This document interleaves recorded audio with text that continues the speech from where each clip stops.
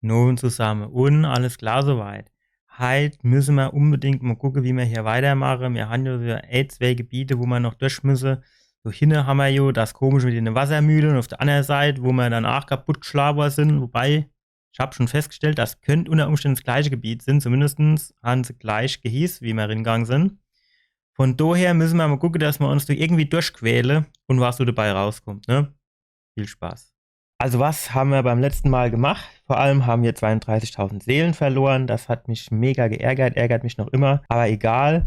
Wir sind ja in diesem, ich würde jetzt sagen Schandfleck, aber es ist wohl eher die Schandstadt gewesen. Da waren wir. Und ich habe festgestellt, als ich das Video geschnitten habe, wenn ich oben über diese Wassermühlen da reingehe, das ist auch die Schandstadt.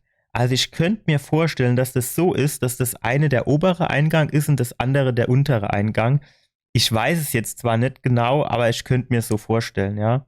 Ich würde sagen, wir schauen einfach mal, wie es läuft und ob ich mich jetzt heute genauso aufregen muss wie beim letzten Mal. Jetzt muss ich kurz überlegen, wie waren wir denn beim letzten Mal? Da sind wir durch die Kanalisation rein, ne? Da würde ich jetzt fast sagen, ist der andere Weg da rein deutlich angenehmer. Deswegen würde ich jetzt erstmal versuchen, den anderen Weg nochmal zu gehen. Auch auf die Gefahr hin, dass das vielleicht jetzt eine dumme Entscheidung ist. Aber 50-50, ne? So, dann müssen wir jetzt mal gucken, wie das hier... Oh.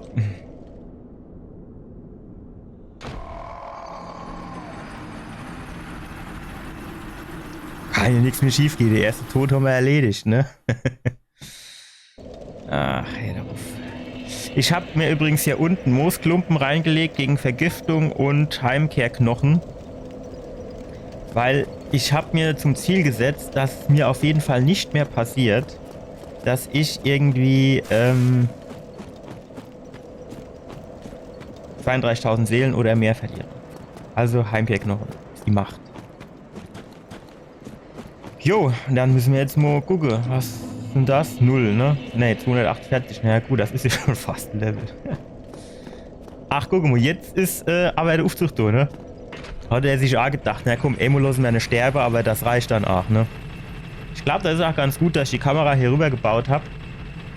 Weil dann sehe ich hier, immer wenn ich mal in die Kamera gucke, zwischendurch auch den Chat. So, wie war das jetzt? Zack. Stark gemacht. So, und dann gehen wir hier direkt wieder rein. Gehe Nuff, Neulondo. Jawohl. Dass die 8 nirgends Geländer haben, das ist schon eine komische Sache, finde ich. Das ist irgendwie, wie soll ich denn sagen, das ist so, ja, architektonisch ungünstig gelöst. Also das Sicherheitskonzept ist hier jetzt auf jeden Fall nicht sonderlich groß geschrieben worden. Aber gut. Ah ja, da sind sie schon. Da habe ich schon direkt wieder reversiert den Held, du. Es ist aber auch welche Schlaren, du bist direkt vergiftet. Das finde ich schon irgendwie ein bisschen merkwürdig, muss ich sagen, weil, war das schon immer so? Ich hätte jetzt eigentlich gesagt, nee.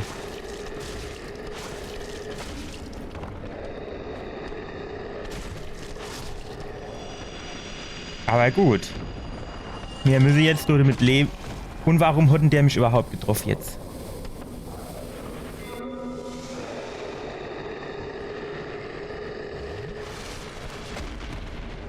Da ist... Ich glaube, da ist hinten auch irgendwann der Abgrund, ne?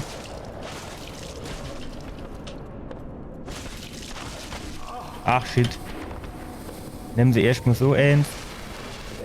Dann nehmen sie die Moosklumpe. Auf der anderen Seite kann man jetzt natürlich sagen, die sind jetzt eigentlich hingegangen und haben quasi bei beiden Eingängen die gleiche Gegner gemacht, oder? Also die komische Trolle da mit ihrer Scheißekügelchen und ihrer Giftkeule. Warum die Keule jetzt, die Keule jetzt Vergiftungsschaden macht, erschließt sich mir jetzt auch nicht unbedingt. Aber gut, man muss ja halt auch nicht alles verstehen, ne? Jo, ne? Oh, Luftloch, klar. Das ist beim Tennis immer ganz eklig, bin ich ganz ehrlich. Das ist beim Tennis echt immer eklig, wenn du so schön willst, schön in der Durchkeule und dann machst du Luftloch. Das tut immer sau weh irgendwie im Arm, finde ich. Ich habe ja eh so ein kleines bisschen Probleme mit dem Tennisarm. Und du merkst mir das dann. Ach jo, ich weiß ja nicht. Manchmal macht der da noch einen Schlag hinterher, manchmal nicht. Der kennt sich halt einmal entscheiden. So, jetzt zum Beispiel. Du schlägst ja gar nicht. Warum nicht? Ah, jetzt ist die Hälfte von der Muskeln auch schon weg, ne? So schnell geht's. Und die Hälfte von der Flakos auch, ne? Gar nicht zu erwähnen. Jo, das war jetzt hier insgesamt ein bisschen blöd, weil man da so ein bisschen Kletterer machen muss. Und das ist ja jetzt halt in den Spielen von Dark Souls immer so eine Geschichte, ne? Aber jo, ich meine, gucken wir mal. Ich habe auch noch nicht so richtig rausgefunden, wie ich jetzt leider schneller runtergehe. Aber es muss irgendwie funktionieren. Hinter die Kartoffel, genau, an die kann ich mich auch noch dran erinnern. So, und du die komische Mariekäfer oder, ne, Libelle sind's. Wow, was von der du Verschlapperzunge am Start, hä? Was war das dann? Kann man mir jetzt nur erklären? Jetzt hat er sich wieder in mich drin verkeilt, ne? Guck dir das mal an jetzt. Kell. Komm, geh runter, du. Nicht, dass du mir... Und die anderen Hexe, alle Weise am Abgang, ne? Naja, gut. Also, wir müssen jetzt hier weiter runter. Aber Hunde, das jetzt sie. Ich bin so richtig abgeprallt von dem, ne? Das ist nicht so geil. Vielleicht mischt man das doch irgendwie so in zwei Hände. Vielleicht ist das dann ein bisschen durchschlagskräftiger. Was man natürlich auch sagen muss, die Libelle-Viecher, die haben halt alle. Jo. Wollte gerade schon sagen. Ja, ich weiß jetzt nicht, so weit war man da ja auch nicht gekommen beim letzten Mal, ne? Wir sind da... Was war denn das? Wir haben da irgendwie mal beim letzten Mal versucht, irgendwo runter zu springen, sind natürlich kläglich gescheitert. Ach genau, das war hier in der... Ja, Ajo, natürlich. Ja, ist fast wäre schon wieder runtergefallen, du, ne? Oh... Wenn der nur stöhnen kann, der Kerl. Was mache ich denn jetzt? Ich möchte eigentlich wieder so Muskeln nehmen, ne? Sag mal, war dieser Vergiftungsbalken nicht nur größer? Der war doch mal doppelt so groß, oder nicht? Wo ist denn die andere Hälfte angegangen? Wisst ihr das vielleicht? Also ich weiß es mal nicht. Stopp mal. Muss man da vielleicht so ein anderes Ding nehmen? Warte mal. Was denn jetzt? Ich habe doch eine Moosklumpe genommen. Och, hör doch auf. Das Nervige ist ja, dass ich jetzt den ganzen Weg wieder gehen musste. Recht wäre ja nicht so tragisch. Stellt Statuswerte wieder her. Wenn ich jetzt das, dann kriege ich dann wieder quasi die Vollgiftleist. Also die war doch mal voller, oder? Jetzt mal ehrlich. Ich meine schon.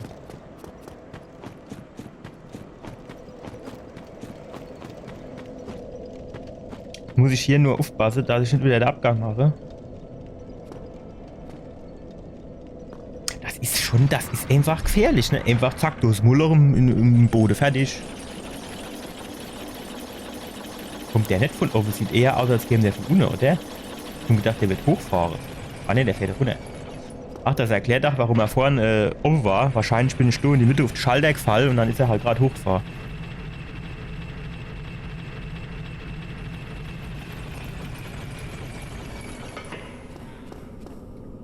So können wir runterhuxen. Ah, zack. Und Energie hat uns abgezogen. Was Beschiss. Ja. Wenn er dann also springen tut, so unvermittelt, und ich das eigentlich gar nicht mahn. Das ist auch saugefährlich, ne? Komm ich raus, denkst an nichts Besseres, zack, bist du unten. Das ist dann schon bitter. So, jetzt wäre mir mal ausprobieren, wie das so jetzt läuft. Also Schwert nicht mehr in zwei Händen, das ist schon mal wichtig. Und wenn sie uns treffen, gucken wir mal, ob der Vergiftungsschade jetzt irgendwie besser oder schlechter ist. Zack.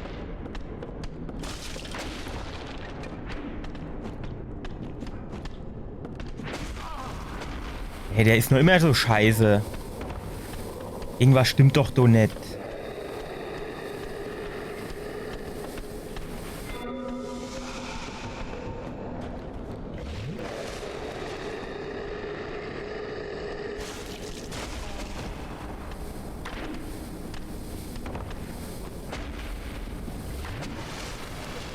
Wie ist denn der was? Schon jetzt langsam, aber ach, hier Lust mit drauf. Das soll es mich gerade mal hier noch. Soll es mich gerade mal hier noch rumheben, du. Soll es das allein mit sich spielen? Mensch, du bist lieb, du spielst hier mit einem Spiele kommen und dann du so Akku wäre.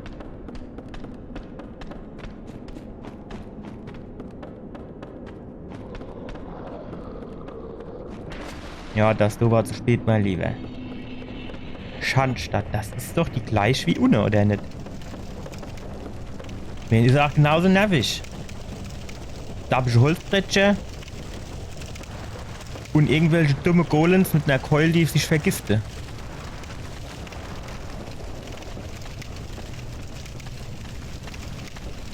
So, wenn ich den jetzt anvisiere. Ja, mit 2 Händen, dann so zieht er durch. So kennt er nichts, so zieht er richtig durch.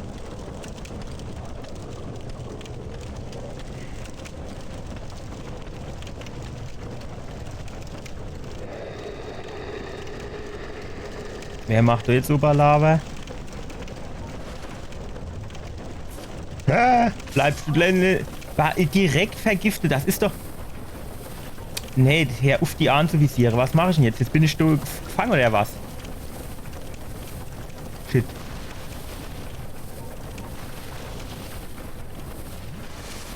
So komme ich jetzt nicht raus aus dem Eck, oder?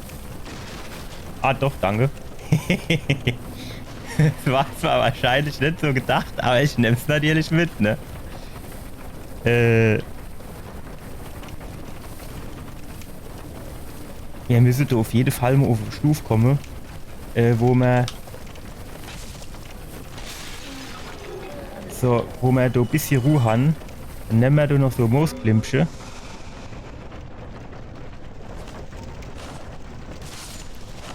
Warum die jetzt aber alle gar Vergiftungsschaden machen, ne? Hey, so kleine Drecksviecher.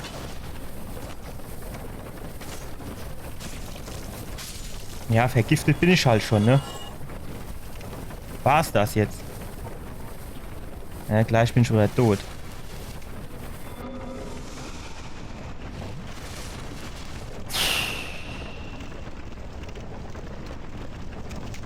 Ganz ehrlich, der Do-Level ist so richtig scheiße.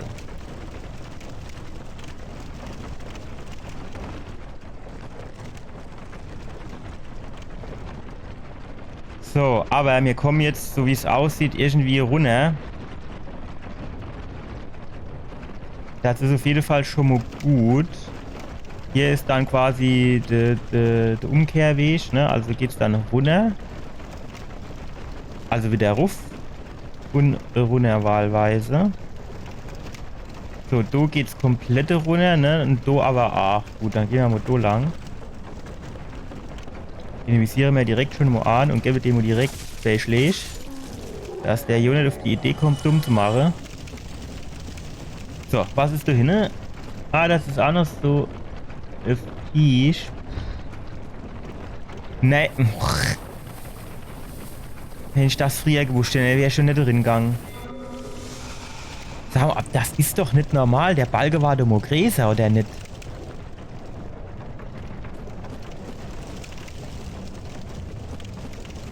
Ja gut, da müssen wir uns hier jetzt eine andere Taktik überlegen.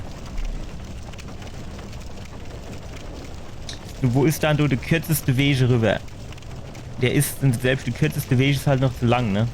Weil ihr jetzt siehst, ich war 2 Schritte drin und schon habe ich eine Scheiße an den Schuh gehabt.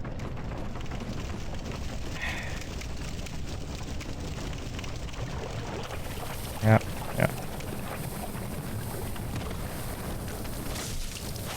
So. Große Seele eines Kriegers. Ich hätte lieber irgendwie einen Ring, der mich vor Vergiftung schützt. Oder was natürlich noch viel schöner wäre, wäre mal so ein schönes Bonfire, ne? Das wäre doch mal geil Geschichte, oder?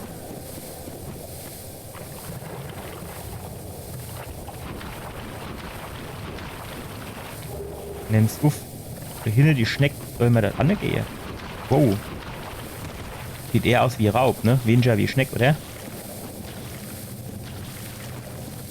Wow. Der letzte hat er irgendwie...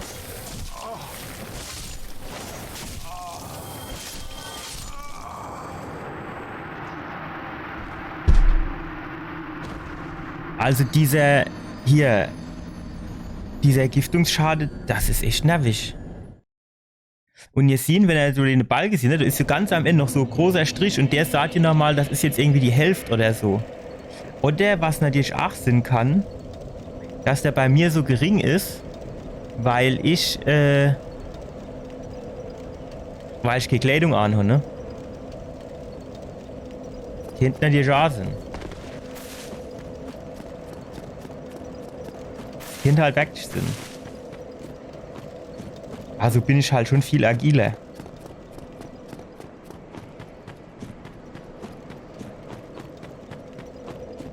Das ist mir halt schon viel wert auch, ne? Weil du steigst ja viel schneller auf, nur der Roll.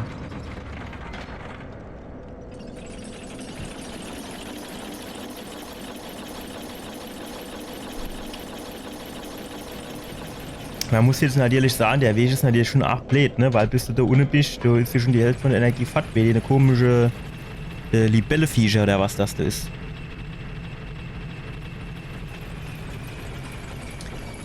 Jo, ich weiß ja auch nicht. Ja, da kommt man da runter.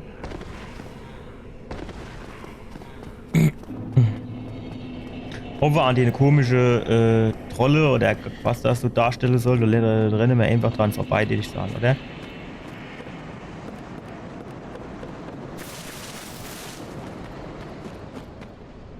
Ja, machen wir ein bisschen langsam, bis wir näher bei denen sind, dass wir dann noch genug Reserve haben, also Energieriegel, um Gas zu geben. So steht dann, jetzt fangen wir mal an zu rennen. Ich schon auf Springe gedrückt, das ist doch nicht normal.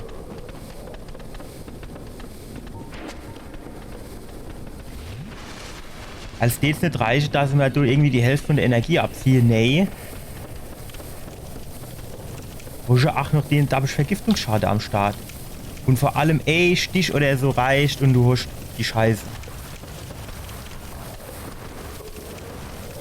Normal würde ich sagen, 2 Stück, jo, aber doch nicht einer. Ja, da scheint einer von den Trolle oder was ist, scheint da irgendwie runtergefallen zu sein, das ist halt ein Update-Luft. Aber ist nicht mein Problem, ne? Ich muss jetzt nur ein bisschen da oben die Double-Giftungsleiste im Auge halten, dass das jetzt nicht irgendwie in die Buchs geht.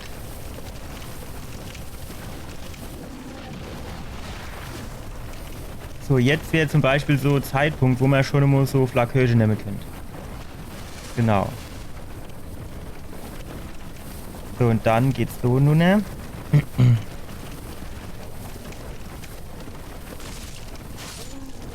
Gut, den hätten wir geklärt. So, da müssen wir auf Dinge drauf. Genau. Zack, den kriegen wir. Soll man, jo, steht da, wir fahren ganz runter, oder? Ist da unten? Gut, aber wenn wir ganz runter fahren, dann haben wir natürlich das Problem, dass wir da unten direkt in der Pampa landen. Auf der anderen Seite könnte man jetzt natürlich sagen, vergiftet bin ich ja eh schon, ne? Ach ne, guck mal, sind wir noch nicht im Mo.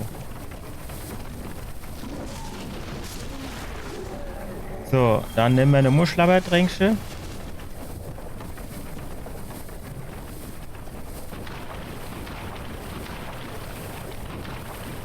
Ah jo, guck der so an da hinten. Was gibt das, wenn es fertig ist?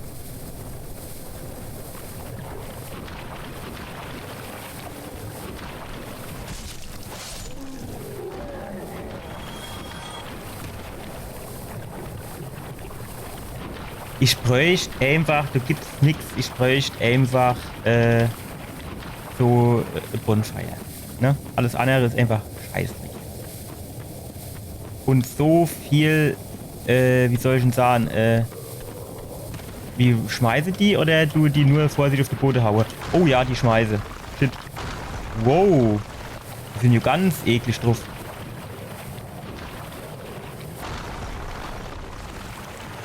Die ignorieren wir sie erst mal. Ach, die hinten sind auch noch... Ja, na, die hätte ich kommen, die mir nur gelaufen.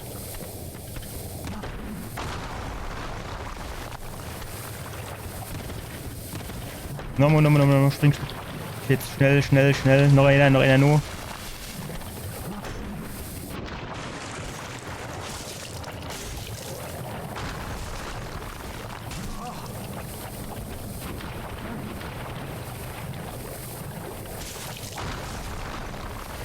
Nein, wo kommt denn der jetzt her?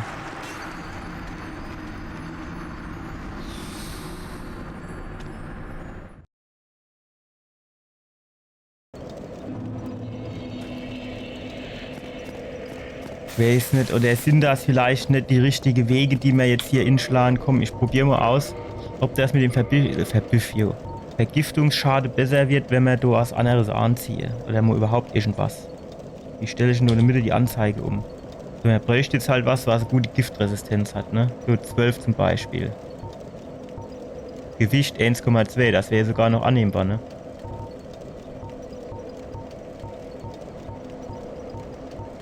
Zwölf. Du, die war's, ne?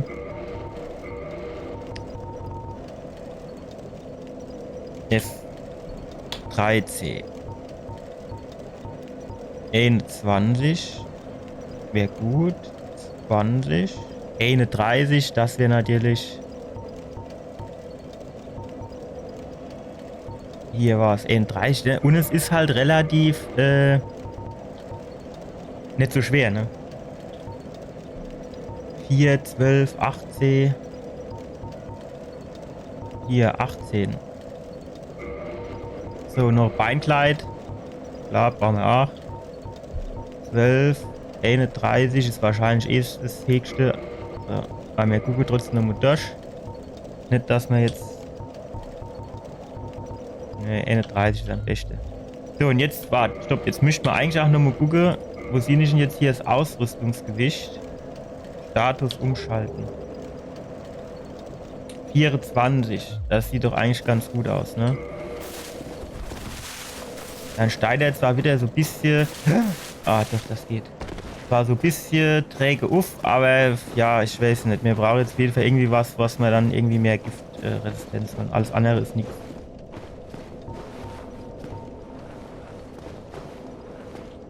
Na, mach schon. Ich hoffe, dass das jetzt mit der Kleidung wirklich ein bisschen besser ist, sonst weiß ich wirklich nicht mehr, was ich machen soll, ne?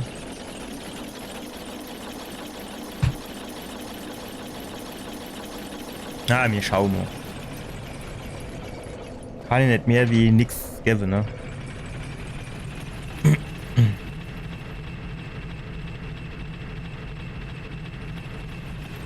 Aufsuche, da war schon eine lange Leitung, oder? Und das nur, dass ich dann nochmal die Treppe hochlaufen darf.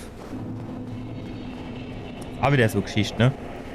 Muss quasi erst Kilometer weiter runterfahren, nur um dann nochmal halber Kilometer hochzulaufen.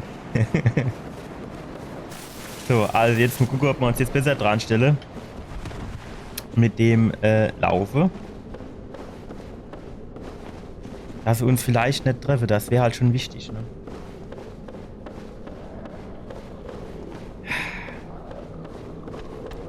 Ich weiß nicht, ich bin jetzt halt Amo insofern ganz ehrlich, mir wäre es quasi jetzt am liebsten, ich stehe zuerst mal ohne eine Bonfire, finde ein Leuchtfeuer, wo ich mich anhocken kann und dann kenne ich den ganzen Rest, kann ich mir dann mal in Ruhe angucken. Wenn ich dann halt ein paar Mal sterbe, wäre auch nicht so schlimm, weil ich dann nicht immer so riesige Wehstum machen möchte. Aber da müssen wir jetzt halt wirklich müssten wir jetzt zuerst mal wissen, wo du dann irgendwie so Bonfire ist. Aber ich habe ja jetzt mal so ein bisschen grob an dem Horizont geguckt und ich hatte hier nichts gefunden.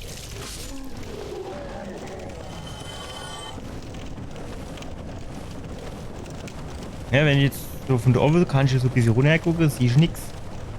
Ich weiß jetzt aber auch nicht, ob du das von der oben siehst, ne? Siehst ich jetzt zum Beispiel die Gegner, siehst ich jetzt ja nicht, ne?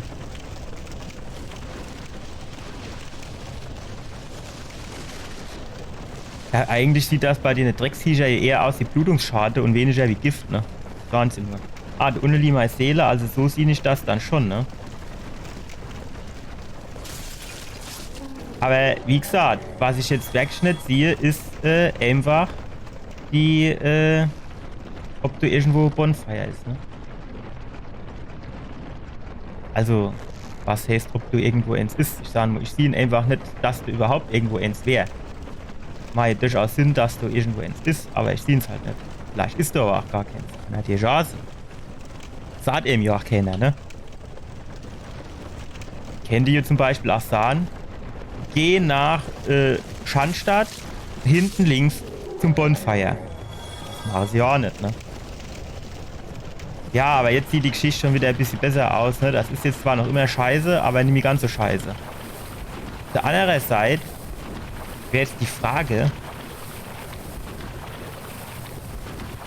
die ich mir so stelle, nimmt der Giftschad jetzt quasi genauso schnell oder langsam ab? Weil dann wird es ja heißen, dass es auch länger dauert, bis es abgebaut ist, ne? Steckt halt eine Klamotte drin, ne? Naja, springen wir wieder rüber. Wir haben da hinten noch so komischer Käfer. Die sind ja normal nicht so das Problem. Alter, was war denn das? Warum schmeißen die 50 Kilometer weit? Das kann ja wohl nicht sein. So, komm her. Die erste hätten wir. Da hinten ist noch eine. Sind das? Guck mal, die können auch fliehen, ne? Das sieht quasi so aus, als wäre das so die ausgewachsene Larve, die Kleine da, ne? Das du Bonfire? Nee, ne? Das ist auch so ein komischer Käfer. Du drin vielleicht Bonfire? So, und jetzt gucken wir uns das erstmal an. Arschlecke. So. Gucken wir mal, was da auf ist. Da ist doch ein Gitter auf. Oder ist das zu? Ne, das ist auf. Aha. Ja, und wenn ich da drin springe, komme ich nicht mehr raus, oder was? Ach doch, da hinten ist Leder. Sieht also ein bisschen aus wie Fall, ne? Was gibt das? Ring für Giftresistenz. Nein, ein Drachenstein. Mischt mir vielleicht gleich an und noch kurz gucke, für was der gut ist.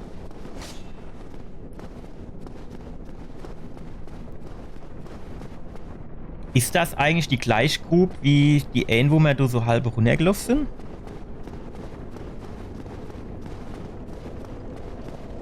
Naja, ist ja auch egal jetzt. Jetzt gehen wir da mal einmal links rum und gucken mal, was wir da alles sammeln können. Jetzt haben wir da nämlich gleich ganz andere, ja, vergiftet bin ich halt schon, ne? Das bringt jetzt halt nichts, was du machst. Ach, da ist noch eins.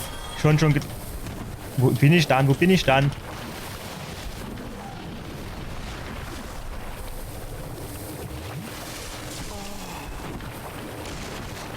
Geh mal doof, das andere Plättchen da, dass wir uns da noch ein bisschen bewegen können. So, jetzt nehme ich nochmal so komisches Schlabbertränkchen und jetzt geht's los. So, zack.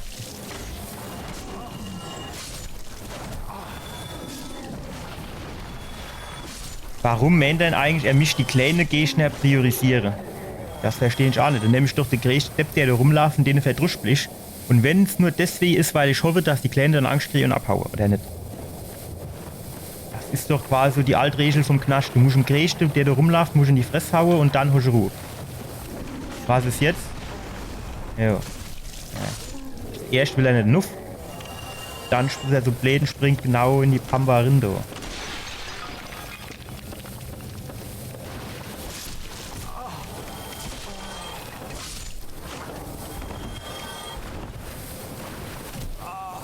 Nehmt doch jetzt nur so fucking Schlabbertrank, das gibt's doch gar nicht. Wie kann man sich dann so dran stellen, was zu nehmen, das eben gut tut?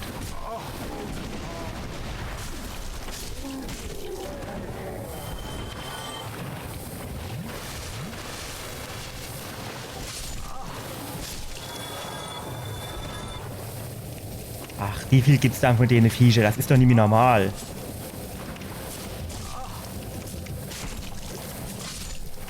Treffe tut er auch nicht.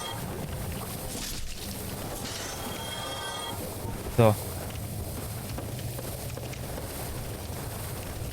Ja, da hinten geht's auch Luft, ne? Aber ich steht da nicht, ich geh jetzt erstmal hier kurz hoch. Ja, spring du nur runter und ich mal Ruhe.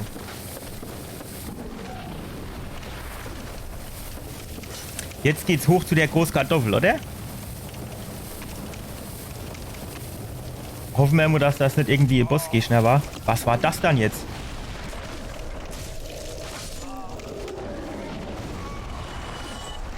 Was war das dann jetzt? Was ist denn das Schwarze da? Was ist der Unterschied zwischen dem Schwarzen und dem Lilane?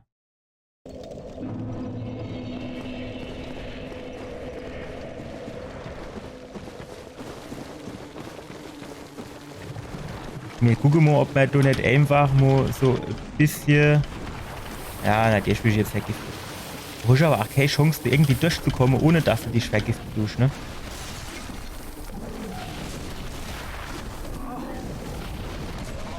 Schlag doch bitte einfach mal drauf.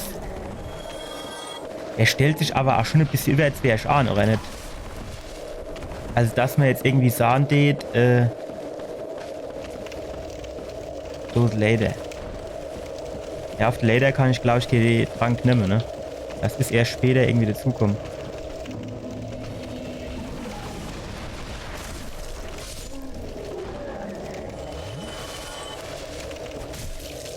So.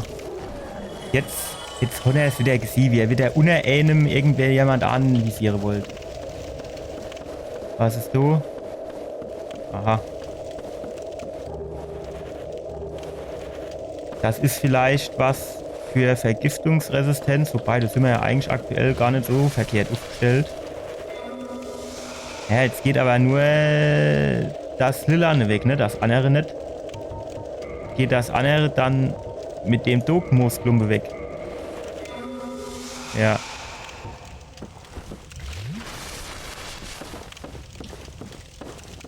Was ist das für eine? Wow, fuck. Das war dumm. Vor allem, jetzt habe ich hier natürlich auch wieder kein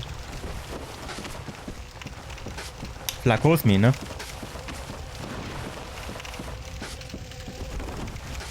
Alter, warum, Mensch, du bitte, du mischt jetzt irgendeiner anvisiere, der sonst wo ist.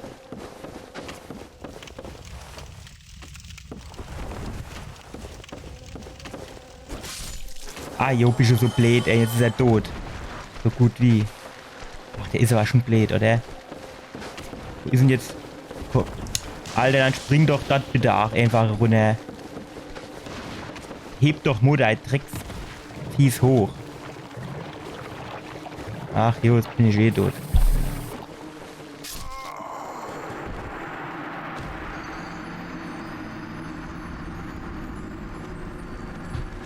Was habe ich denn da eben noch mal geredet?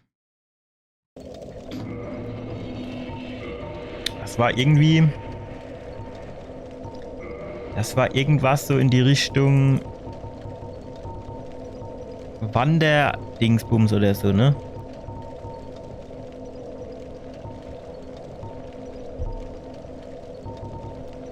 Und hier Wandererstiefel. 13. Ja, aber das sind meine besser, ne? Die meinen haben eh eine 30.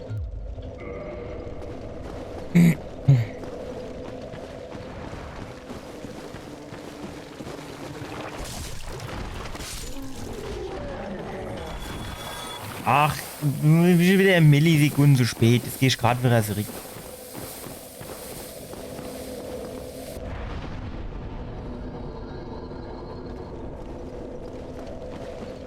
Dann soll er halt daher kommen jetzt.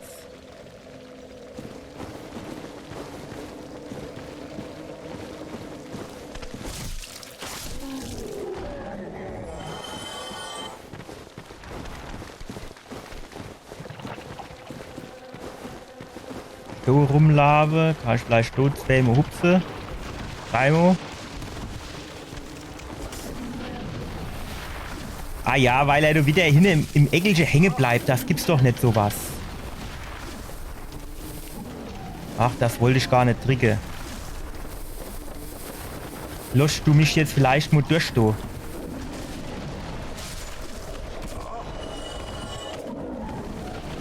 Ich will eigentlich jetzt nur mal vorerst mal mein Ding erholen. So. Nehmt doch jetzt so scheiß Flakon. Der trickische Truffler nimmt er nicht. Warum? Wahrscheinlich, weil ich auf F gedrückt bin statt auf R.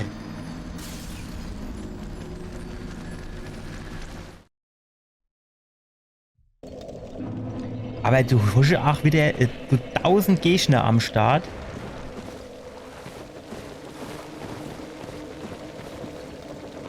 Und alle Gas sind sie einfach Arschlochgegner, oder?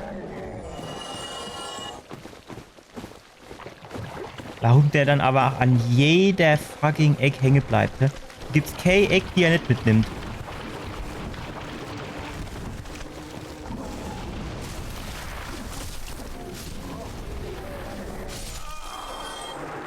Ach. Was ist die kleine fucking Drecksviecher, du? Das gibt's doch gar nicht. Ey, wenn du wenigstens wischt, wo du anmischt, dann kennst du das die einfach mal anlaufen. Dann würdest du halt die Gegner mal links leihen lassen. Aber das will ich ja auch nicht.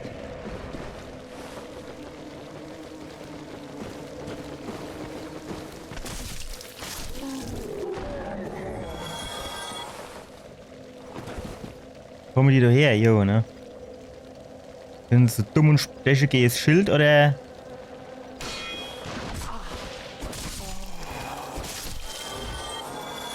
Mehr so stöhnen muss, ne?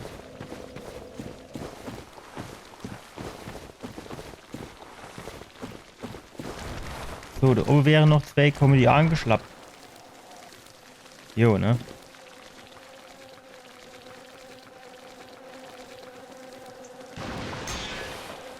Ah, jo, von hinten kommt's auch noch.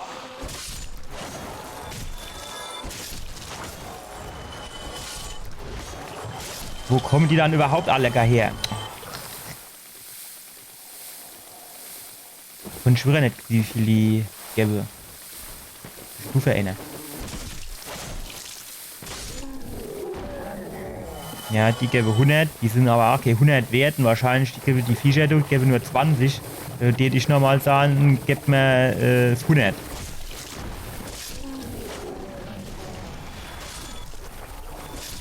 $6,30, wenn ich das richtig sehe, ne?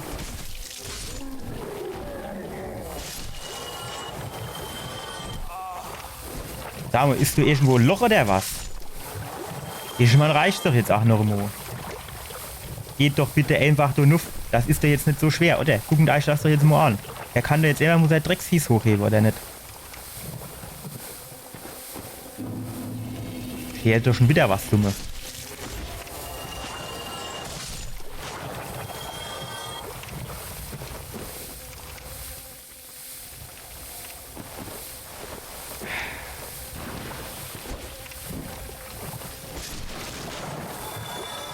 So, kommst du auch noch? Komm her.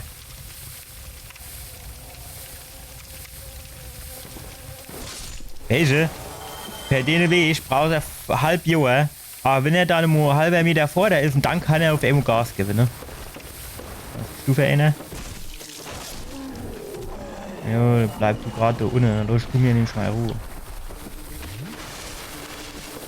So, wo ist da jetzt oben der komische Held? Rennen wir mal ein bisschen. Ach so, ja, da oben war noch ein Lader, wo man auch noch hochgehen konnte. Ne? Deswegen wollte ich da noch mal hoch. So, irgendwie war das.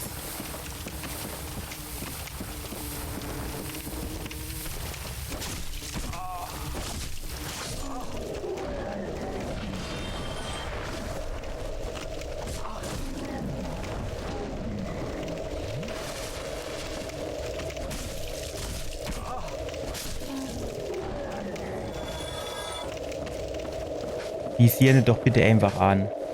Packen wir das jetzt noch rechtzeitig.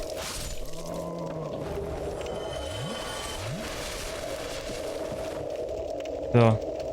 Ja, es ist jetzt halt am besten ist mir nicht wieder so einer von den großen Moosklumpen, weil alles andere, da haben wir ja aber auch nur noch einer, ne?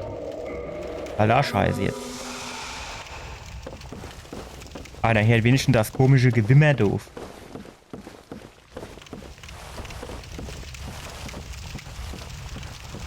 So, also, wie sieht es denn jetzt hier oben aus? Und vor allem, wo kommen wir denn jetzt raus? Das ist doch wahrscheinlich bei der Großkartoffel, oder? Wette wäre angenommen.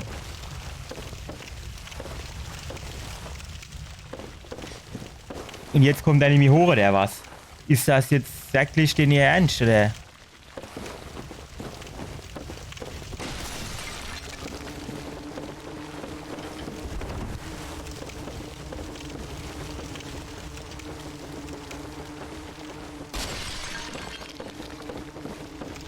Das ist mir die Leute verarscht, oder? Außerdem herrscht ja schon wieder so komische... Ich hatte jetzt eigentlich gedacht, so von den kleinen Viecher, die Schere. Das war dann das Große. Naja gut, das geht ja noch. Die Große sind mir lieber wie die Kleine. Bleib wenigstens mit dem Arsch auf dem Boden. Und die scheine schon so ein bisschen gesteckert zu werden, wenn ich die treffe, ne? Also das ist auch schon mal ganz nett. Okay. Ja, das ist jetzt sogar die Qual der Wahl, ne?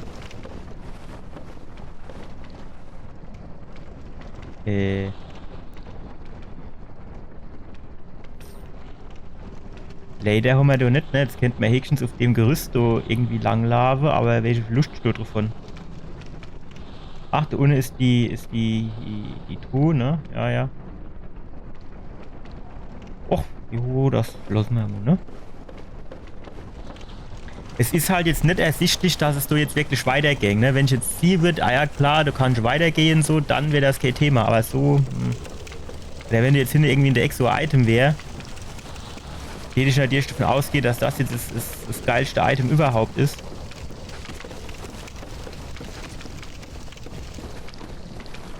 So, und das nächste ist jetzt natürlich, jetzt schießt du, ob der eine hält. So ist das jetzt, wäre ich jetzt halt auch wieder nicht. Ist das jetzt ein Bossgegner oder wird dir jetzt einfach nur das nächste Ding freigeschaltet, ne?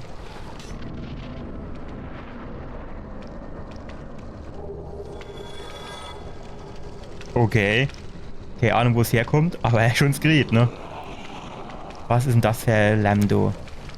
Ja, und jetzt? Ah, jo, der kann eine Unne schlagen, aber ich nicht eine Offen. Ah, doch, guck mal du. Kleiner Trottel, wo du bist. Ich hab grad recht. Das ist dann wahrscheinlich der Weg von oben runter, ne?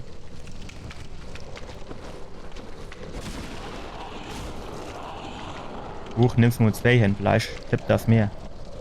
Ich will ja schon also ein bisschen Angst, dass der andere dann irgendwann von hinten meint, oh ja komm, da unten ist Party, da gehen wir mal runter, ne?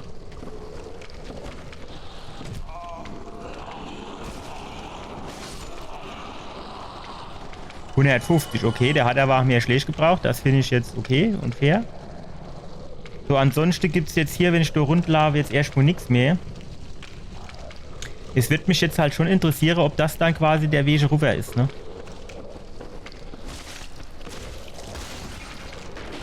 Wow.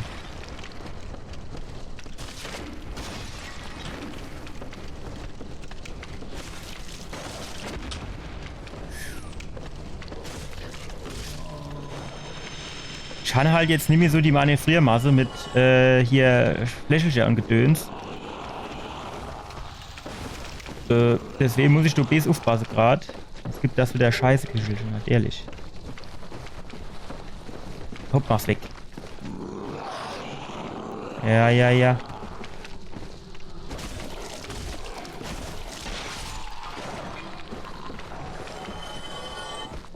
Ah, da kommt der nächste. Einmal frei. Komm gerade her. Quatsch, nix war's. Gut.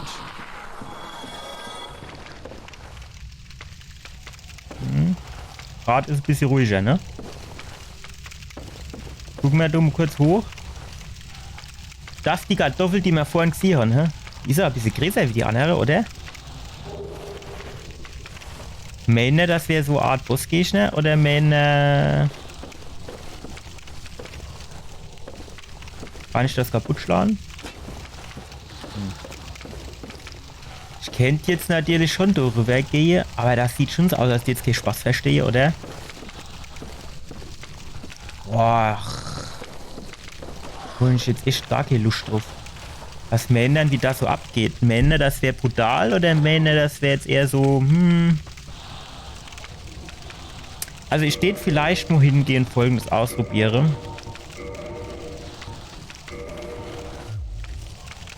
Wir nehmen einfach mal hier eine lange... Ach, wo kommst du dann jetzt her?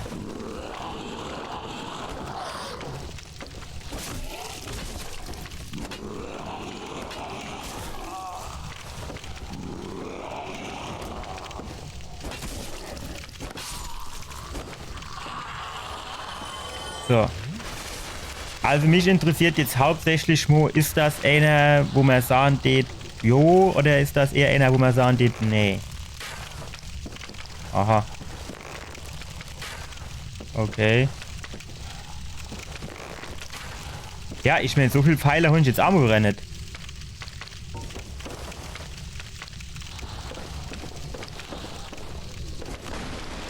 Wow. Ja, und Energieleichter das kennen oder was? Ah doch, du ganz so am Arsch der Welt. Das ist wie bei Aliens, ne? Mit dem Schlauch, der da hinten wabert, ne?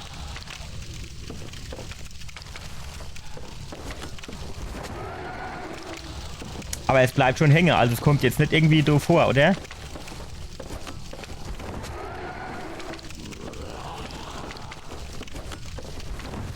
Wenn es so weitermache, die ich sagen, jo, das nimm wir.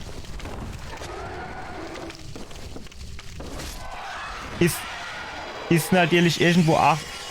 Okay, 1000. Hat es jetzt nicht verdient gehabt, aber okay. Ist jetzt natürlich auch irgendwo ein bisschen gefährlich, weil da muss ich schon zurückhupsen. Und das zurückhupsen, ach, guck mal, das ist auch Leder drauf. Aber ich würde sagen, wir gehen zuerst mal ein bisschen runter, oder? Weil das sind noch 2 Items. Also 1. Super. Und dann gehen wir halt um Nuff. Würde ich sagen.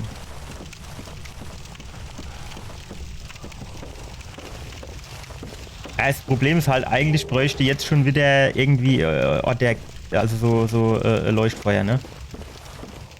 Eigentlich bräuchte das jetzt schon wieder. Ich weiß halt überhaupt nicht, wo es so gerade hingeht. Weil ich bin ja eigentlich von oben gekommen. Und jetzt war ich froh, wie ich unten war. Und jetzt muss ich wieder rauf, ne?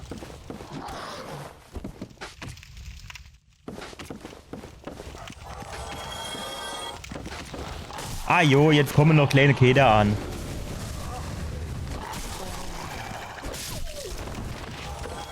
Stopp, nein.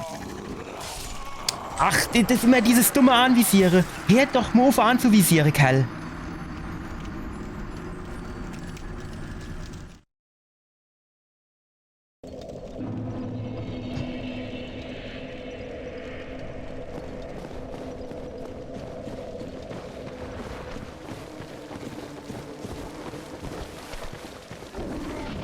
Der hat schon eine große Reichweite. Da habe ich jetzt gar nicht so direkt mit gerechnet, dass er so große Reichweite hat.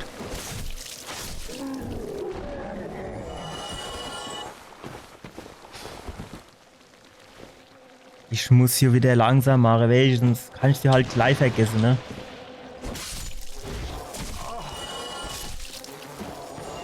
Wenn sie halt Einzel sind, so 2, da kommt man halt ganz gut damit zurecht, ne? Aber sobald sie dann zu 4 oder zu 5 sind und von 3 Seiten kommen, da habe ich halt 0 Chance mehr. Deswegen muss ich halt so immer so sau langsam machen. Dann soll sie halt gerade da herkommen. Da habe ich nämlich schön Platz. Ich weiß halt nicht, ob wir überhaupt da hoch müssen.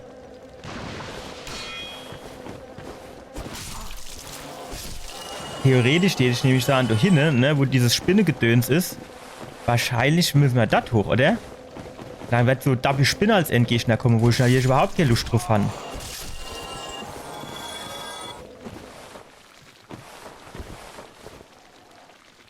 Kommen die? Jo, ne? Eine Spinne ist halt so Geschichte, ne? Da kann ich halt direkt drauf verzichten. Bin ich ganz ehrlich.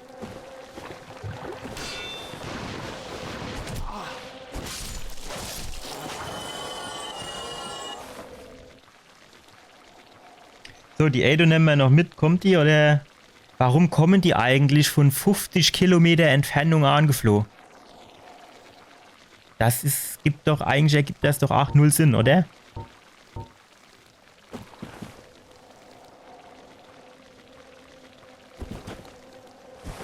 Ah, recht. Wow. Oh, wo kommst du dann her? Ach, hab ich sogar nicht getroffen, ne?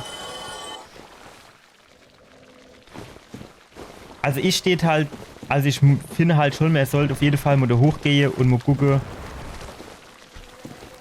Komme ich auch da um die Ecke floh? Sind ihr so flexibel oder sind ihr da eher so ein bisschen...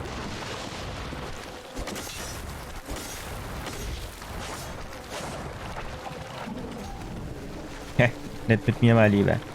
Komm doch jetzt, Mutter, her. Du ist doch Platz. Genau, kommst dich du mal um die Säule quälen. Dann kommst du vor. Komm, auf geht's.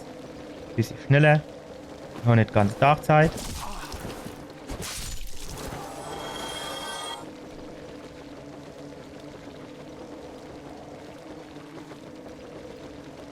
Ich höre sie schon irgendwie, ne? Aber sehen du nicht nix.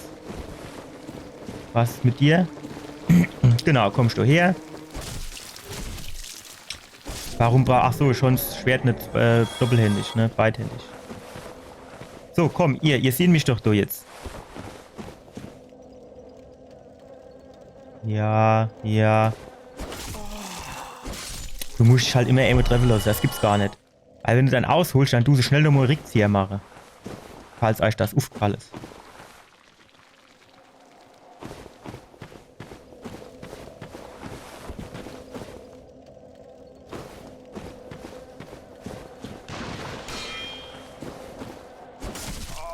Ach, immer der gleiche Scheiß.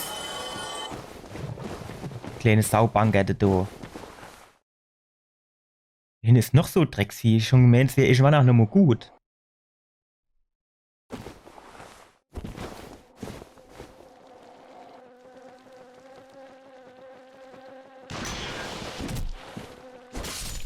Als wird so ein kleines Drecksvieh ein Tritt überleben.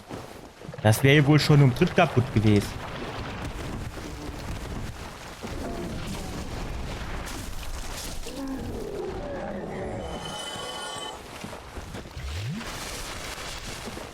So, jetzt wäre das als erstes. Genau. Jetzt war da noch... Ah gut, der der ist runtergehupst. So. Genau, da oben war noch einer. Der, genau, du kommst auch runter. Sehr, sehr, sehr angenehm, mit dir Geschäfte zu machen. So.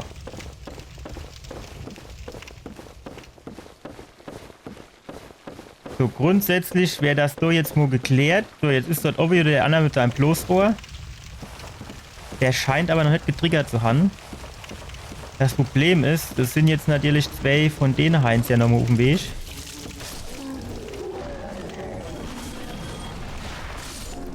So, jetzt nimm ich bitte das Schild hoch. Oder kommt der jetzt gar nicht mehr? Weil das so Gegner ist, manche Gegner, das sind ja einmal Gegner. Wenn die dann irgendwo gebatscht haben, dann kommen die nicht mehr. Dann sind sie beleidigt. Oder er ist von weiter oben irgendwo runtergefallen gewesen. Kann er dir Chancen. Die Variante mit einmal Gegner wird mir persönlich mehr zu sagen. Bin ich ganz ehrlich.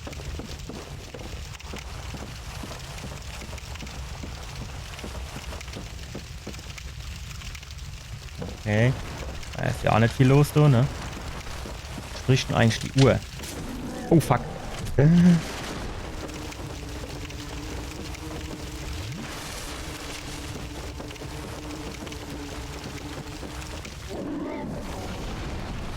Ei, dann komm halt runter, wenn du da oben jetzt irgendwie, Mensch, du mich jetzt über Lava mache. Und wenn es geht, mir nicht auf den Kopf. Alter, schlag doch nicht immer gehe, das dumme Ding da gehe. Ach, es ist doch boah. Dann soll er halt von der anderen Seite schlagen. Der ist doch auch nicht blind. Ich kann doch jetzt wirklich nicht alles vorkauen.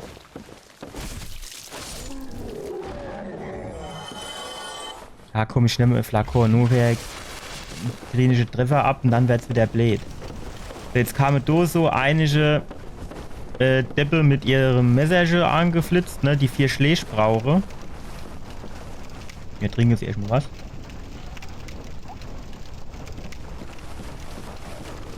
So. Gehen wir da noch Nuff. So müsste die jetzt eigentlich gleich kommen.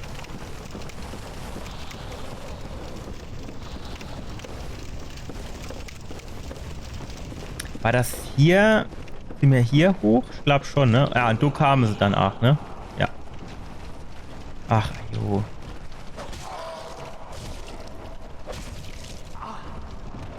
Tschüss. Hier, mir nehme ich es erstmal hoch und dann kann der andere da gerade kommen wieder. So, komm schon her. 1, 2, 3, 4. Tschüss. Ach, warum kam der dann jetzt schon angelaufen?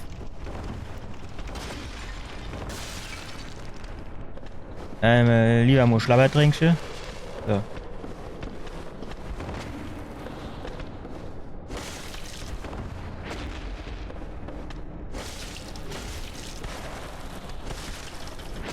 Wow, das war knapp.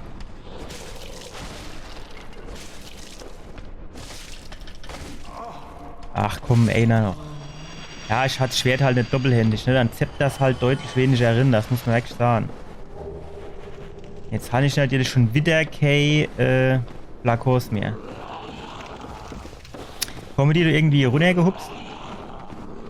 Weil dann kennt du vielleicht 2, 3 schon mal wegmachen. Da oben ist doch einer, der kommt jetzt bestimmt gleich runter. Genau. So, also, kommst du her? Ja, komm, auf geht's. Ja, brauchst du auch keine Lava zu machen, da unten bin ich. Genau. So. Wow, machst du mal locker. Was sind das eigentlich für Viecher? Sieht so ein bisschen aus wie so Eidechs, oder? Ach, da kommt gleich nächste. Ah ja, einwandfrei. Schön da runter.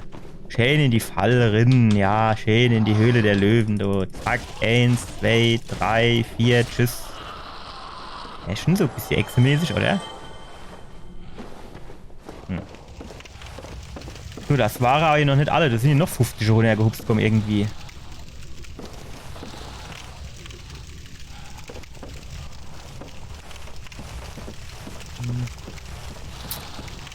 Ich würde schon gern meine Seele wiederholen mir.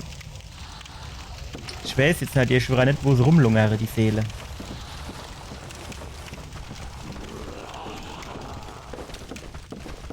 Was ist jetzt? So. Komm, visieren doch jetzt an. Nicht dene. Warum will ich jetzt dene anvisieren, der 30 Kilometer weit weg ist? Das ergibt doch überhaupt gar keinen Sinn.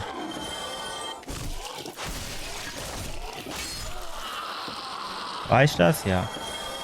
Gut, ich war mir nämlich eben nicht sicher, weil ich die Stellen geschlagen. Ah ja, da sind sie. Ach ja. Da habe ich eben nicht mehr dran gedacht. Ich habe gedacht, ich muss noch mal kurz überlegen, was du jetzt für Viecher waren.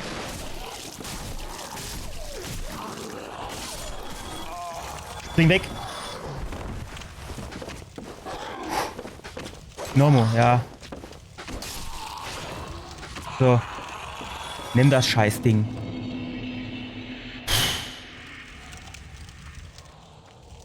Ist halt die Frage, nehmen wir jetzt eine Heimkehrknoche oder du mir's, wie soll ich denn sagen, riskiere.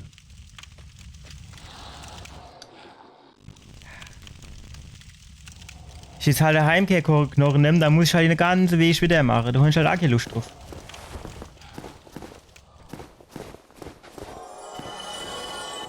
Okay. Wo kam das dann jetzt schon wieder her, ne? Genau das ist es jetzt wieder. Der tut mich jetzt irgendwo treffen und dann bin ich weg. Ich sehe ihn noch nicht immer.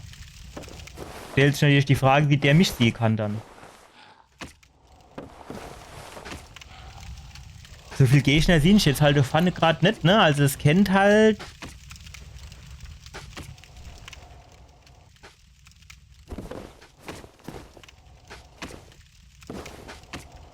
Ja, da oben ist er, ne? Wenn ich da so ein bisschen durchhusche, ich tu mal vorsichtshalber auf der Heimkehrknoche drücke. Was war denn das?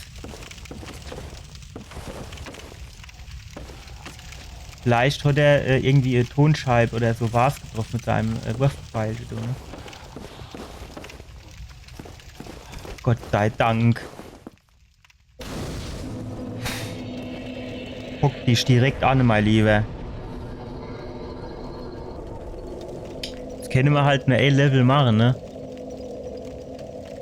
Was nehme ich jetzt so? Vitalität. Stärke. Beweglichkeit.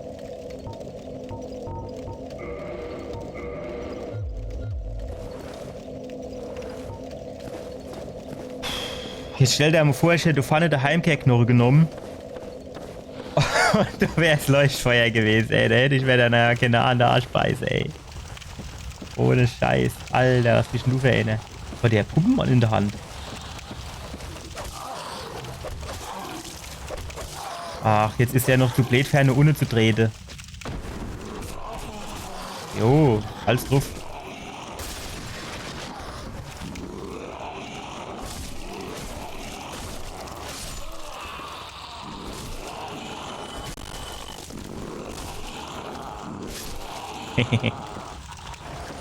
So. Schnell mal Schlabbertränkchen. So. Ich wollte gerade sagen, warum kann er sich jetzt nicht bewegen? Mischt man halt dort drüber Lave. So, der Endetanz. Geht so weiter? Nee, ne? Da gehen wir wieder zurück. Aber was droppt dann eigentlich Schönes? Zerbrochenes Schwert, ne? Das ist schon ein ganzes. Was wollte ich denn jetzt mit dem kaputten, ne?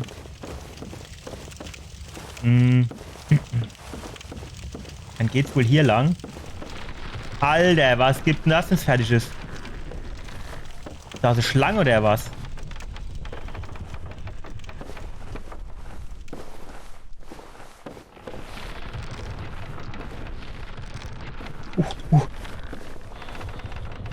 Bleib schön drauf stehen, mein Lieber.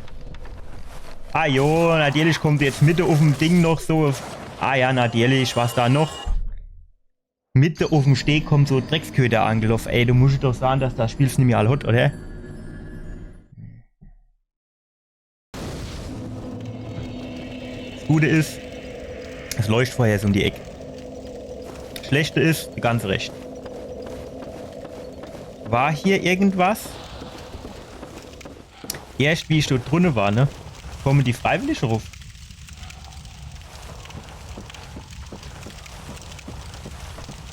Jo, ne? Ah, jo, genau, komm, nuff. Alles gut. Da oben gibt's Happer. Die Frage, ich warte mal ein bisschen, dass er mich nicht hier aus der Augen verliert, dann gehe ich da rüber, wo ich ein Platz habe, oder? So, da so ungefähr. So kommt der jo auch her, oder? Jo, ne? Genau, der Kollege, der kommt. Ah jo, auf einmal kommt er angeflitzt, ne? Zack, zack, zack, zack. Mach dann du jetzt hinter mir so Ballaber. Nochmal zerbrochenes Schwert. Nein, eine große Seele, das ist gut. Apropos große Seele, man kennt natürlich auch mal die ganze Seele auf den Kopf hauen und mal gucken, was bei rumkommt, ne? Kennt man ja unter Umständen auch. Ist das der Köder von Ewe vom Steg?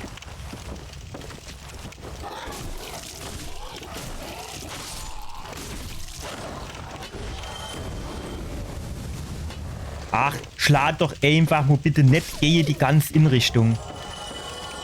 Jo, das wird der schon gewesen, oder?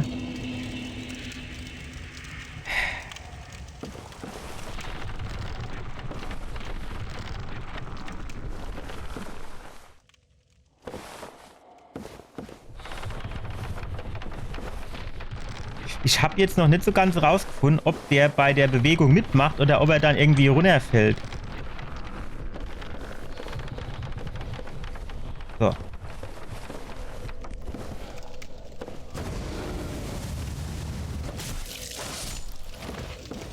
Weiß ich jetzt auch nicht so genau weiß, da unten ist hier noch ein Item gewesen, wie man an das drankommt. Da müsste ich mich hier quasi runterfallen lassen, oder? Wie ist das? Ja. Menschlichkeit. Gut, ob ich das jetzt brauchen kann, ist natürlich eine andere Geschichte. Kommst du wieder ruf? Ja. Ganze ruf? Ja. Aber das ist scheinbar der richtige Weg, ne? Also hier dann runter und dann du geradeaus rüber.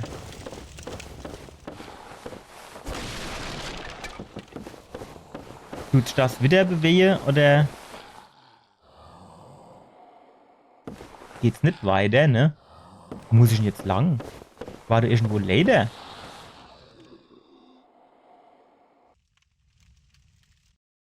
Oder war das jetzt nur für die Menschlichkeit da hochzugehen? Oder das ergibt dir keinen Sinn, da wäre jetzt da oben jetzt kein Leuchtfeuer gewesen.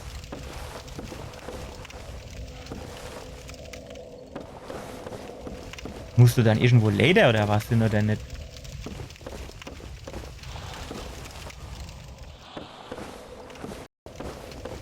Oder gingst du hinten noch irgendwo weiter?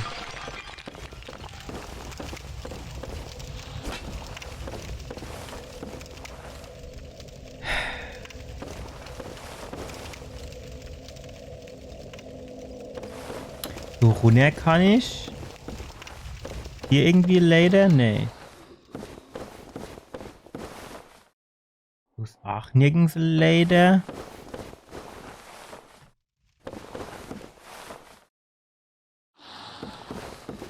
Irgendwo hier ist noch einer rumbaldovere. Das ist halt auch so Geschichte, ne? Der wird mir jetzt auch gleich ins Kreuz kommen, wenn ich es am wenigsten gebrauchen kann. Hier geht's ja auch nicht lang, ne?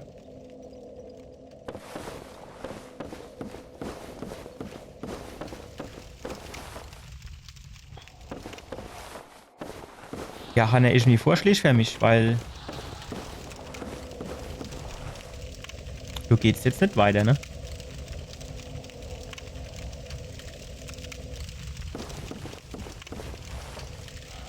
Nicht halt den ganzen Weg hier über die Dabbersprickte wieder zurücklaufen, ne?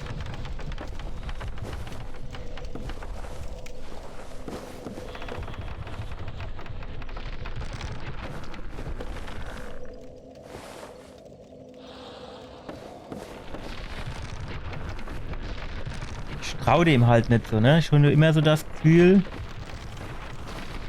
Warte mal, da sind wir, glaube ich, hergekommen, irgendwie, ne? Dann war hier eben, muss dann irgendwann mal die Leder mir da drüber gelaufen, ne? Oder nicht? Ja, wahrscheinlich, jo, da hatte man aber nur das Item hier geholt. Ah, genau, hier war die Leder, wo wir dann hier runtergekommen sind. Dann sind wir da auf den Steg, sind da links und runter. Ging es jetzt aber weg nicht weiter, oder?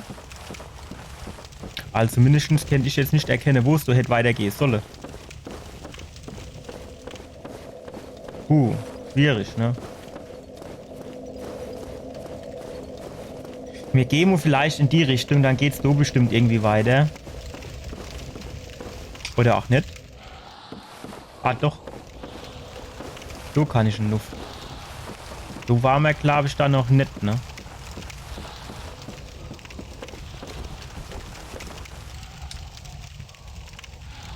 Das? Ist der in der Vase drin oder was, hä?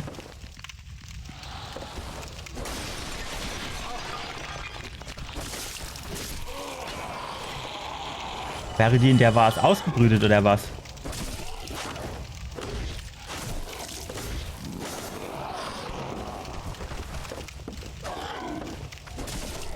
So. Gut, sonst gibt es jetzt in der Ecke zunächst mal... Oh, obwohl, wenn ich da aufs Dach springe, geht, ne? Müssen wir da springen oder können wir hier... Nee, da müssen wir irgendwie drauf springen, ne? Weiß ich halt nicht. Ja, okay, so. Und dann Schlammer, du fandet das? Nee, du fandet das kaputt. Hier riechst du wieder Hundeklackere mit ihrer Steppschücher. Wie ist denn das? Ah, jo, hier ist so Runde. Ja. Es ist mir schon klar. Das ist mir schon klar. So, wenn ich jetzt hier hocharge, das sind noch ein paar Items. Schattestulpe. Jetzt geil an. Müssen wir uns gleich mal vielleicht angucken. Was ist dann jetzt? Was ist dann jetzt?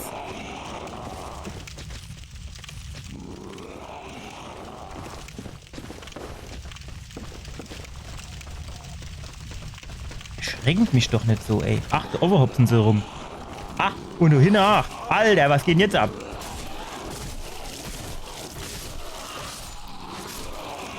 Wow. Das hätte keiner in die Buchs gehen, dass du. Schön im Eckelchen ingekeilt, 3 Stück. Also Klick konnten sich so dumm hintereinander. Was geht mit dir hin dem ab, hä? Macht der den Moonwalk, hä? Guckt der da an, hinne. Ach, was bist du, Waschlappe, ey. Naja, gut. Soll den Mund nicht zu voll nehmen. Wieso duscht der, du, ne? Ja, ne? Genau das ist es jetzt wieder. Ruckzuck bist du runtergefallen. Und der andere mit seiner Puppe, das sieht aber auch nicht so jugendfrei aus, was der du macht. Naja, gut. So, aber die Frage ist, was mache ich denn jetzt? So richtig weiter ist es doch jetzt nicht gegangen, oder?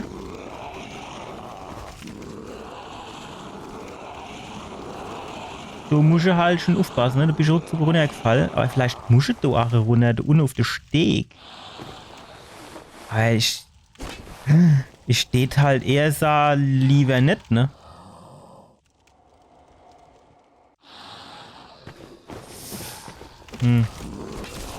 Hä? Das nimm mehr mit. Da wird die mich auch. Das wäre jetzt doof dann, ne? Also es wäre zwar fair, aber es wäre doof. Oh, sind sie abgehauen, sind sie Schiss gerät. Wo kommen die jetzt vielleicht zu mir? Vielleicht zeigen sie mir dann den Weg. Hätte ich doch anders sehen sie jetzt rechts rumhupsen, ne? Jo. Komm her mit deiner Puppe. Ich will gar nicht wissen, wo du die Karfusch. Ja, dann kriege ich halt das Item nicht, wenn du eine runterstüpft, statt zu nehmen.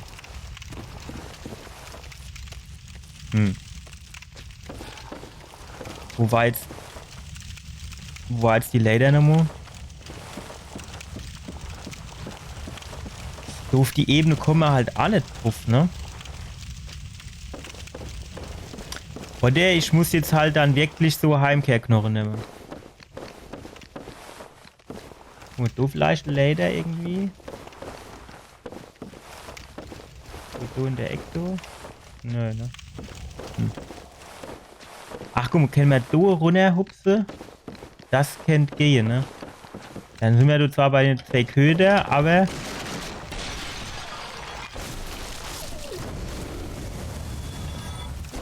So.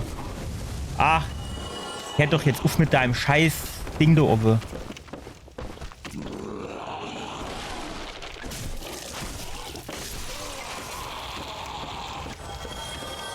So, jetzt sind wir wieder hier beim Bonfire. Gut. So, wo war jetzt hier die Leder? Hier. Jetzt können wir nämlich weiter hochgehen. Da war hier, glaube ich, auch noch 2 Items. Quasi der normale Weg. War, glaube ich, hier lang, ne? So, genau. Hier ist noch eins. Sehr gut. Können wir immer gebrauchen. Ah, da waren die 2 Helden eben drin. Genau, dann sind sie da nuff und sind dann da oben drüber gelaufen. Jo, genau. Das ergibt jetzt Sinn. Und sind dann da gleich hier rüber und dann hin und runter gehupst, ne? Jo, ja. Gut, aber da gibt es jetzt nichts mehr.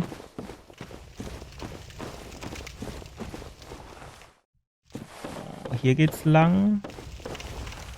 Sind hier 2 Wege, die wir gehen können? Sieht fast so aus, ne?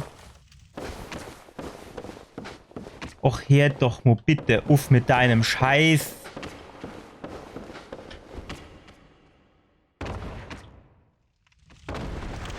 Shit. Das hätte keine richtig ins Auge gehen, ne? Uah, wie war denn das jetzt nochmal?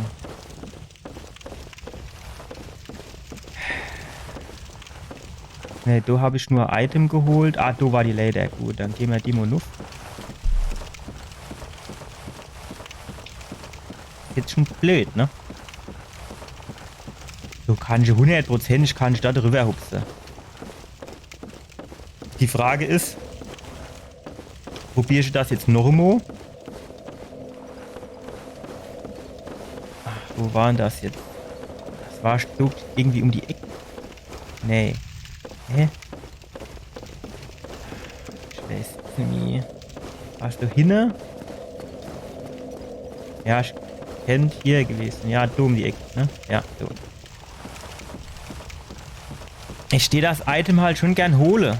Aber das ist natürlich ein gefährlicher Sprung, ne? Wie ging es jetzt weiter?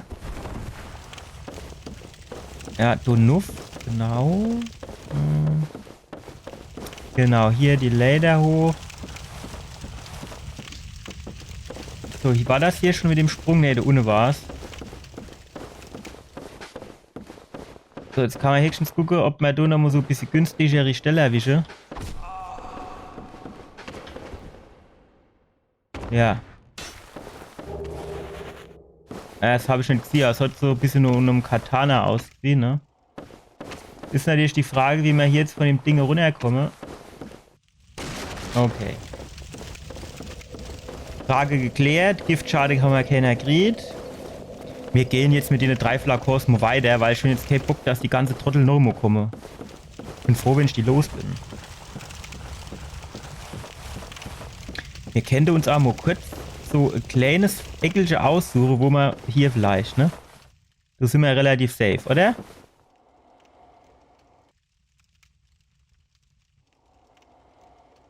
Werft nix. Man hört nix. Gut, dann würde ich nämlich sagen, wir machen jetzt nur kurz die Pause. Nicht lang, 1, 2, 3 Minuten. Dann tue ich noch mal hier was zum Trinken mir erhole. Und ich tue mal kurz in die Ecke gehe. Auf die Toilette. Und dann geht's hier gleich weiter, ne? Bis gleich, schön dranbleiben. So, ihr Leid. Komm ich zurück, stell ich fest, lebst noch, alles richtig gemacht, einwandfrei. Gut, also was machen wir dann jetzt als nächstes? Müssen wir dann mal kurz die Orientierung erlangen. Also wo müssen wir dann jetzt hin?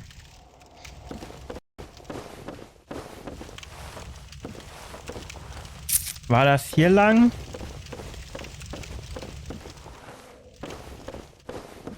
So, genau. Da, ja. Jetzt bin ich wieder dabei. So, wir gehen doch mal kurz hier runter gucken. Weil du kennst... Wow.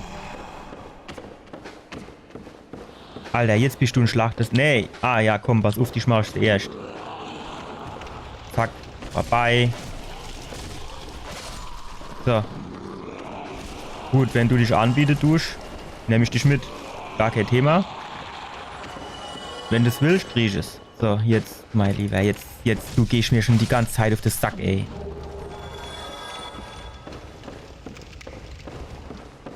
So.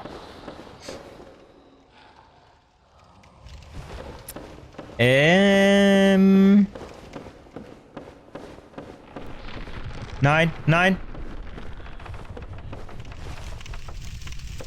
Das ist aber auch ein bisschen komisch, oder? Wo geht's so an? Ja, erst mal nirgends.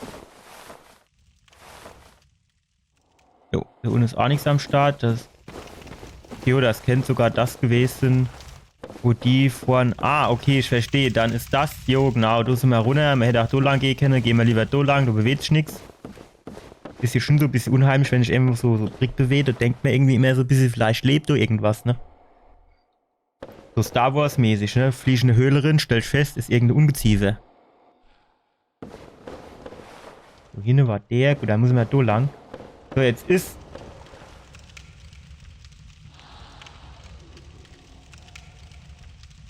Wissen wir, was ich jetzt eklig finde? Jetzt haben wir den ganzen Weg gemacht, um was festzustellen, dass hier der andere Ingang ist.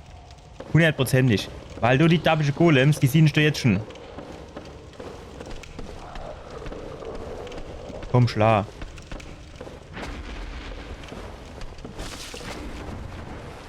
Wow. Machst du das ganze Mobiliar kaputt? Ist aber nicht die feine englische Art. Ah, shit, das wäre es jetzt gewesen, ne? Wow. Gut, sehr schön. Einwandfrei. Stark gemacht. Scheiße, Kügelchen nehmen wir mit. Ach, was? Wo kommst du dann jetzt her? Ja, und jetzt bist du in der Ecke, ne? Bist in der Fall gewesen. Schied er gerade recht, weil du da rumgehupst bist. So, da oben ist der andere, ne? Ach, den hätte ich jetzt fast über sie. Ohne Scheiß. Du fandest den habe ich gesehen, aber den Donne nicht.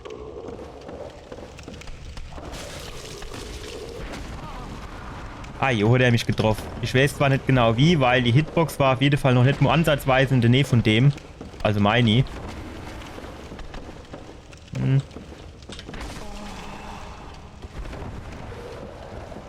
Ich war halt so, genau. Ich war halt auf dem Sprung zu dem, ne?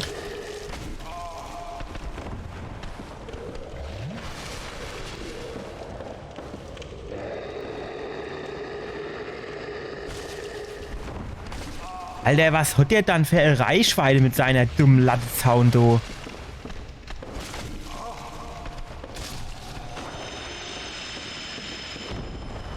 Aber er hat mich jetzt wenigstens nicht vergiftet, ne? Auf der anderen Seite ist natürlich ein bisschen unschön, dass ich jetzt kein Gedöns mehr habe, also kein Schlabbertränkchen mehr. Ist halt die Frage, müssen wir uns das jetzt eigentlich geben? Weil wir wissen ja, wo wir sind und ne? Aber jawohl, so sieht es nämlich aus. Haben wir dem Kleinen mal Hallo gesagt, wie sich das gehört.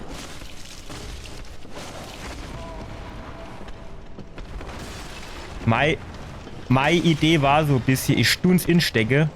Da wäre ich fast runtergefallen. So.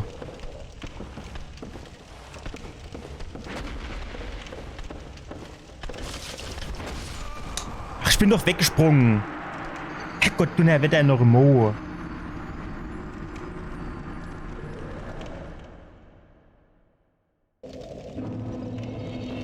Stopp.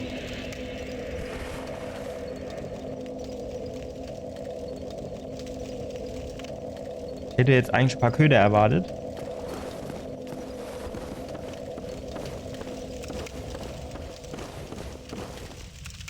Ja gut, die Seele muss ich mir jetzt halt nochmal holen. Da geht jetzt kein Weg dran vorbei. Wir müssen halt schon aufpassen, dass wir jetzt nicht übertreiben.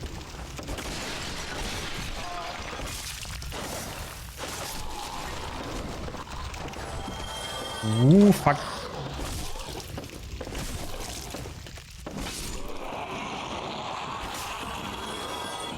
Ganz ehrlich, mit dem Schild ist es doch schon deutlich entspannter, wenn du den da am Start hast. Machst du zwar nicht ganz so viel Schade, aber oh, mich doch auch noch zwei sind. Aber du hast halt einfach den Vorteil.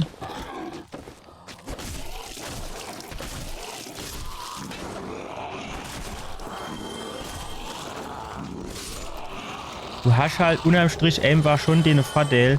Oh fuck, den habe ich über sie.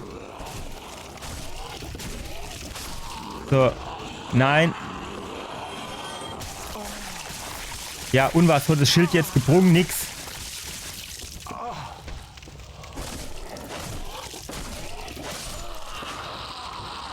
Oh, nehmen wir direkt mal Schlabbertränkchen.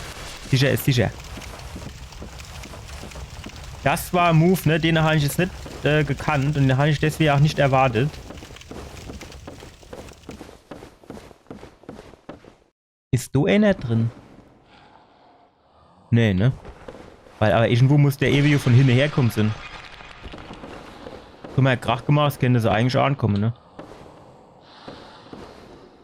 Ja, gut. Dann, doch. Hat sich nochmal an der Stelle erledigt. Schon zuerst gedacht, er wollte nicht, aber...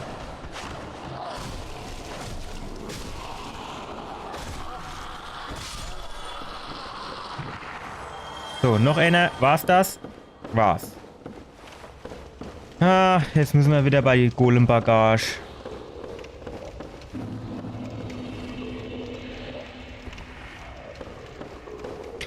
Fuck. Das Eck, da wäre ich fast wieder runtergepurzelt jetzt. Ja, zu zweit habe ich jetzt eigentlich gar keine Lust auf Eich. Ist halt die Frage, nehmen wir den dritte noch mit? Nur um zu beweisen, dass da oben wirklich die Stelle ist, wo wir vorhin dann quasi das letzte Mal... Also, jo, Samstag.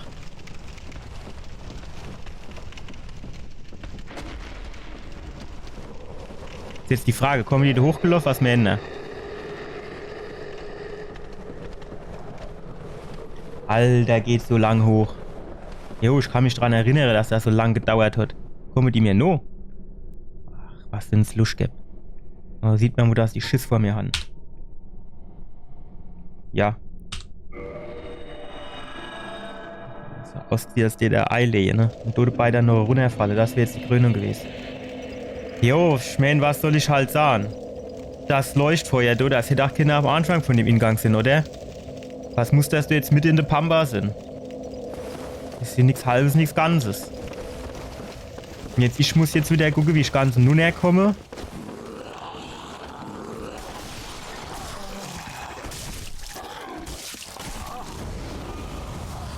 Leckend mich doch, ey.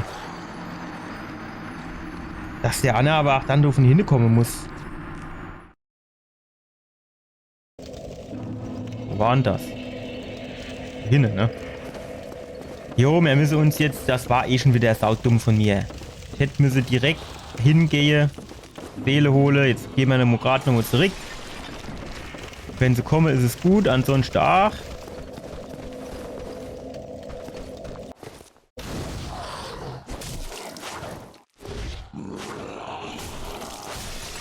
So. Dann hocken wir uns so nämlich. Da hocken wir uns so nämlich an. Und Steine mal auf. Machen wir mal Stärke, 21. Und was wir auch machen ist, wir haben jetzt so viel Seelebelcher, du musst doch auch irgendwie was gehen, oder? Wo sind die dann alle gar? Ah, da unten kommen sie. So, da fangen wir jetzt so mal an.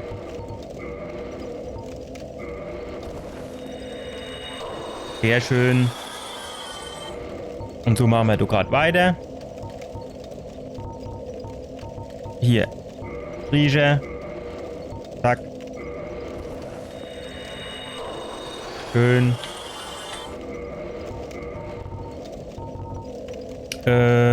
Was machen wir als nächstes?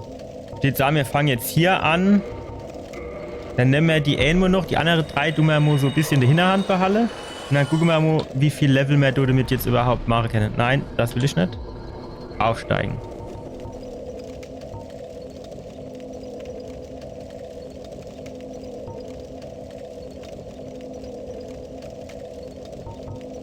So. Annehmen. Waffenverstärke könnte man jetzt natürlich theoretisch auch mal gucken, ne? Also hier brauchen wir Drache stehen. Da haben wir einer von einer, das sind 10.000. Das ist natürlich schon viel, ne?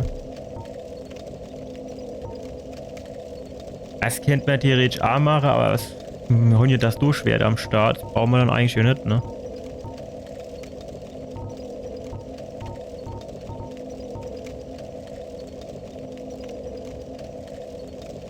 Gargoyle-Hellebade kennt man natürlich, aber die hat so ein bisschen dummes Moveset, ne? Das hat mir ja nicht so zugesagt gehabt. Der Bogen könnte man natürlich mal aufwerten, dann kennt man halt auch mal so ein bisschen aus Distanz, aber jo, komm, wir lassen das jetzt erst mal. Ja, stimmt, wir müssen jetzt mit der ganzen Nunne, ne?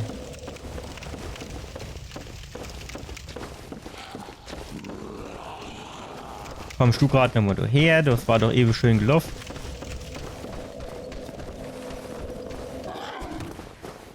Eins, 2, 3, 4. Ich habe jetzt aber nicht irgendwie festgestellt, dass ich jetzt mehr Schade mache, obwohl ich hier eigentlich aufgelevelt habe, ne? Stärke und Geschicklichkeit. Und die Waffe, die skaliert sowohl mit Stärke als auch mit Geschicklichkeit auf C. Also das mischt ja eigentlich schon klappe, ne?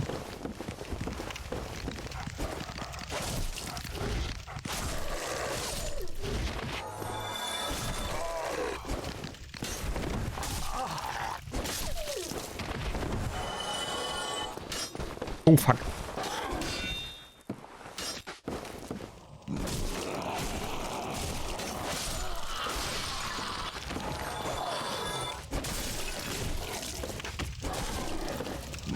So. War's das jetzt mal vielleicht? Dass ich mal ein bisschen durchatmen kann. Ich muss halt jetzt den ganzen Weg wieder zurück. Das Problem ist, ich weiß nicht, wie der Weg war. Ah, ja. Ja. Gab's hier irgendwas? Ich glaube, da ging es irgendwie nicht weiter, ne? Ah. Oder? Warte mal. Du kennen wir doch quasi einfach da runterhupst, oder? Ja, was ist denn jetzt? Warum soll es denn da jetzt nicht vorwärts gehen? Ist doch nichts, was du irgendwie im Weg sind kennt.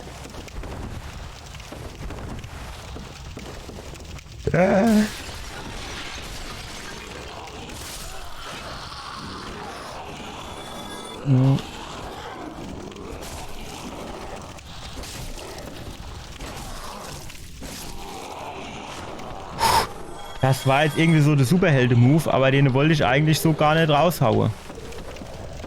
So, und wie es so weitergeht, weiß ich immer noch nicht. Ach, du hast noch so einer. Ach ne, das ist... Ah ja, einer war du, genau. Ich erinnere mich. Oder vielleicht sogar 2. Ja, wo mache ich denn den jetzt am besten? So, dass er mir am wenigsten auf den Sack geht. Am liebsten wäre es mal halt, der geht gerade runterfallen, ne?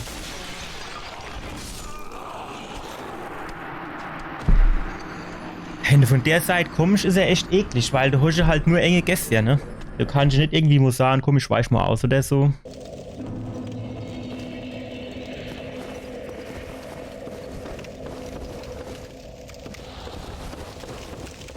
Jo, ich weiß nicht, halt irgendwie du so aus Jux und Dollerei einfach versuche vorbeizurennen, das ist halt auch scheiße, weil bei den Doneviecher geht's so, denke ich. Aber bei den Köder geht's halt natürlich auf jeden Fall nicht.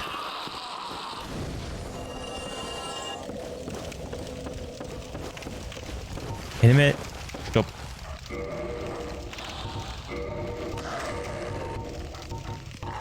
Ah jo, war es jetzt ein dummer Moment.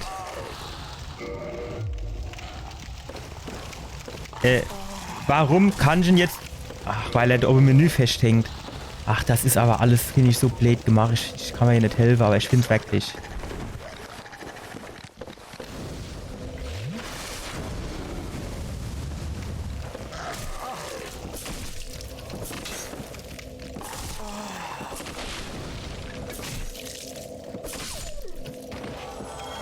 Ja, aber ich weiß nicht, mit der helle Bade ist das irgendwie auch scheiße, ne? Das ist mit dem Schwert dann schon besser. Wir hocken uns nochmal an. Da haben wir alles wieder aufgefüllt. Sicher ist sicher.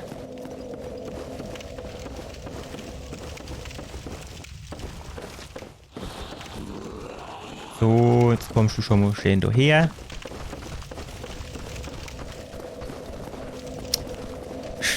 Ich weiß nicht, manchmal tut er die Leute anvisieren, wenn es 30 Kilometer weg sind. Nur damit du in der Abgrund laufen tust. Was jetzt? Und andere Mo, du der nichts anvisieren. Bei hier. Was ist er? So, jetzt die zwei dabische Drecksköder. Die Ecke ist auch eklig.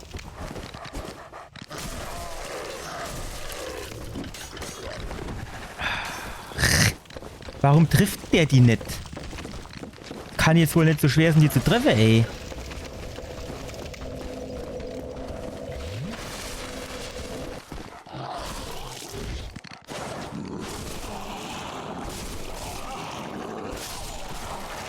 Nein!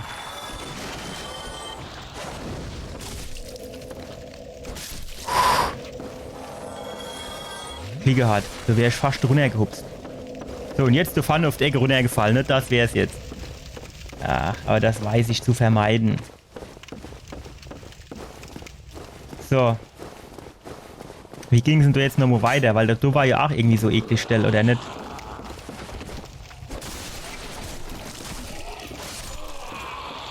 So.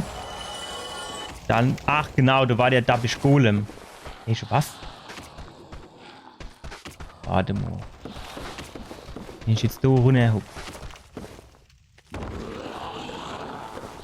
Dann vielleicht hier runter, ne? Lass mich gehen. So genau, dann kommst du.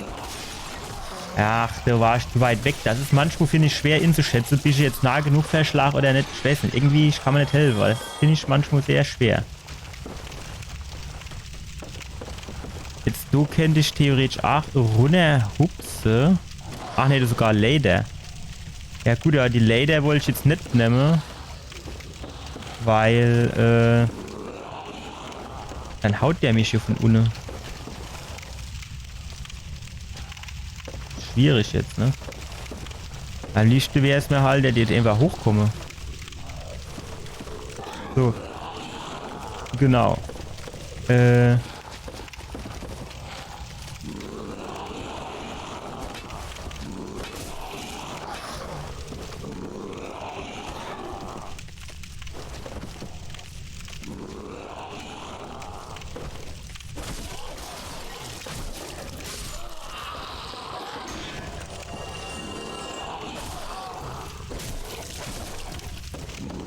Ja, da hol ich mich ne...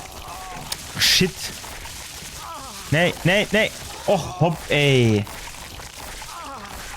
Das gibt's doch nicht, dass er eben so dann 80% von der Energie abzieht. Nur weil er nicht nur kurz beißen tut. Als hätte er jetzt Tollwut. Oh, Stift, ey. Es geht mich ja alles halb so aufregen, wenn du nicht die 2 Drecksköder wäre.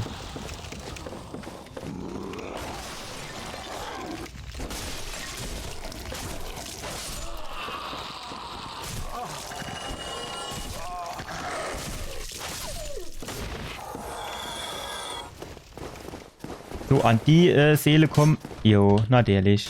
So kommen wir aber jetzt wieder relativ leicht wieder dran. So ist noch einer.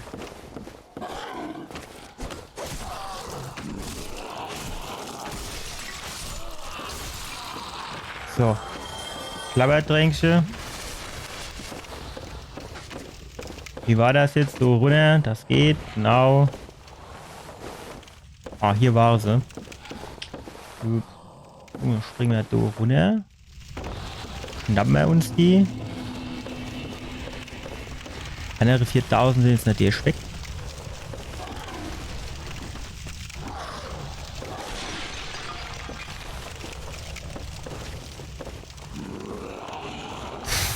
Dann soll er da hochkommen. Alter, dann visieren doch bitte an. Ich verstehe das gar nicht. Der war jetzt so nah.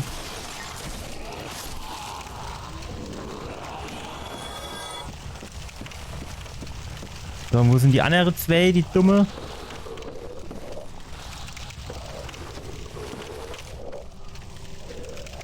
Das ist doch so auch irgendwo sind noch nicht. So haben wir jetzt nicht irgendwie so Abkürzung oder so, ne? Nee, natürlich nicht. Hätte ich jetzt keine gebrauche.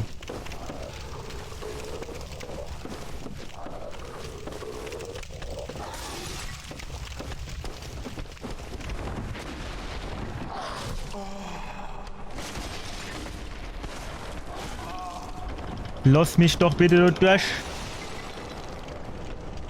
Ach, wissen ja was? Und doch gerade auf rumzappele.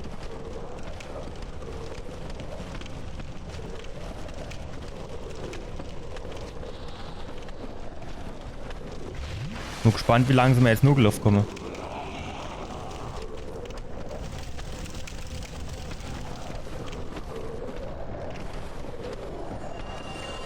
So, der erste war schon mal dumm. Warum kann ich denn jetzt doch nicht geradeaus gehen? Uch, das Spiel ist echt. Also jetzt nicht nur das generell die Dark Souls Spiele, ich weiß nicht, was die da so für Collision Detection und Gedöns haben, das ist echt unter aller Sau, ey.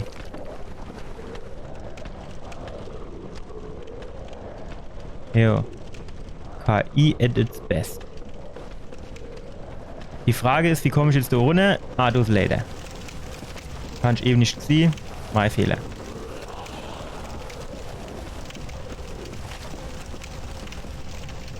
So, das ist noch leider.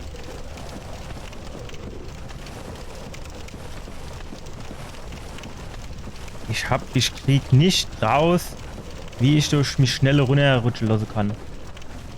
So, da hinten, da gab es glaube ich nichts. Außer warme Worte. Noch nicht immer die gab es, wenn ich mich richtig erinnere.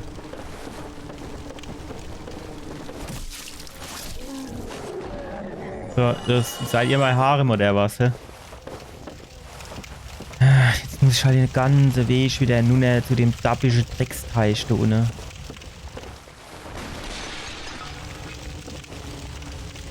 Wie ich jetzt nicht irgendwo Lader sind? So oben, wie komme ich dort an? Gar nicht.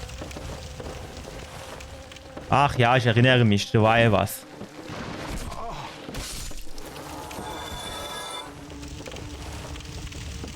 Ah ja, dann komm drauf.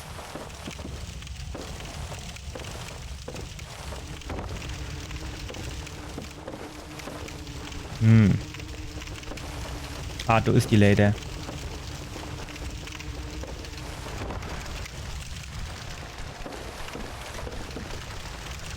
Ja, erstmal ein bisschen hoch. Da gehen wir dann besser zu Fuß runter. Oh, da müssen wir ja nur gucken, weil der andere Kerl genau hier in der Dings drin ist, ne? So. Ja, ja. Ah ja, genau. Da unten ging es weiter.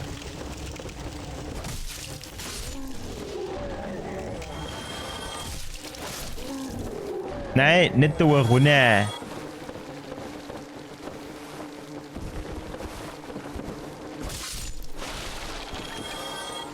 So. Ja, das kann ich ja zustechen. Schere du da noch welche? Was sind das da unten? Die große Brummer. Scheinen die große Brummer jetzt sind, ne? Da, wie ist denn das eigentlich? Ich kann doch jetzt so quasi rübergehen, oder nicht? Natürlich kann ich es nicht. Warum auch? Ich meine, das ist schon sehr steil. Ah, komm du her, hopp, auf geht's.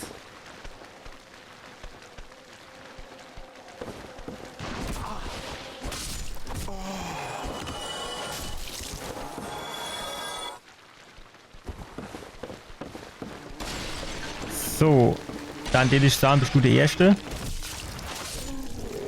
Wo ist dein Kollege? Noch eins weiter unten. Okay.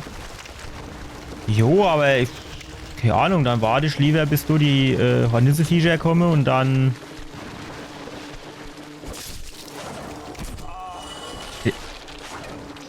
Ah jo, jetzt ist er wieder in der Scheiße drin da unten. Ach. Was muss denn jetzt auch wieder runterfallen, ey? Wie dumm muss ich dann immer sein? Ja, weißt du was? Das hat jetzt keinen Wert. Ich muss jetzt zuallererst, zu dem anderen Ort, also dem anderen Bonfire, Leuchtfeuer. Weil, das hat gar keinen Wert sonst. Ich muss nämlich, wenn ich sterbe, dann nicht mehr ganz oben anfangen. Und das wäre mir schon sehr wichtig.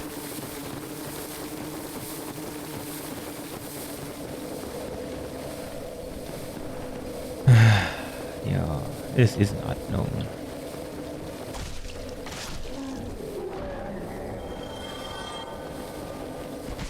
Also ich muss halt sagen, bei Dark Souls 3 oder so, ne? Oder auch irgendwie bei Elden Ring, da war die Leuchtfeuer immer irgendwie so an Stelle, wo man sagen konnte, du sind dann wenigstens Gegner, dass die schon in Ruhe hinhocken kannst und so. Das hast du jetzt anders. Und das finde ich jetzt gar nicht mehr so gut. Das muss ich sagen.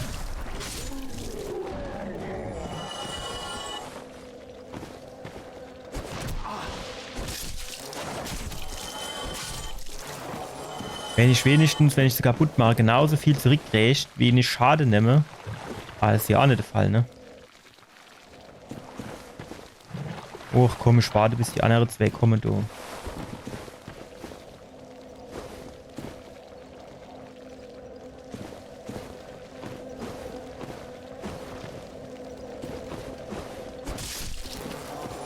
So, komm, nochmal. Ja, der Stecher ins Leere. Zack. Was du für ein dickes Ei hängen, hä?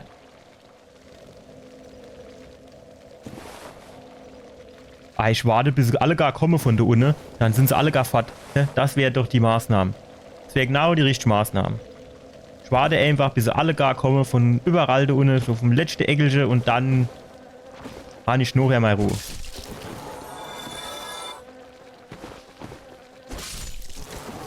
Ja, so hinne, von der Hinne soll so ruhig Auto vorkommen. Aber das ist irgendwie, ich weiß nicht, riecht die mich. Normal kommen die Gegner ja von so weit nicht an, ne?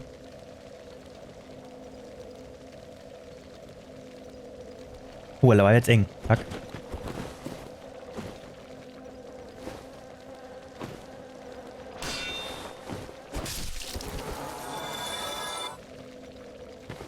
So, jetzt wäre die Geschichte eigentlich, dass ich da gerade außen rüber renne.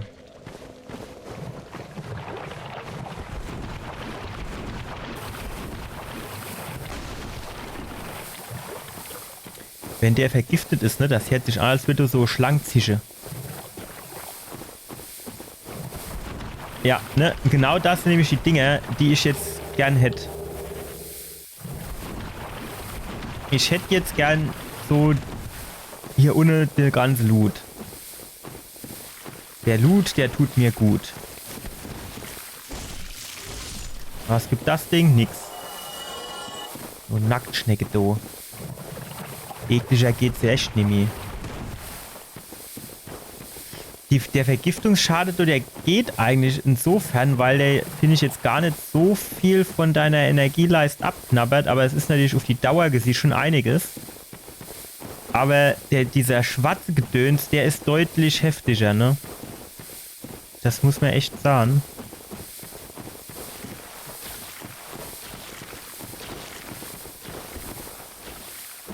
Hm.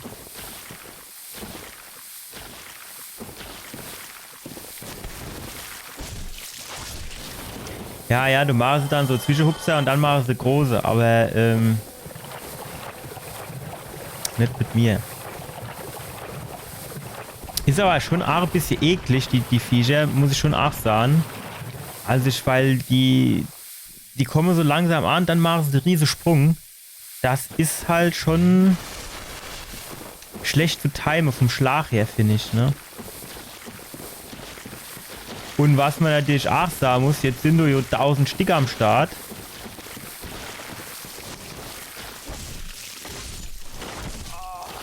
Ne? Und das ist dann wahrscheinlich das wirklich fiese, ne? Sag mal, hat doch nicht was von Loot gestanden eben. Cozy Shep, das wäre jetzt so schlecht auch nicht, ne? Komme die zu mir oder muss ich die jetzt irgendwie noch ein bisschen triggern? Ja, ich war doch viel näher an denen, oder ist das hinne bei denen? Ja, es wird hinne sind, ne?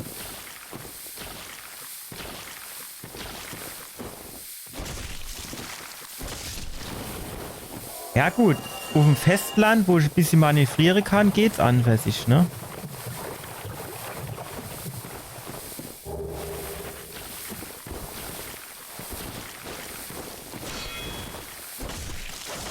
Wenn ich dann noch das Schild am Start habe, jo, kann man los.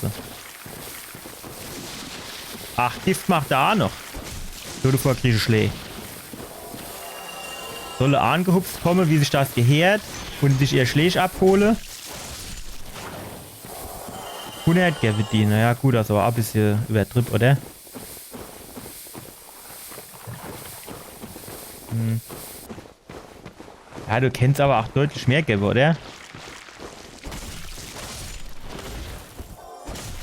Von der Seite, da sind sie natürlich anfällig, ne? Wenn sie seitlich hast, so kennen sie nichts, da haben sie nichts drauf.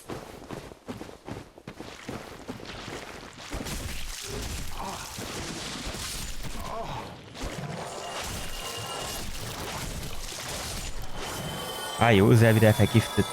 Das wird der Unach nicht mehr anders, der komme. Was gibt das? Schneide. Naja, gut.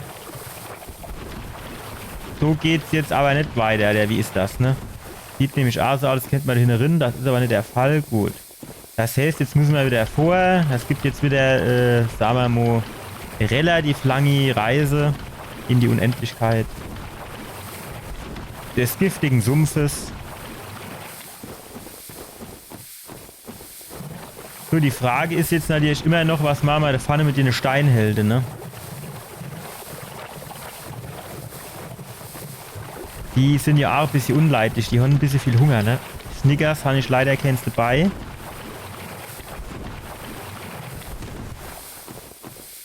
So. Der Eck war mal schon, da ist nichts. Oder wir haben es schon geholt. So, und da müsste ihr jetzt ja eigentlich schon fast kommen, ne?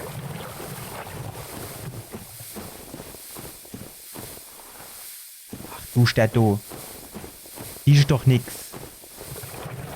Gibt's aber auch nix. Oder ist das Vieh eigentlich schon tot? Das sieht so leblos aus. Jo, ja gut. Was ist da hinten in der Ecke? Das haben wir ja schon.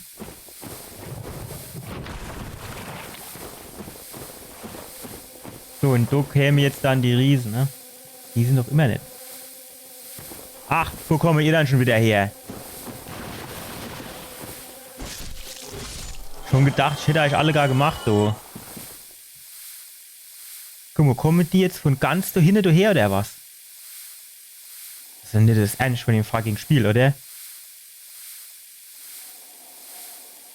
Also seit wann kommen dann die Gegner in Dark Souls von so weit her? Habe ich noch nie erlebt. Oh, trinken wir mal was. Na, gucken wir mal, ob die wirklich kommen. Oder ob die nur kurz die, wie soll ich denn sagen? So kurz der Rundflug machen. Ja, kommen doch nicht, ne? Dann geht's hier noch.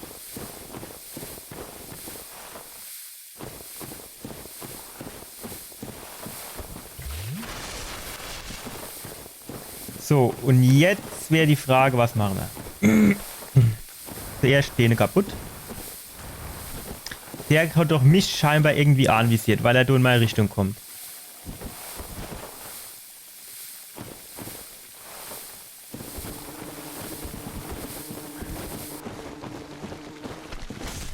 So.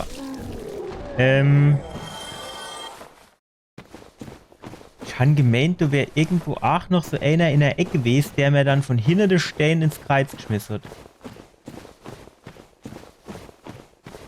Da habe ich mich studiert. Sieht man halt nichts, ne? Weil es dunkel ist. Ah, jo, sehr du hinne.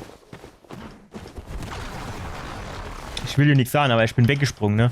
Aber wo ist er der hängen geblieben? An der Kant. Ey, Kant im ganzen Spiel bleibt der hängen. Statt Stell zu schmeißen, geht dir der Richter mal zu mir komme.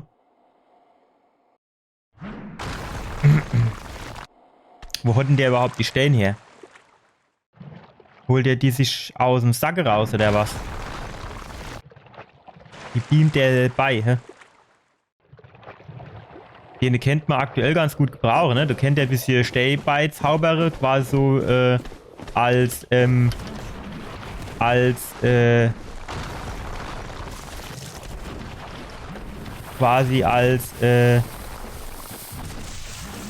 wie sagen wir, Baumaterial, ne?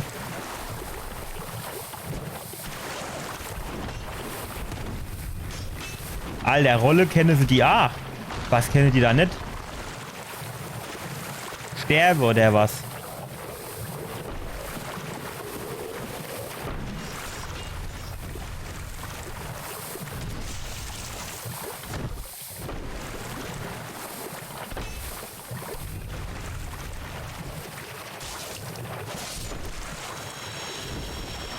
$500, naja gut, das ist okay, denke ich.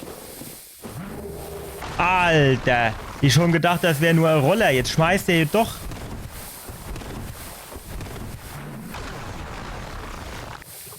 Nimm. Das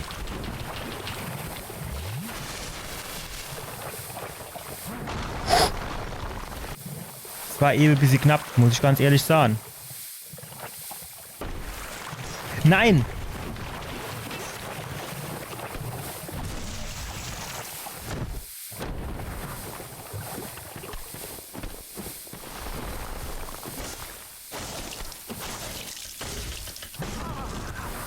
Shit, jetzt bin ich tot.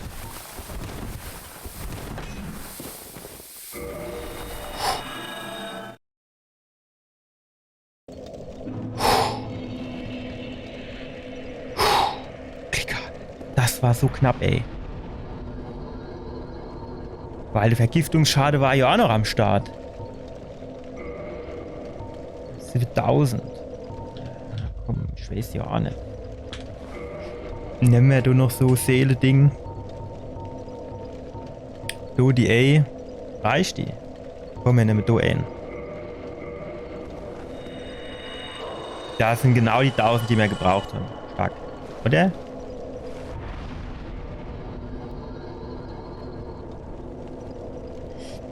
Jetzt noch mal, auf die Waffe zurückzukommen. So, die Waffe, die mir da gerade benutze. Ist gerade Dracheschwert. Das hat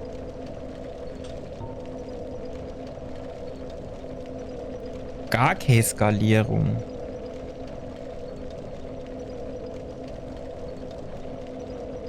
Das ist natürlich nicht so schön, ne? Und dann war das Langschwert, das irgendwie beides auf C hat, oder?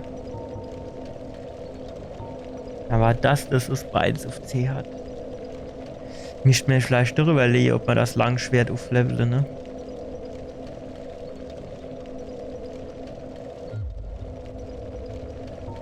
Das hat jetzt 96, ne? Hatte nicht was? Ein plus 55 gestanden? Ne, jetzt warte mal. Bin noch nicht so weit. 96 plus 55 hat das. Die plus 55 sind dann die quasi, weil ich hier ohne Stärke und auf Geschicklichkeit skaliert hin oder was? Oder ist das, weil ich das plus 2 habe?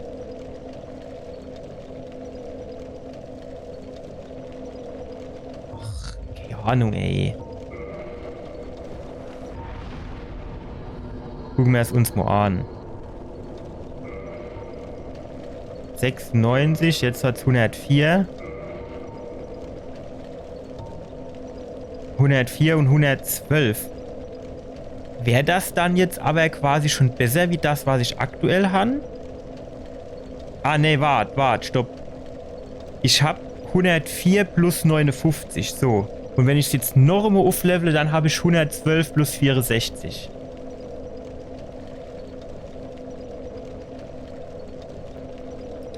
Weiß ich auch nicht, das lohnt sich jetzt irgendwie auch nicht so richtig, oder? Ach, und jetzt haben wir natürlich wieder Geld ausgegeben, also Seele.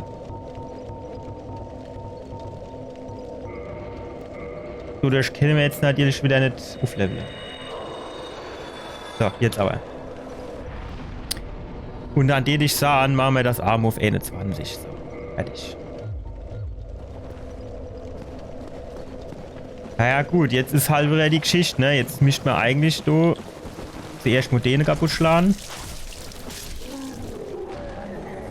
Nehmen wir da hinten den Arm mit. Kommt der zu uns? Guck mal, bin da, kommst gerade her. Dann brauche ich nicht durch den giftigen Sumpf zu laufen. Komm her, auf geht's. So, jetzt holst du da 2 Schläge ab. Jetzt holen wir das Schildchen raus. So, ah jo, du bist auch schon. Auf dich schon nicht gewartet. Wo ist dein Kollege?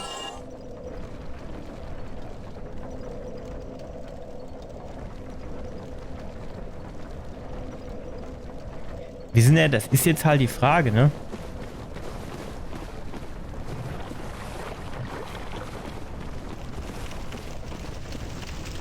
Also, da hinten in der Ecke waren wir klar auch noch nicht, ne? Sie steht da, mir geht dann zuerst mal da hinten in die Ecke. Okay. Haben wir wieder Gift am Arsch, sehr schön, das ist mir ja schon gewohnt. Weil hinten in der Ecke kennt ja auch noch was hin.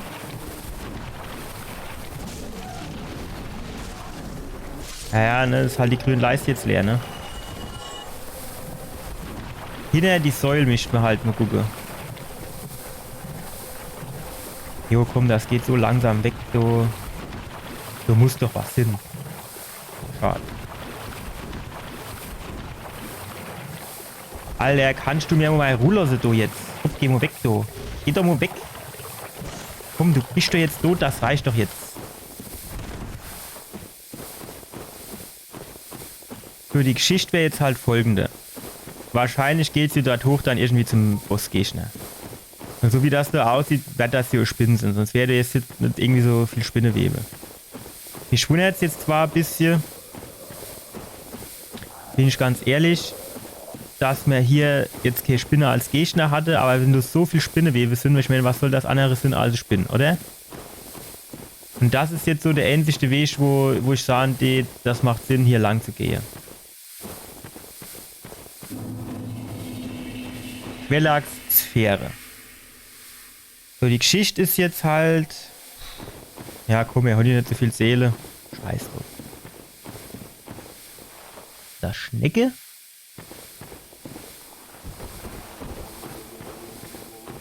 Ja, das ist ein Schnecke, ne? Oder?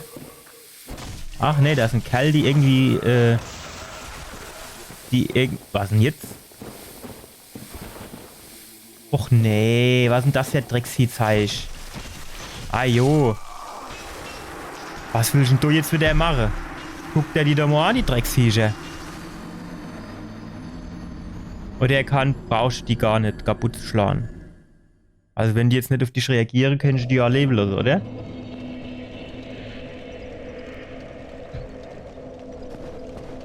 Die Frage wäre halt, käme mir darüber ohne uns zu vergiften.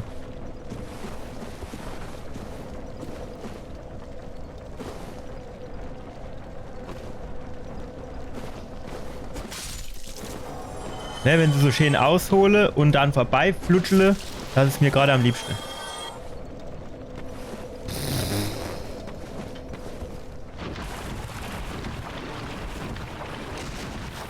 Na, der ist nett. Och, was Scheiß. Ach, der stellt sich aber auch immer dran, du, ich weiß ja auch nicht. Wir probieren jetzt als nächstes mal, ob wir bei den Drecksviecher da. In dem Spiel gibt es eigentlich nur Drecksviecher, aber ist egal. Wir probieren da jetzt einfach mal, wenn man an denen aufhackt. Wenn wir an denen vorbeilaufen, ob die uns dann überhaupt angreifen. Weil wenn die uns da nicht angreifen, dann wäre es ja eigentlich egal.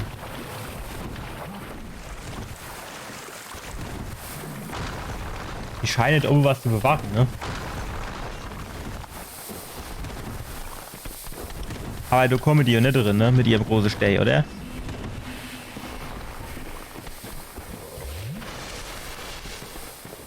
Nicht, dass er jetzt Stay da runterschmeißt und der rollt da die ganze Strecke runter und tut mich über der Haufrolle. Wir gehen jetzt einfach mal an denen vorbei in der Hoffnung, dass sie uns nicht auf den Zeiger gehen. Vielleicht am ersten. Der betet, ne? Und die greifen mich jetzt hier erst mal nicht an. Und dann geht's da halt mit Sicherheit zum Bossgegner. Ajo. Natürlich. Da habe ich Bock drauf. Überall die Eier. Ajo. Ich meine, Spinn war klar, aber dass das jetzt so brecher sein muss.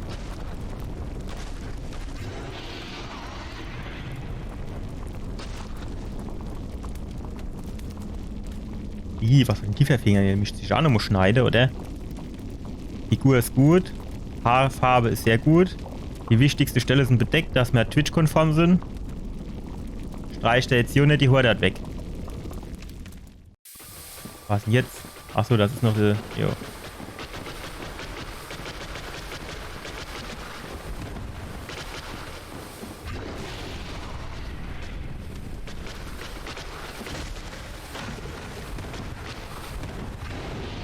Noch geht's. Hoffen wir mal, dass es so bleibt, oder? Warum kriegst du eigentlich Energie abgezogen? Schnell mal Schlabbertränkchen. Sicher, ist sicher. Und noch gesagt, du sollst Schlabbertränkchen nehmen, Kerl. Das ist natürlich ein bisschen fies, dass du jetzt alles mit Lava zugeschmissen wird.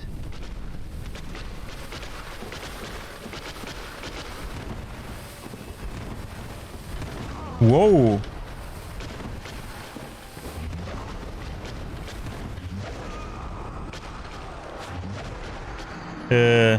Was soll denn das für Schwinger sind?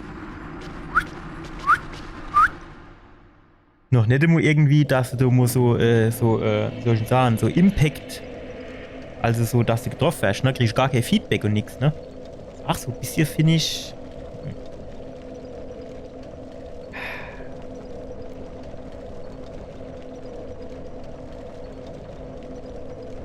Ich habe jetzt ehrlich gesagt nicht so die zündende Idee, wie man den am besten mache. Aber ich habe auf jeden Fall die Vorstellung, dass man so hinten lang gehe.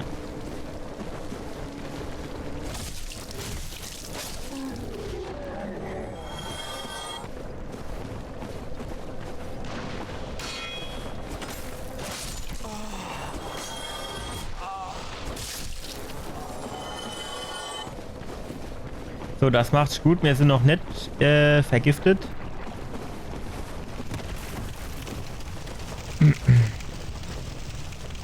Aber wir kommen halt auch nicht vergiftet ans andere Ufer, ne? Das ist quasi ein Ding der Unmöglichkeit.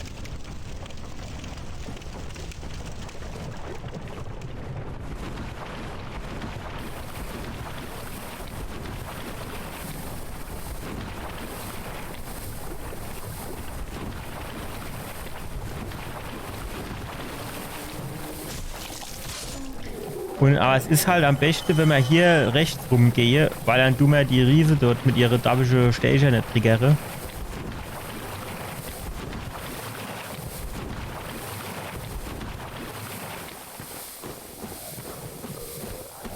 Gut, die Frage ist jetzt halt wirklich... Ah, jo, natürlich. Die Frage ist jetzt halt tatsächlich, wie machen wir das jetzt ohne am geschicktesten? Also hinter sich hat sie jetzt die Lava gehabt, du konntest quasi nicht mehr hinter die und vor ihr hat sie mich da mit ihrem Schwertchen kaputt gedruspelt. Das quasi, wie soll ich denn sagen, hitbox-frei war.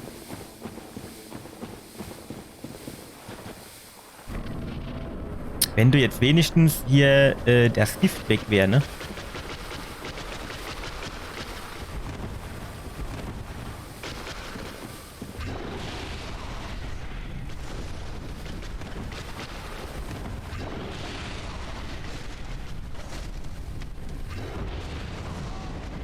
Shit.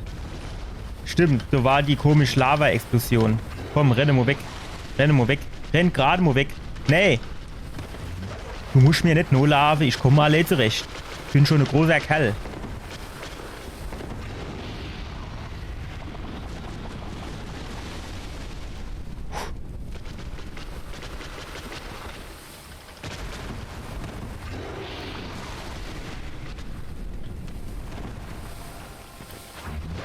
Okay, die hat schon irgendwie sehr weit die Reichweite für meinen Geschmack. Auf der anderen Seite, wenn ich es richtig time, dann wäre ich nicht getroffen davon, ne? Ah jo, das hat irgendwie Starle unterm Arsch, ne? Also das Moveset habe ich noch nicht so drauf.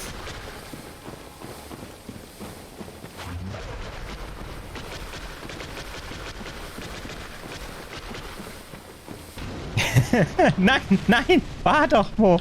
Nein, war doch Mo, stopp.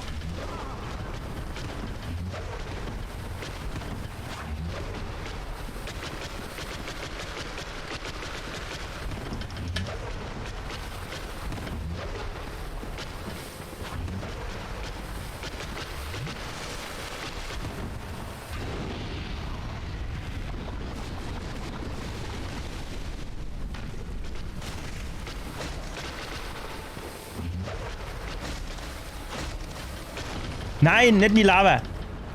Nein. Nein.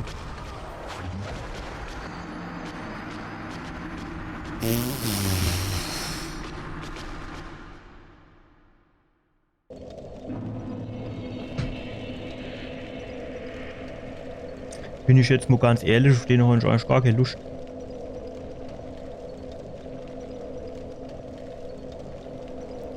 Vor allem weiß ich jetzt noch nicht so richtig, was man GD am besten machen kann.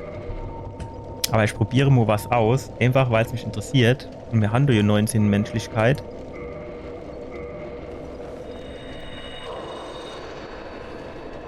An meine Statusleiste hat sich jetzt nichts geändert. Kein Entfachen als Hülle möglich. Das heißt, muss ich jetzt die Aushöhlung umkehren?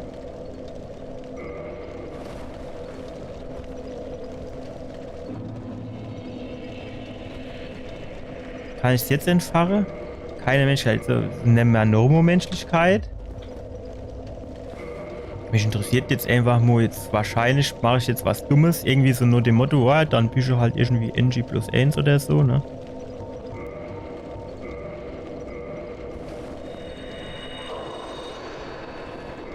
Was steht denn da eigentlich als Erklärung bei der Menschlichkeit?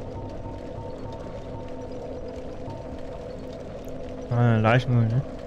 Eine Menschheit kannst eine große Menge an TP herstellen. Dieses schwarze Etwas wird Menschheit genannt, doch an war es wenig. Leben soll. Ja gut, das ist jetzt halt sehr hilfreich. Wenn ich jetzt entfache drücke, Menschlichkeit da bin und Flamme entfachen. Aber was heißt das jetzt? Was bringt mir das? Rett doch mit mir, Spiel. So, dann kennen wir zumindest nur 10 Estus Flakons nehmen. Das ist doch schon mal viel wert.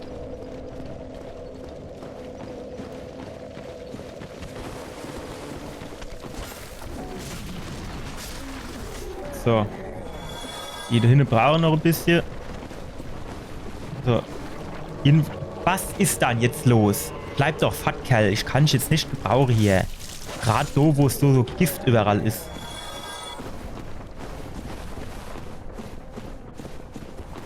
Und auch noch nackig, ey.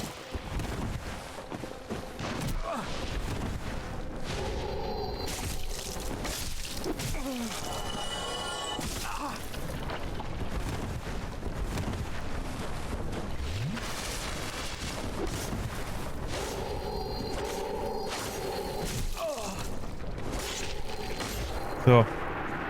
Das hätte man geklärt. Wer du der Herr im Haus ist.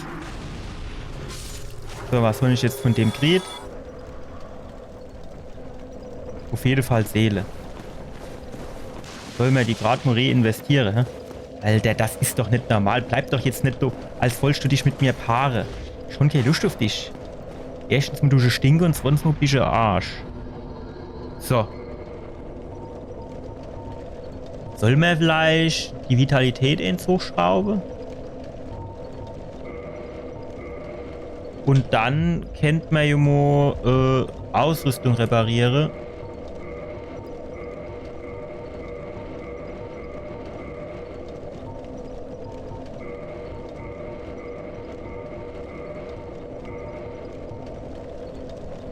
Das war jetzt nicht so clever, ne?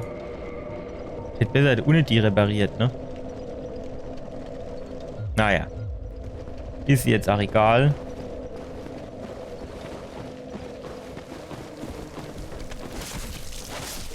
Ach Gott, guck mal, das Ding hast du gar nicht gesammelt. Menschlichkeit erhalten. 3 Stück Schlachtermesser. Uiuiuiui. Richtig in Unkosten gestürzt, ne?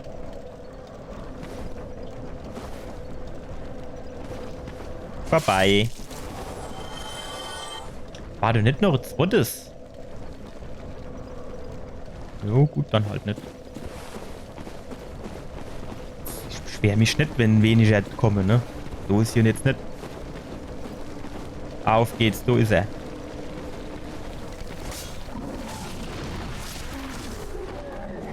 Wenn ich jetzt wisst, wie ich da drüber käme, ohne mir quasi die Pfote zu verbrennen.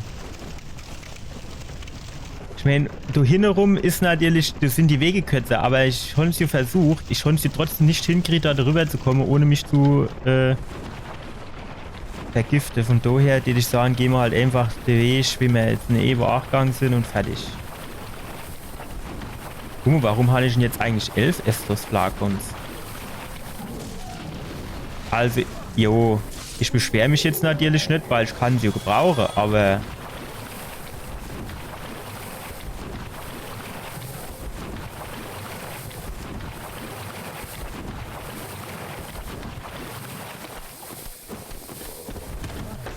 Wow, wo kommt der dann so schnell daher?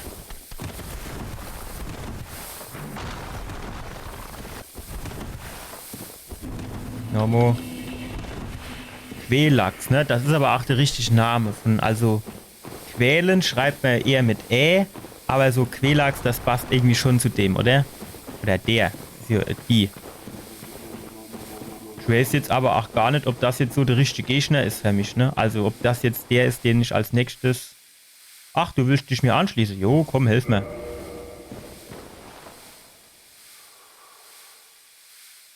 So sind wir dabei. Das ist prima. Wer ist dann? Viva Mildred. So, Mildred, zeig was du kannst. Kann ich mal das Schlachtermesser ansetzen?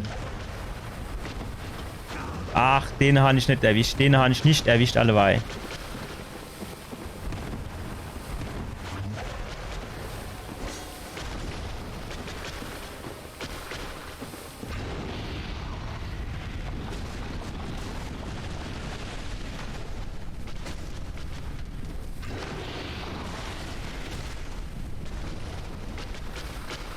Jawohl. Jetzt geht's vorwärts. Nein, damit habe ich nicht gerechnet, allebei. Das hat sie aber auch so ansatzlos gemacht. So hat sie den rausgetrickt, ey. So fieser, leiser Schleicher. Schade. Schade. Wirklich sehr schade.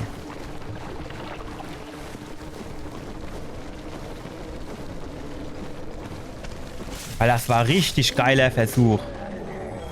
Ich meine, wir hatten natürlich dann an der Stelle das Glück, ganz klar, dass die Anna den abgelenkt hat.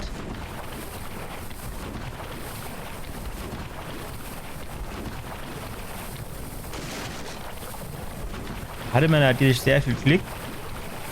Und dann konnte ich nämlich mich aufs Wesentliche konzentrieren. Draufschlagen.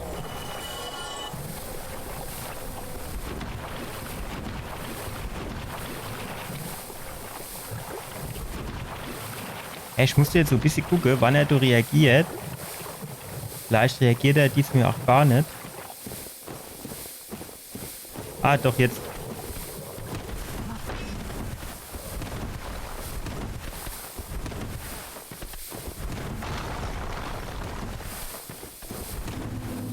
So. Jetzt. Gucken wir, ob das, ich weiß nicht, ob das Rufsymbol jetzt dann noch immer da ist oder ob das jetzt dann irgendwie wieder weg ist. Bei Elden Ring ist es ja dann geblippt, ne? Ja, so ist es jetzt natürlich weg wieder. Da kann ich die nur einmal rufen oder was? Das ist natürlich auch sehr unerfreulich.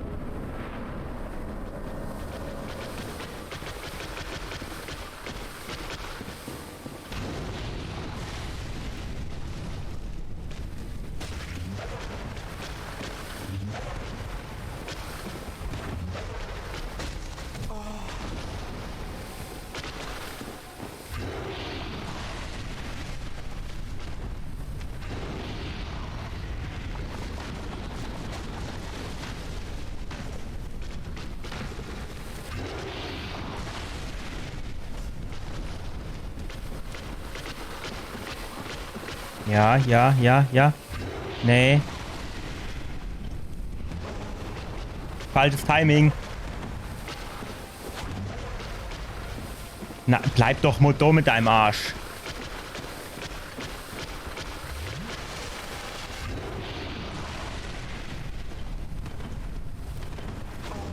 Falsches Timing.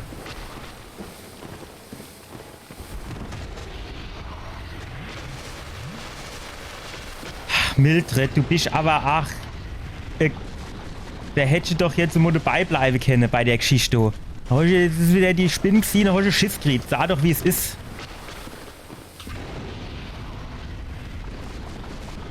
Ja, und jetzt hast du dich selbst ingekesselt. Wenn du durchgehst, müsst du normalerweise Energieabzug kriegen. Sagen sie nur. Wow. Den macht's aber auch wirklich ansatzlos, ne? Ich sehe nichts. Du doch mal deine graziöse Kappe aus der Kamera rausschiebe.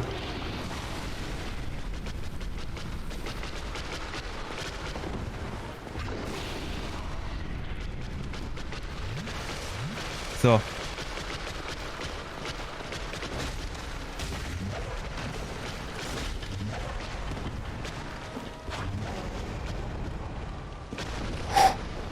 Eigentlich war ich hier weggesprungen.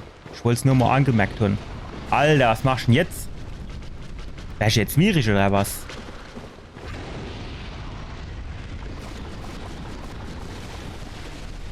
Ja, das ist jetzt die Geschichte. Gehen wir da rein. In den Infight. Hm.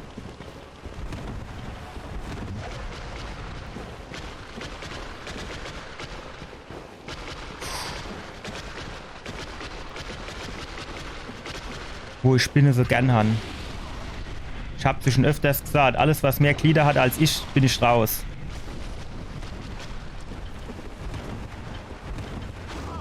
Falsches Timing.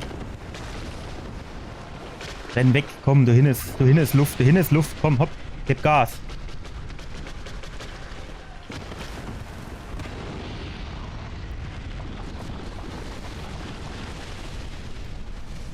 Ja, es ist jetzt halt ein bisschen ärgerlich, ne? Ich habe nur noch 12 Flakons und die hat noch knapp die Hälfte von der Energie.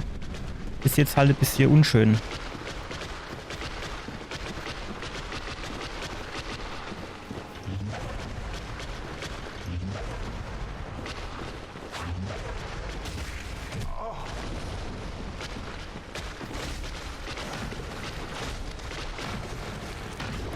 Fuck.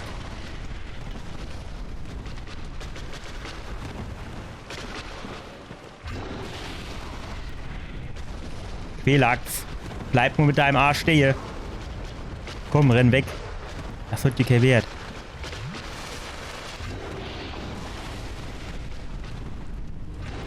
So, jetzt wird's halt eng, ne?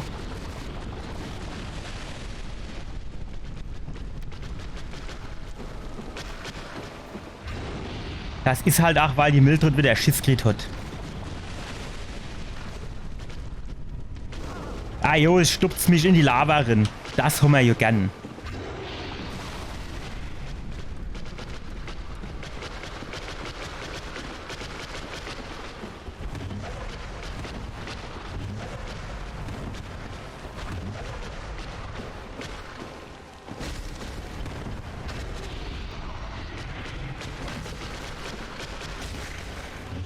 Nein!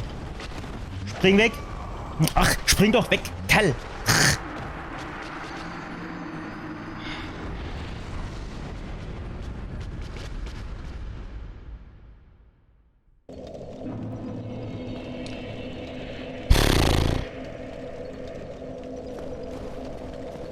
Eigentlich war es so geil gelaufen, ne?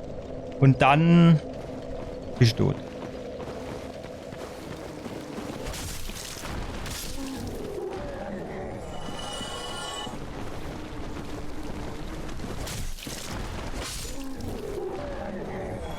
Das ist so ärgerlich. Es ist einfach so ärgerlich. Es ist hier wirklich sehr gut gelaufen, eben finde ich. Für meine Verhältnisse ist es sehr gut gelaufen. Shane mit Geduld spielt. Wenn jetzt noch die Mildred dabei gewesen wäre, dann hätte man sie gehabt. Aber die Mildred hat dir wieder Schiss gekriegt. Mildred.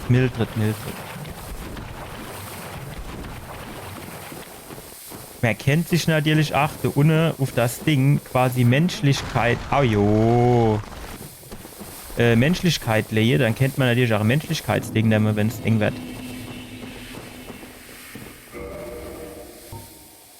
Pass auf. Keine mehr Gebrauch, ist nicht mehr nur das Moos. Ohne Moos nichts los. Soll man das weg schon machen, dass wir uns da irgendwie so Menschlichkeit drin legen?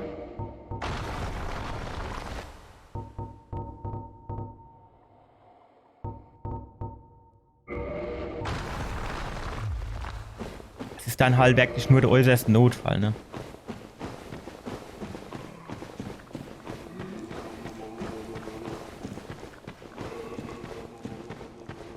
Oder kommt die Mildred da nur, wenn der eins Menschlichkeit hast. Ich weiß halt nicht. Können sie jetzt halt gebrauchen, ne?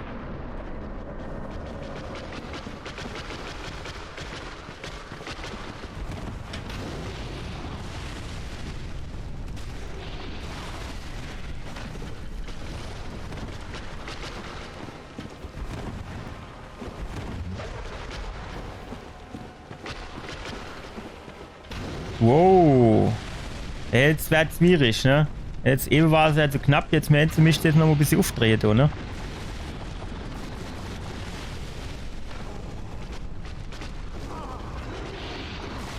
Was ist das dann? Herrgott, Dunner wieder noch Mo. Nein! Nicht Dorin! Nicht. Ach, Kerl!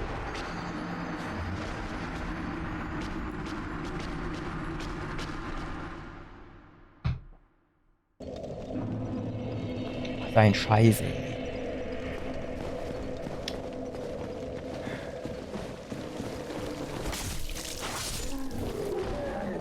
Eben war es so knapp. Und jetzt kriegen Schwörer nichts mehr auf die Reihe. Wie kann das dann immer Sinn? Wenn man wenigstens nicht langsam wäre wird in dem Sumpf, ne? Also die Vergiftung nehme ich hier noch mit, alle hopp dann, aber dann wenigstens nicht langsam wäre.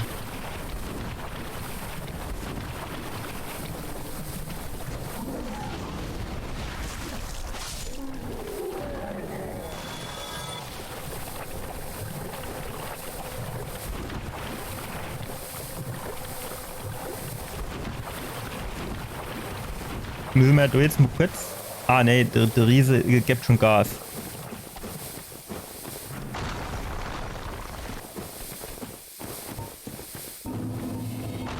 So. Gehen wir noch ein bisschen rein. Nehmen wir halt noch Moos. Dann nehmen wir direkt schon mal wieder so Flakköche. Also eben war es so geil gelaufen, jetzt dann durch no so schlecht. Das ist halt immer ärgerlich dann. Da hat es mich halt eben gut ingekeilt gehabt. Dann hat sie auch schon mal direkt am Anfang, hat sie schon mal so Statement gesetzt, ne?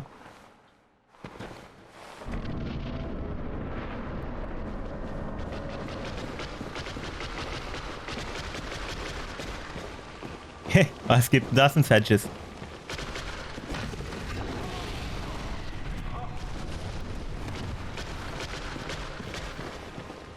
Ja, ja, ja, ja. Ja, stark gemacht.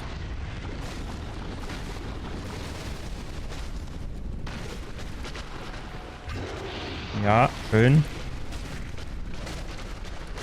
Ne, jetzt duschst du mal ab.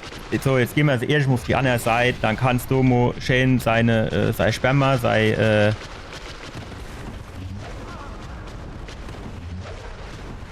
Lavasperma verteilen. Ja, stark.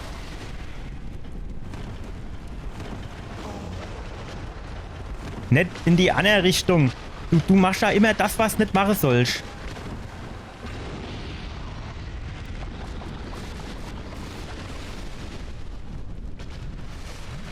Das war eben so die Taktik, wenn ich nicht ankomme, dann ist es nicht do. Ne? Wenn ich nicht angucke, ist es nicht do. Ach jo, ich hatte.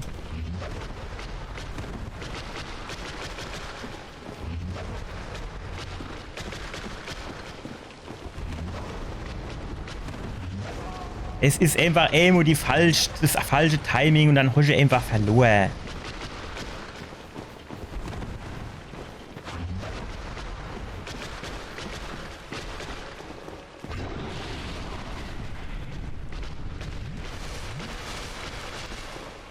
Wow. Dass es so Satz macht, damit habe ich jetzt nicht gerechnet.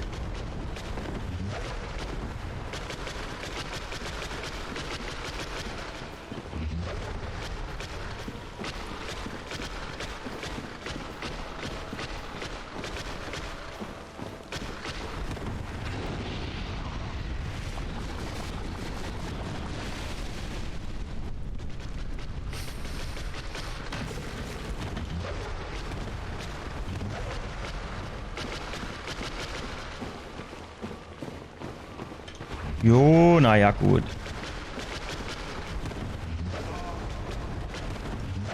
Wenn der Amos falsche Timing hast, das gibt's doch nicht.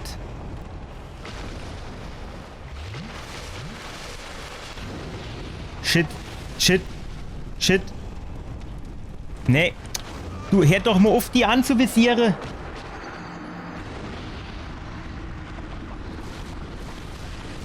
Ja, in der Ecke ist es jetzt Abgang, ne? In der Ecke hat es alleweil schön drin gespratzt.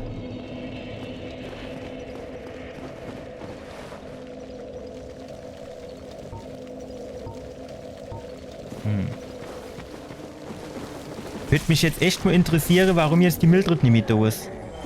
Die könnte ich jetzt echt brauchen, die Mildred.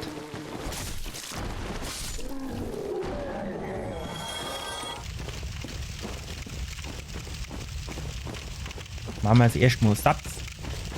Zack. Noch eine, noch eine, noch eine. Jetzt gehen wir spazieren, dass wir gleich... Oder? Warte mal.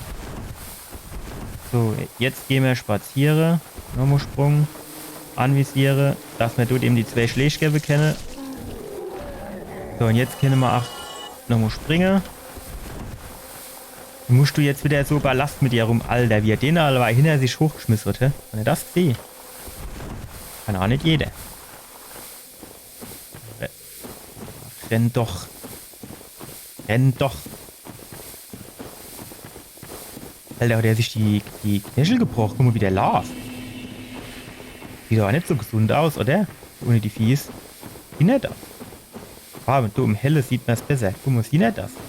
Die sind fast 90 Grad abgewinkelt. Nein, nicht ganz. 45. So lauf ich aber nicht.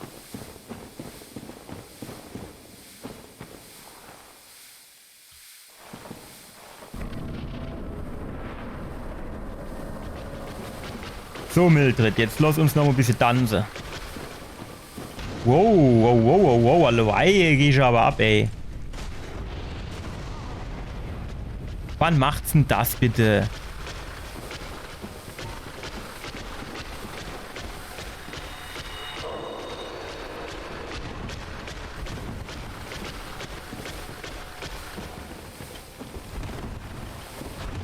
Hm. Ja, ja. Ach, wieder das falsche Timing. Jetzt war's besser. Och, kannst du auch noch mal was anderes machen jetzt? Anderer Angriff.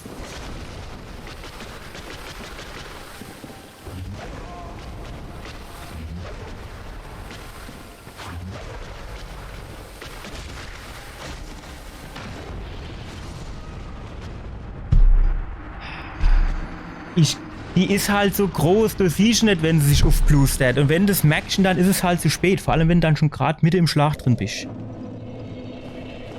Wir nehmen jetzt mal so Menschlichkeit vorher. Guck mal, soll man das? Guck mal, das kennt man ja auch nochmal entfachen, oder? Ach so, ich bin gestoppt. Jetzt muss ich quasi zuerst wieder das machen.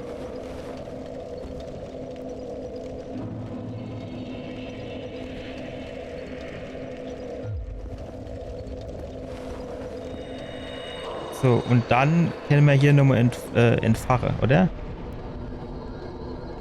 Ohne Ritual. Was ist jetzt Ritual? Wäre ich jetzt auch wieder nicht, ne? Naja. Dann können wir wenigstens mal unsere Theorie ausprobieren, ob die Mildred nochmal kommt, wenn wir menschlich sind. Kann ja Sinn, dass die dir nur helfen tut, wenn du Mensch bist. Vielleicht ist die ja so drauf. Das kann ja Sinn. War ein bisschen diskriminierend, finde ich, aber okay.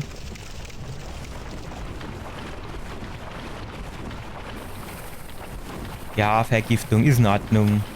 Kann ich mich auch mal.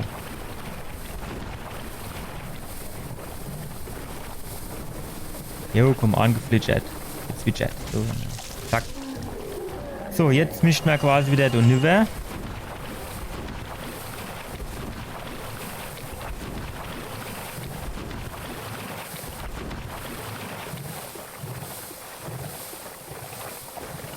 So. Lege ich Mozahn zu jetzt.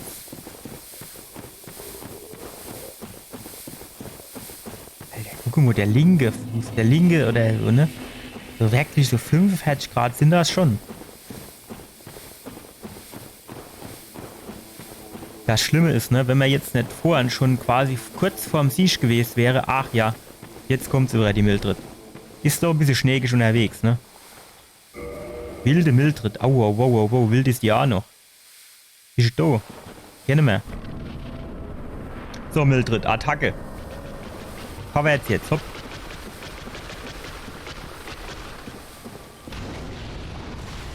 Was ist denn jetzt? Mildred, hallo.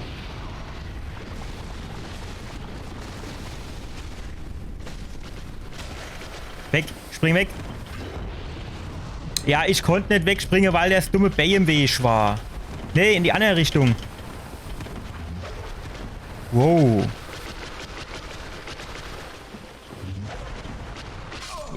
Hey Mildred, wo bleibst du dann?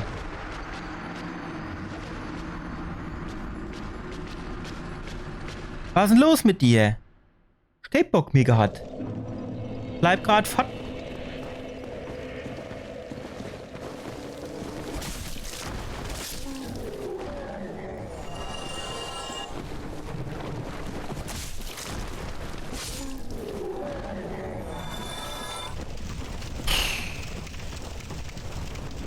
Mildred, Mildred, Mildred. Was bist du, Kerl? Also, das war...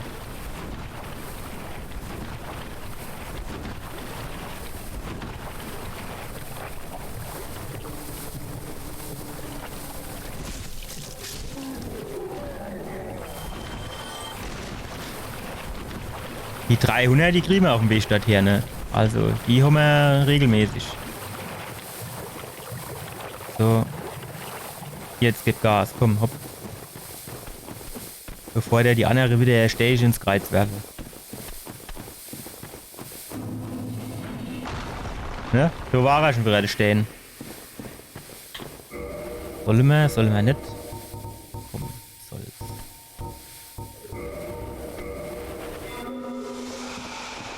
Moosklumpe. So, jetzt ist halt noch immer die Frage, was machen wir jetzt wie? Und überhaupt, ne?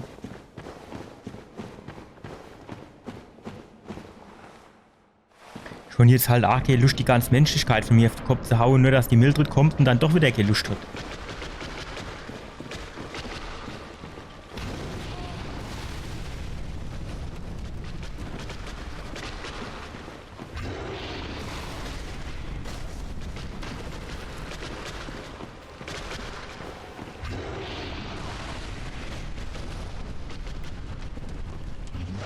Ach.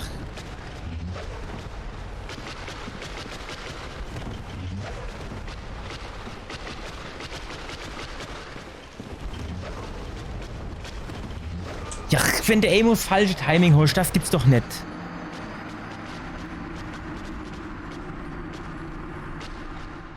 Chaoshexe, das passt zu dir. Genau das passt zu dir. Chaoshexe.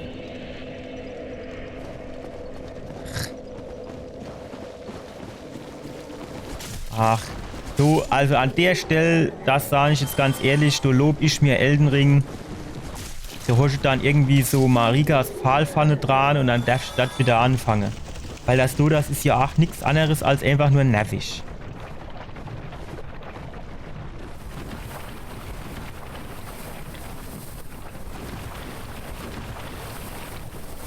Ich meine, das macht sie jetzt nicht gerade schwerer, sondern einfach nur nerviger, weil du jetzt dort nicht schnell laufen kannst, weil du dann die dabische Riese im Weg hast. Weil du dann vergiftet bist und.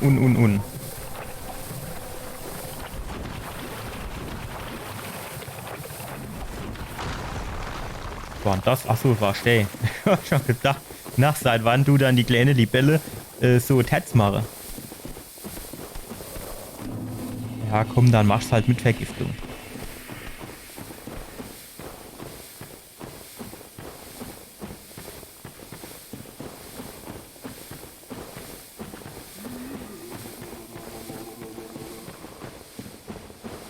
Ich weiß gar nicht, wie ich das eine gemacht und wo ich die quasi fast tot hat.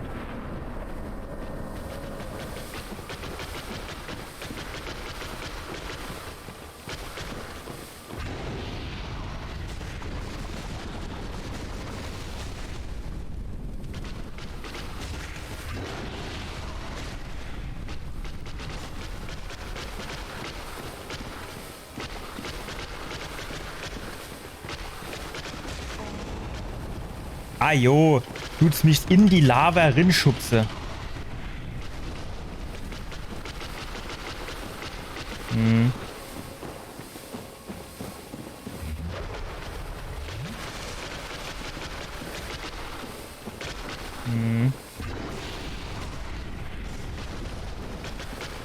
Warum kann das Ding eigentlich seinen Schlag quasi abbrechen und ich nicht?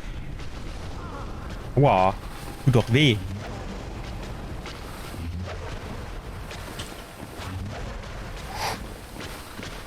Ich steht jetzt gerne Schlabbertränkchen nehmen. Bin ich ganz ehrlich. Ich bin gleich hin am Ende von der Höhle. Das passt mir nicht so. Es kommt schon bedrohlich nah.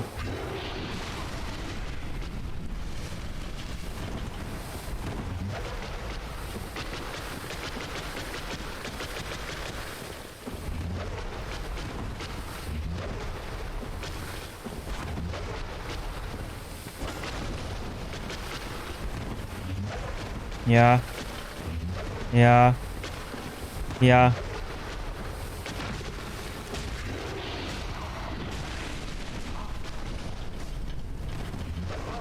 Wieder das falsche Timing. Shitto. Schön gewartet, gut gemacht. Gut gemacht, Quelax. Wild Chaos Hex. Spring weg.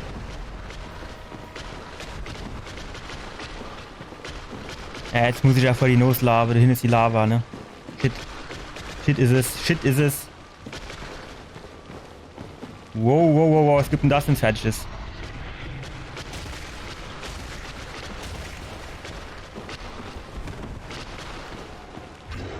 Ja, ja, ja. Nee, nee, nee, nee. Nee, nee, nee, nee, nee.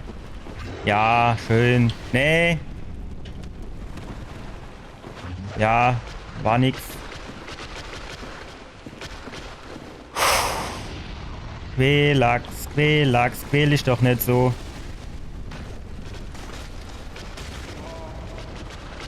Frier. Oh, fuck. Oh, shit. Früher oder später verliere ich eh. Mal sind da schon noch 100 Versuche brauche, aber irgendwann bin ich halt wirklich fällig. Oh, jetzt ist er nah. Jetzt ist er nah.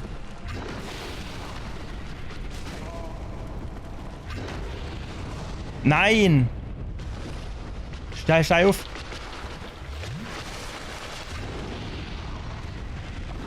Weg.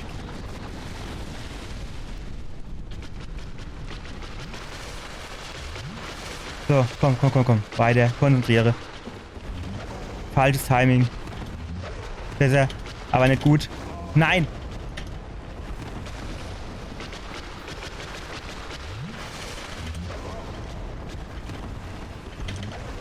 Ach Mann, ey! Du doch einfach mal, ey, Muster machen und bleib mal dabei.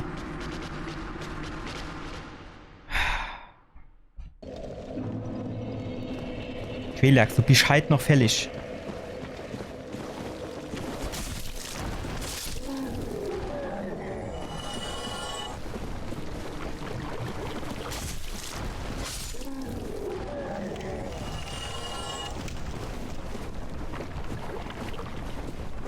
Wissen ja was. Schon du jetzt... Ach, da haben wir aber nicht genug vor, ne? Du brauchst mir jetzt 10.000 von denen Dinger, du.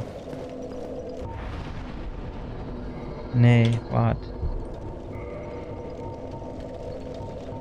10.000, ey. Was haben wir? Ich will die jetzt halt auch nicht ausgeben, weil...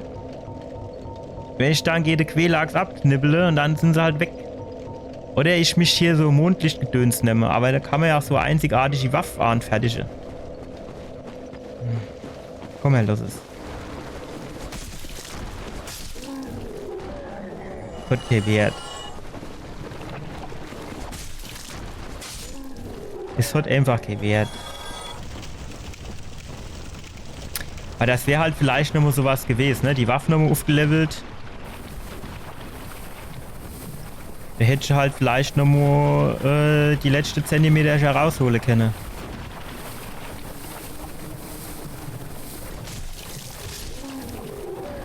Aber so ist das eher unwahrscheinlich, ne? Ach Gott, er leid. So, jetzt gibt Gas. Hopp. Lemozahn zu jetzt. Guck mal, aber ich finde das schon komisch, weil das nirgends Spinne. Normal hätte ich jetzt davon ausgehen, dass überall Spinne wäre, ne?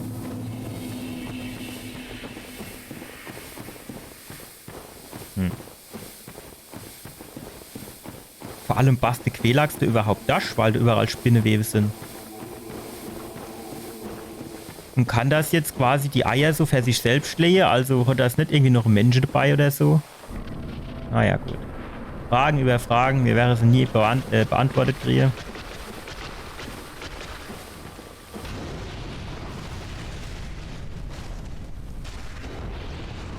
Ich bin schon weggesprungen, so ist nicht, ne? Aber das hat ja ein gewisser Radius, ne? Was machst du da hin?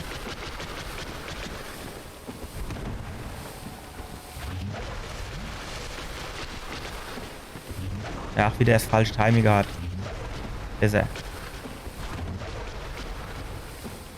Och, bleib doch Moto jetzt. Springt doch nicht immer fort. Geht doch.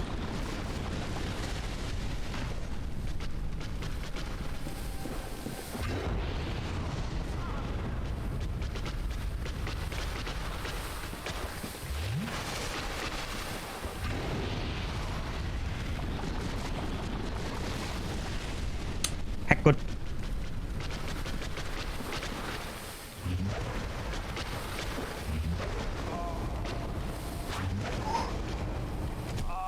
Ach, jo, du nicht immer so rumstöhnen, beweg dich mit deinem fetten Arsch.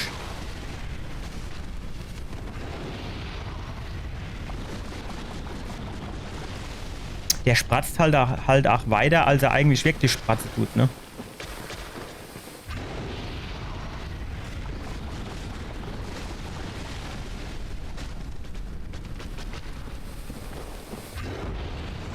Ach, diesmal nicht, mein Lieber. Diesmal habe ich mich nicht erwischt.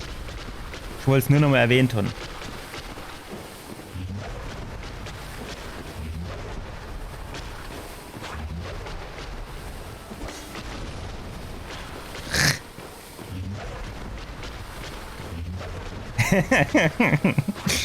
Also eigentlich hatte ich... Ach man, bleib doch mal da mit deinem Arsch. Es macht jetzt, bis sie mich noch mal erwischt hat, ne? Jetzt ist sie jetzt im Stolz gekränkt, dass sie mich nicht mehr erwischt. Ja, da habe ich jetzt nicht damit gerechnet, bin ich jetzt ganz ehrlich. Komm, renn weg.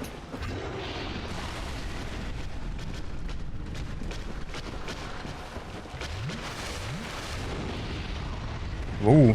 Ja, das Lava tut jetzt deutlich näher bei ihr bleibe, als ihr komischer Lava-Atem es vermuten lässt, ne?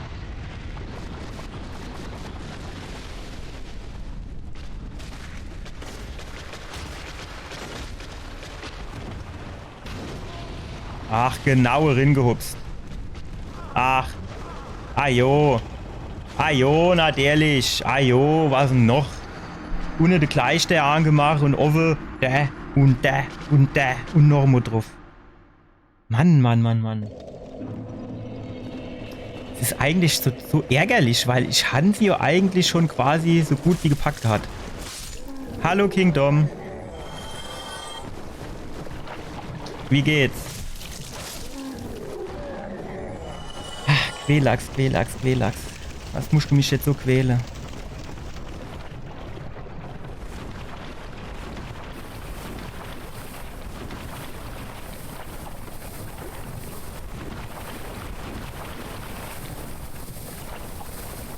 So, komm, noch E-Sprung machen wir. Nein! Gut.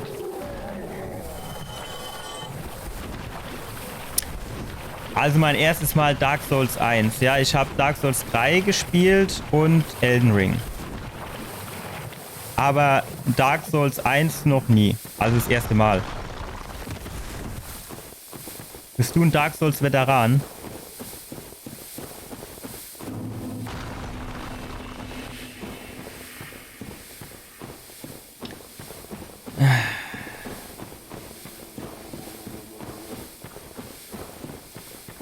So, komm, den Moosklumpe sparen wir. Da haben wir eh nicht mehr viel davon.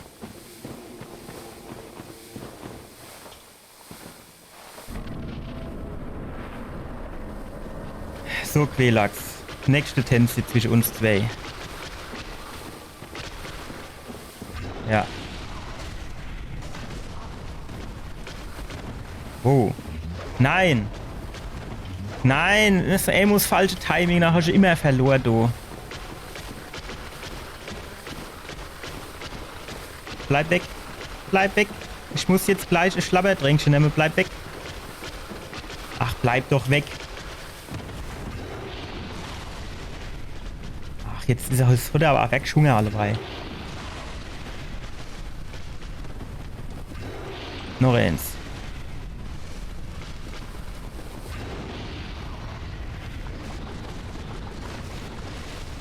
Also Elden Ring habe ich jetzt mittlerweile, ich glaube, so 190 Stunden gespielt. Wobei, das ist die Zeit, die bei Steam steht. Also in-game ist dann wahrscheinlich ein bisschen weniger, also die ich wirklich gespielt habe. Also 170 Stunden komme ich da, glaube ich, hin.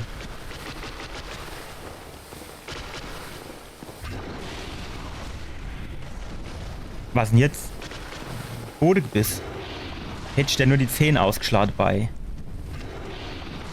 Ja, wir machen mal einen Seitewechsel. Hast du Elden Ring schon durch? Fachst wieder das falsche Timing gehabt. So, jetzt besser.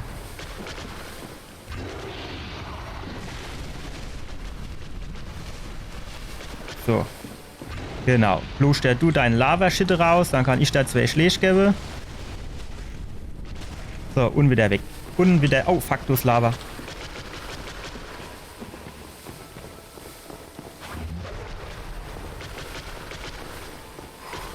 Ja, ich hab's auch erst einmal durch. Ich bin jetzt noch ein bisschen am Sammeln und... das ist mir zu eng. Ich bin jetzt noch ein bisschen am Sammeln für das NG Plus und dann mache ich irgendwann wahrscheinlich ein NG Plus.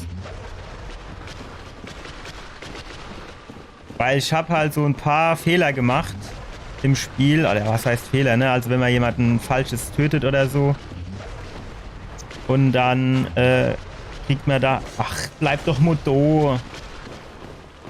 Und dann kriegt man das ja erst wieder im NG Plus, die Gegenstände, die dann verkaufen oder so. Zum Beispiel dieser Patches in der Höhle am Anfang, den habe ich kaputt gemacht. Und das hätte man ja vielleicht besser nicht gemacht. Zumindest hätte man da noch so eine Questline gehabt. Und noch so ein paar Gegenstände, die man bei dem kaufen kann. Ach man, bleib doch mal mit deinem Arsch stehe. Ich kann doch auch meine Schlag nicht mit drin abbrechen.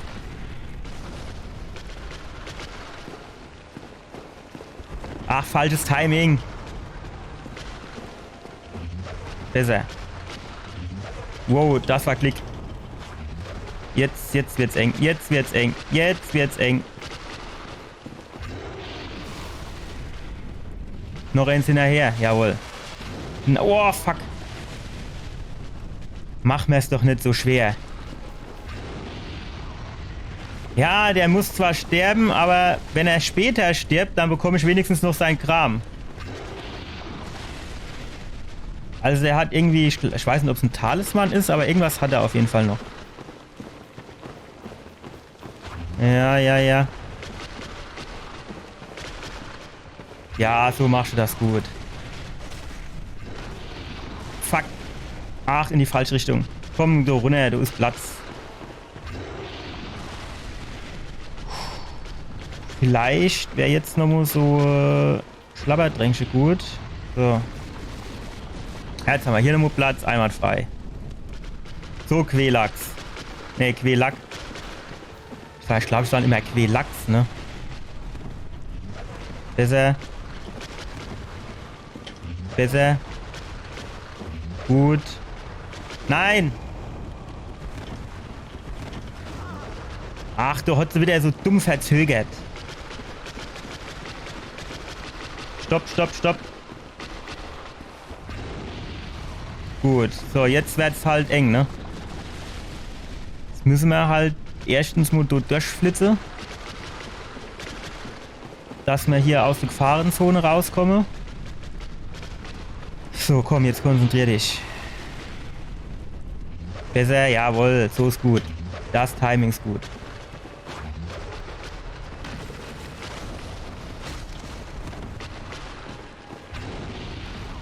Komm. Komm, noch 2 Schläge, komm. Noch einer, komm. Noch einer. Ja.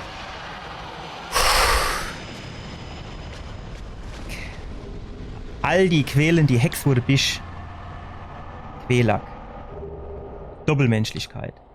Ja, was ist, kriegst du jetzt keine Seele? Doch, Gott sei Dank, ich wollte mich schon beschweren.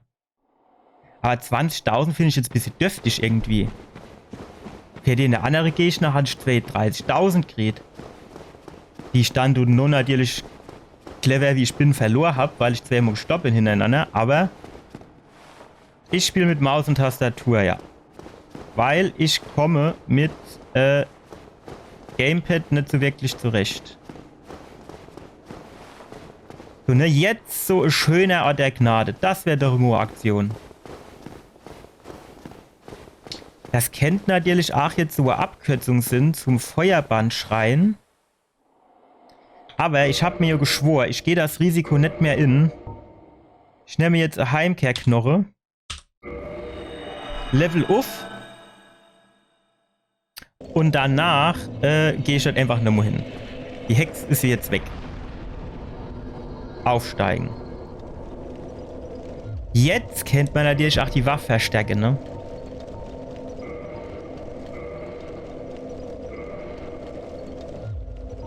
Und dann steigen wir auf.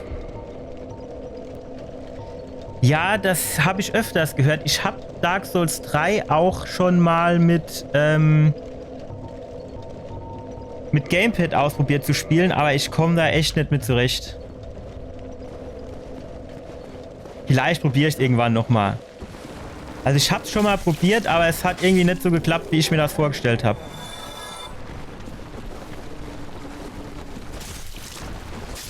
Außerdem, wenn ich jetzt schon so ein Spiel spiele, ja, das darauf ausgelegt ist, mich zu quälen, dann muss ich ja eigentlich nochmal die extra Herausforderung auch annehmen, damit ich mich noch mehr quäle. Alles gehört einfach dazu. Ja, aber irgendwann probiere ich es vielleicht auch nochmal aus mit Gamepad. Aber wie gesagt, ich bin da nicht so... Also Gamepad ist halt nicht so meins.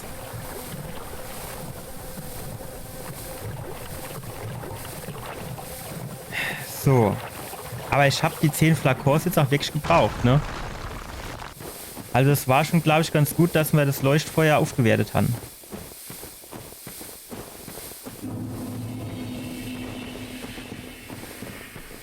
So, der Quelax ist jetzt weg. Das heißt, jetzt können wir ganz entspannt mal gucken, wo uns der Aufzug hinführt. Ich wäre halt wirklich dafür, dass wir jetzt nochmal in den Feuerbahnschrein kämen. Dann ist halt die Frage, was wir als nächstes machen. Dann hätte man ja noch hier dieses Drachegebiet. Und wir hätten noch... Was war das andere? Ach, mit den Geistern, ne? Auf dem Friedhof. Naja, mir gucken mal. Weil das sieht halt vom Design her genauso aus wie im Feuerbandschrein. Also es kennt halt... So, wenn ich jetzt in den Aufzug rufe, geht dann du die Eier kaputt, hä? Wie ist denn das? Spratzt die dann so richtig schön? Was jetzt direkt der nächste Bossgegner oder was? Ach, das ist die andere Glock. Ah, okay, ich verstehe. Stimmt, mir soll die 2 Glöckchen bimmeln. Und dann wird irgendwo ein Tor aufgehen, ne? Oder so irgendwas in der Art.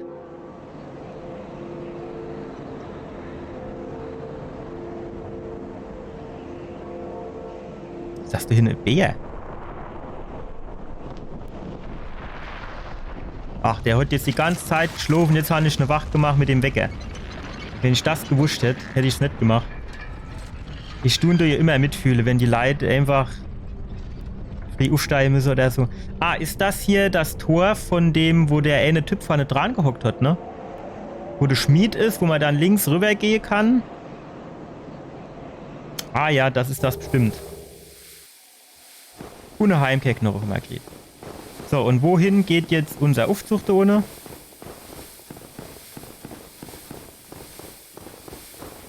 Ach, guck mal, da geht's auch raus. Aha. Ja, das ist jetzt wieder so Geschichte, ne? Ich stelle mich zuerst mal auf den Aufzug drauf. Ist das überhaupt einer? Oh, es ist gar keiner. Ja gut, dann ist wohl klar, wo wir lang müssen, ne?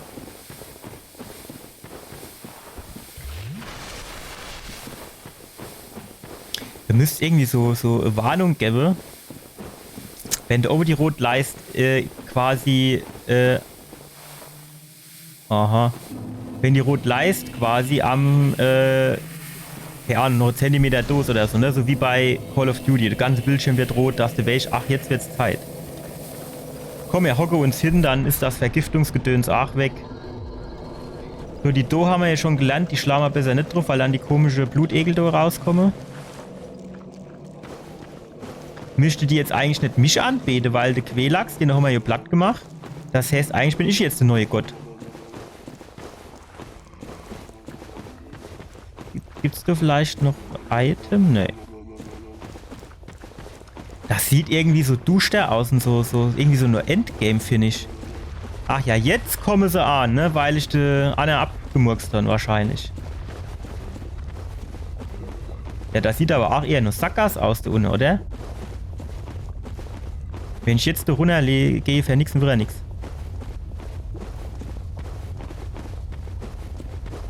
Ja, kannst ruhig gerne Tipps geben. Ich bin da nicht so pingelig. Ja gut, durch das Lava-Gedöns, du weiß ich jetzt nicht, kennt ihr mal so an einer Stelle, wo der Fuß rinstrecke, so die große C und mal gucken, was ist. Oh, oh, ja, das lassen wir. Wir brauchen wir dann wahrscheinlich irgendwie noch entweder ein Ring oder, wir müssen irgendwie, so eine Rüstung oder sowas anziehen. Ah, das ist gut. Dann gucken wir das noch mal. Also hier hätte ich jetzt sowieso schon mal die Füße und die Hände von mir gestreckt. Weil, ich habe da jetzt hier die große Zeherin gestreckt und die ist hier quasi direkt abgefallen. Deswegen lassen wir das. Ach, guck mal, da hinten gibt es dann den nächste Bossgegner. Ach, ja. Das habe ich zufällig gesehen. Wie irgendeiner da hinten den Boss, den komische Wurm dort, bekämpft hat. Das war lustig.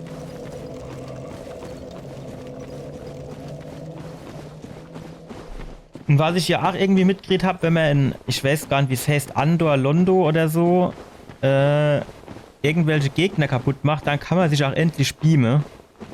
Das vermisse ich nämlich schon schmerzlich. Aber kann ich die Dinger da eigentlich kaputt schlagen? Schade. Aber da gibt's, hat er, aha. Da hat er übrigens gesagt, da gibt's zwei Möglichkeiten, den zu cheesen. Das eine ist, sich irgendwie hinten in die Ecke zu stellen und das andere ist, sich vorne hinzustellen und dann muss man zweimal mit der Faust schlagen oder dreimal, dann ist er auch tot. Oh fuck, nein, oh, Klicke hat. Oh.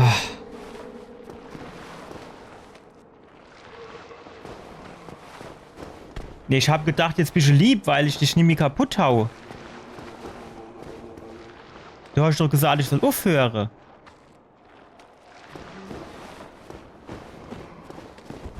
Ja, komm, dann machen wir das so. Aha. Schwätzen wir jetzt mit dir? Kommt der jetzt mich nerven oder bleibt der fad?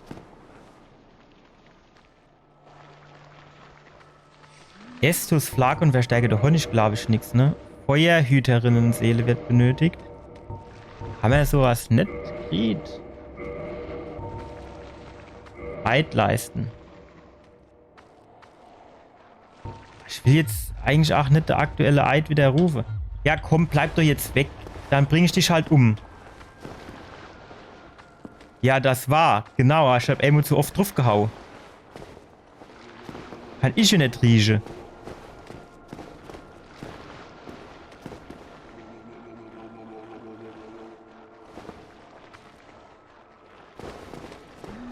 In Elden Ring gab es wenigstens die Möglichkeit, eine Abbitte zu leisten in der Inner Kirche. Oh, schade. Ah, okay. Dann kann ich den hier mal kurzfristig... Will ich jetzt wirklich drauf gehen?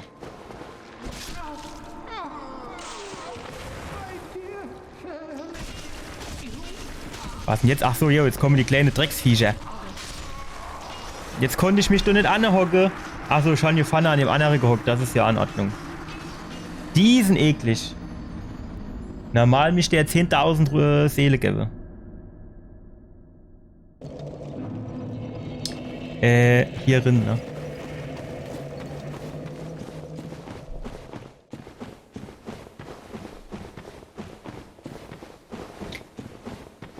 Ja, ja. So. Der mischt jetzt dann Fatzen. Oder sind die kleine Saubankette wieder da jetzt? Nee. Da kann ich schon mit der noch in Ruhe schwätzen, alle.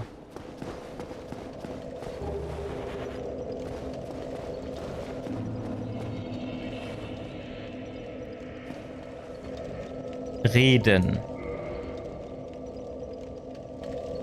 Okay, die hat viel zu sagen. Das ist jetzt halt auch wieder so informationsreich, ne? 3 Punkte und Ja oder Nein. Welche überhaupt nicht, wo du dich drauf inlassen tust. Nur erwachsen mir Spinnenbein oder sowas. Menschlichkeit darbieten, keine Menschlichkeit. Probieren wir gleich mal aus, was dann passiert. Menschlichkeit haben wir da hier noch.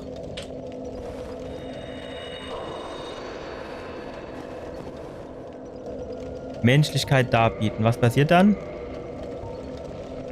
Ja, eins. Sei nicht so gefräßig.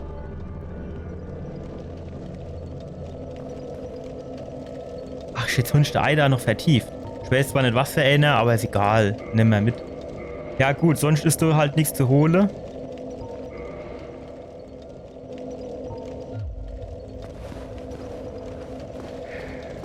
Eigentlich wäre das hinten auch wieder so prädestiniert, für irgendwie kaputt zu schlagen und du geht's weiter.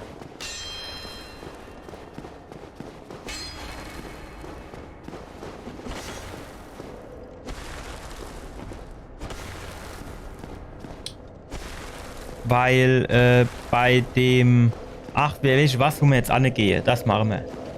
Aber dann müssen wir halt wieder den ganzen Weg zurücklaufen. Da habe ich halt auch keine Lust drauf.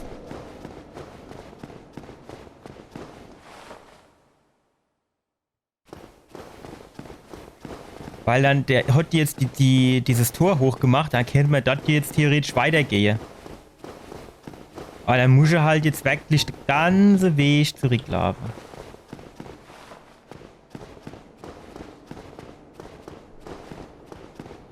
Hätten sie da jetzt hier wirklich nur Abkürzung geben können. Wahrscheinlich gibt es auch einen, ich bin nur zu blöd, um die zu finden, das macht ja auch Sinn. Ausgeschlossen wäre das nicht.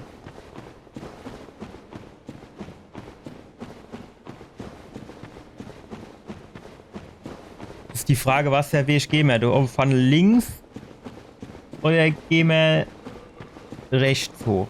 Steht sagen, wir gehen links hoch. Weil links hoch, da haben wir, glaube ich, die weniger nervige Stelle. Und da sind wir auch schneller. Ja, jetzt die ganze Riese sind ja auch wieder da. Der läuft, als hätte er die Knöchel gebrochen. So 45 Grad Winkel abgespratzt. Ja, also ich bin zumindest aus meiner Sicht durch ganz Schandstadt durch. Also ich habe beide Eingänge quasi erledigt. Komm, dann kriege ich halt ein Schlee, wenn du so hin willst.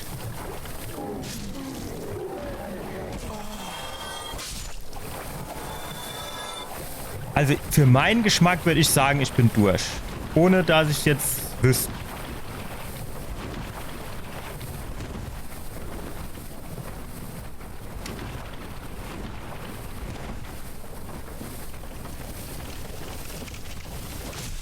Felsen hin, jawohl. Ach, der war noch gar nicht tot. Nervig. Also das ist so die ganze schmale Stege hier und so, das ist halt alles nicht meins, ne?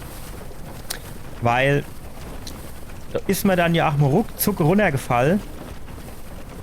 Und dann hast du so komische Gegner mit irgendwelche Keule am Start. Da kann ich nicht ausweichen und dann die ganze komische Libelle, die da komme. Also es war schon ein bisschen nervig. Finde ich. Aber irgendwie, ich meine, es ist halt nervig, aber es macht halt irgendwie auch schon Spaß, ne? Weil sonst geht man es ja nicht spielen. Ja, und das Toxin ist natürlich auch nervig, ne? Am Anfang bin ich nackig rumgelaufen, weil ich dann halt besser manövrieren kann. Aber dann hatte ich halt nur die Hälfte von dem Toxinbalge. Und das war dann doch ein kleines bisschen wenig für das Level hier.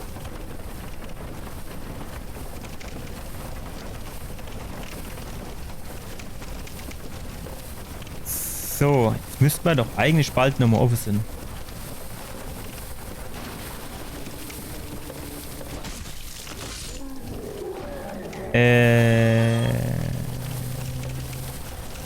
Jetzt noch eins hoch. Ja, es müsste eigentlich noch... Ja, jetzt gehen wir mal nicht auf den Keks. Hier. Schlimmer wie alle Wespen, die du aktuell rumfliehen. Und von denen fliege aktuell ja Haufe hier rum. Die sind auch mega aggressiv, finde ich. Auf der anderen Seite, das sage ich auch jedes Jahr. Wahrscheinlich, weil es irgendwie wenig Wasser und Gedöns haben. Aber nervig sind sie trotzdem. Komm. Schlaf vorbei und dann bist du gut. Dann bist du Freund. Schön vorbeischlagen. Sehr gut. Komm, Lemo, Zahn zu jetzt. Grüne Balge ist wieder voll.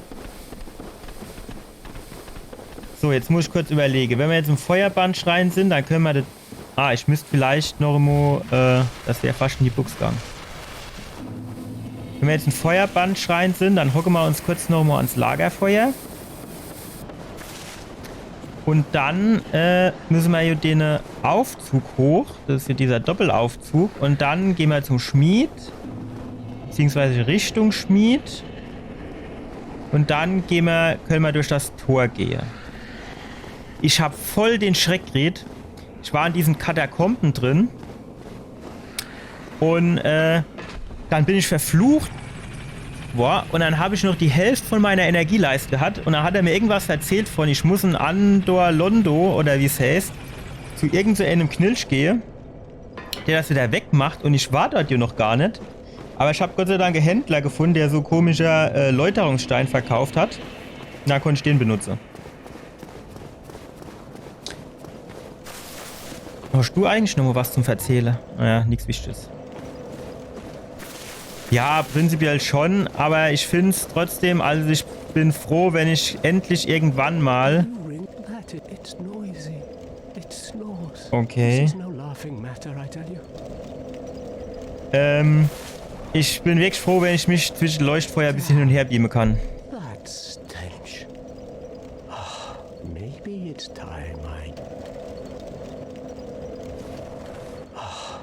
Ja, okay, jetzt wiederholte dich. So, da hocken wir uns hier hin.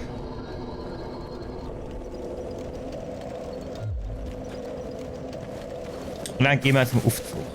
So, müssen wir nur gucken, wo der nochmal war. War der hier rechts? Ne, hier war, glaube ich, Kiste. Ich glaube, hier ging es hoch. Hast du Nachwuchs gekriegt, oder wie ist das?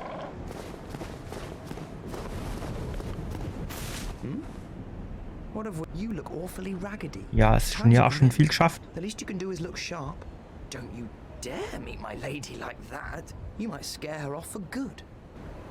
Okay, also es soll das jetzt ein freundlicher Hinweis sein, dass ich doch bitte meine menschliche Hülle wiederherstellen soll.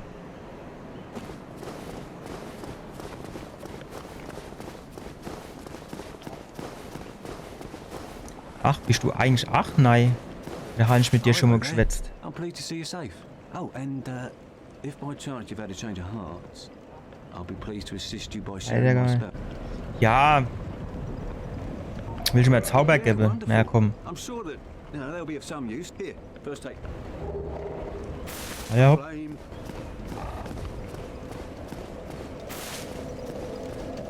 So, das heißt, dann müssten wir jetzt eigentlich hier wieder so Menschlichkeitsding nehmen. So, und dann dann kehren wir die Aushöhlung um. Und dann gehen wir nochmal hoch. So, und dann soll ich hier irgendwie in der Mitte gucken.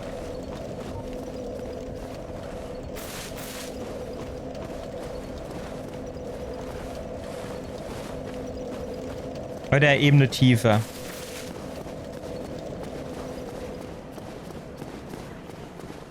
Links vom Aufzug. Ja, ich gehe gleich schon mal runter. Jetzt gucken wir mal hier, ob er jetzt...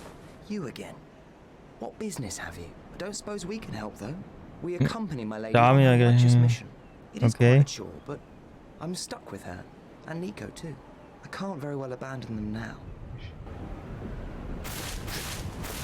Voldemort. Was haben Sie dann zu erzählen?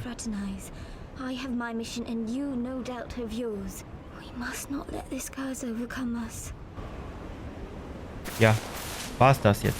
Did I not explain the urgency of our task? Or are you so uncouth as to lack such judgment? Urteilskraft fehlt. Da ist das letzte zu schnell weggedrückt. Eurem Aussehen nach zu urteilen, denke ich das nicht. Was, sieht nicht so schlecht aus.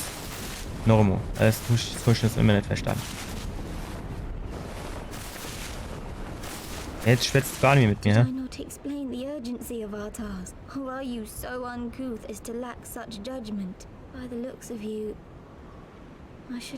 Ah, okay. Also es war es eigentlich auch eher Kompliment. Du hast viel getrunken, hä? Gut, also dann gehen wir nochmal da drunter gucken.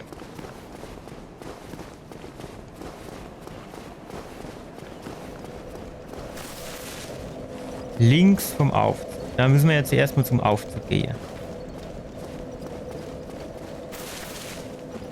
Der Aufzug ist noch eins tiefer.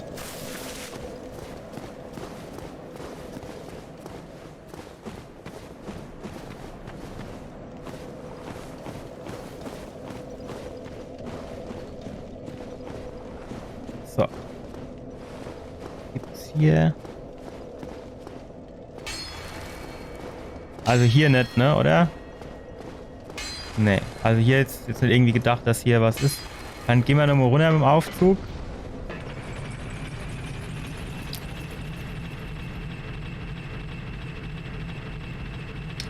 Der vom Schmied. Aber beim Schmied war ich ja noch gar nicht. Also da war ich ja jetzt erst auf dem Weg hin.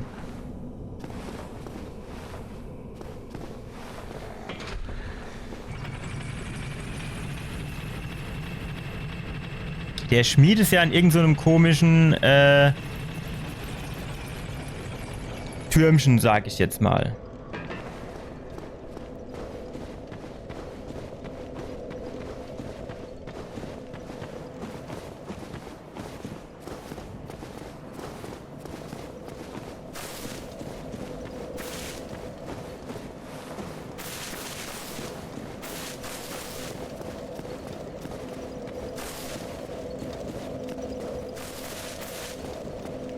Also der Aufzug, der zum Schmied geht, mindestens den Schmied, den ich jetzt meine, der ist ja hier irgendwo. Da.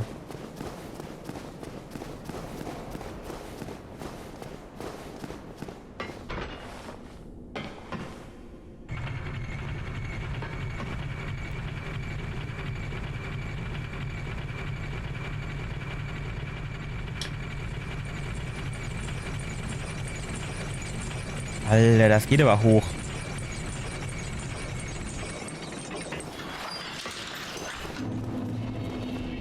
So, dann muss ich hier ja durch den Bezirk der Untoten und dann kommt ja da hinten, die Gegner lassen wir links liegen und dann kommt ja da hinten irgendwo der Schmied.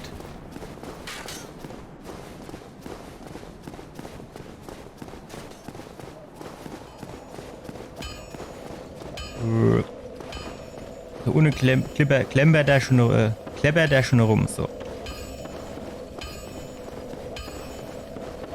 Und hier ist ja der Schmied.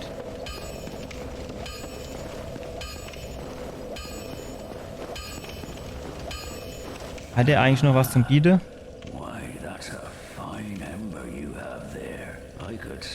Mächtige Waffenschmieden, warum leiht ihr sie mir nicht?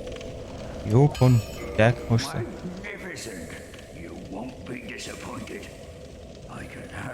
Gar nicht erwarten, loszulegen. Okay. Gucke ich gleich nochmal nach. Gegenstand kaufen. Kleine okay, der verkauft kleine Scherben, das ist schon mal ganz gut. Bastardschwert, sollte man das vielleicht mal aufleveln. Das scheint ganz gut zu sein, ne? Naja, gut. Ausrüstung umwandeln. Okay.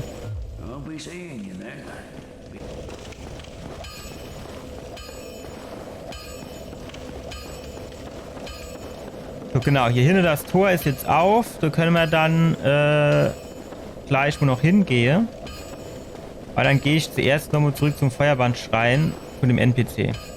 Wenn ich eine finde.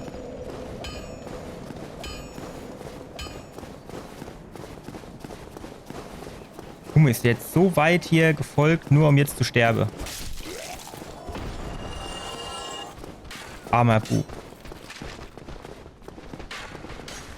Zack, wieder hängen geblieben. So oft wie der an kleine Kante hängen bleibt, dem kennt man beim Gehen wahrscheinlich auch die Schubesohle. Wenn der hochspringt, du passt auch noch keine Bildzeitung drunter.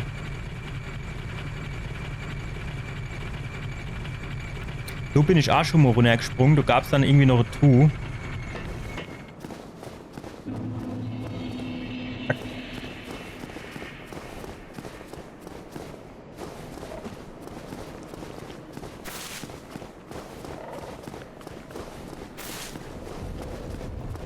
Eieieiei, was bist denn du für ein?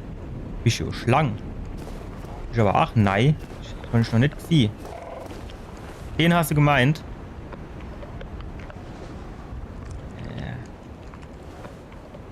Naja. Ah, hello.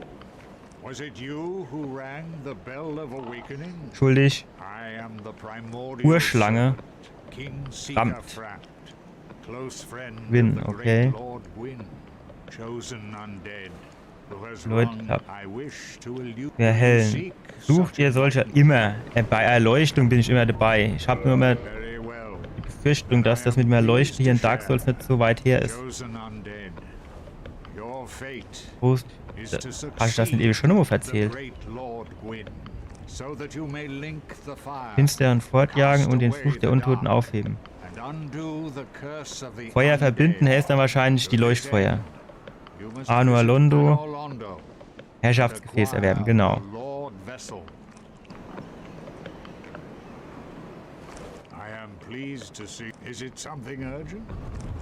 Och, nö, aber... Ach, jetzt kann ich den dann noch füttern. Das kann ich bei dem Kave.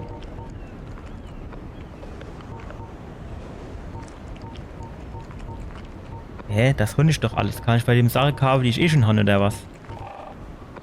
Ah, ne, verkaufen. Ach, jo. Wer lesen kann, ist klar im Vorteil, ne? Guck mal, die sind beide 500 groß. Das ist schon mal gut zu wissen.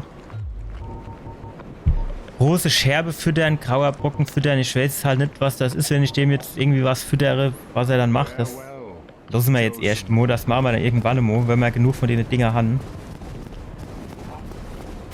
So, dann gehen wir jetzt mal gucken, wo hier das Tor. Das könnte vielleicht sogar schon dieses Anor Londo sein. Das hat hier so ein bisschen so aus wie so Burg, ne, wie eine Stadt. Das könnte durchaus sein. Ja, wenn du in der falscheren lagst, hast du auch verloren.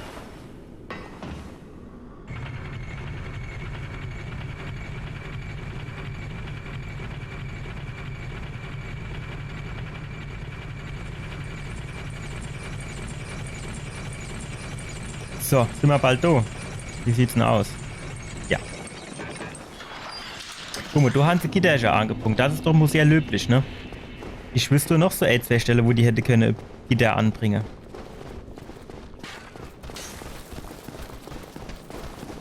Guck mal, jetzt ist der tot und hält sich trotzdem noch an mir fest.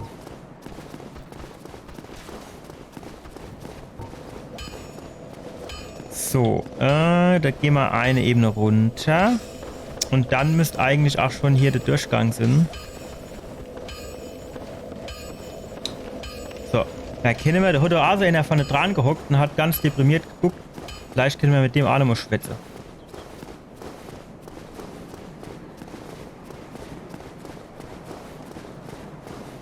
Guck mal, Frechheit. Fortgelaufen ohne Danke zu sagen. Geht jetzt so dazu. Ah, stark. War ein faires Gespräch. Nicht so einladend hier, ne?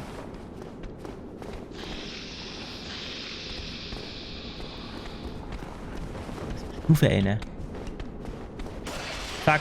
Ja, so geht mir jetzt auch immer. Ich schau auch immer, geh die wenn.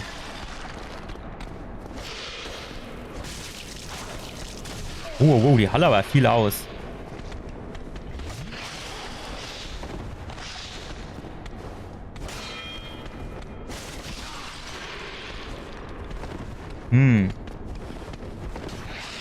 War vorbei. Das A. Erinnere mich so ein bisschen an die komische Viecher von Elden Ring, die so den Hals ausfahren konnte.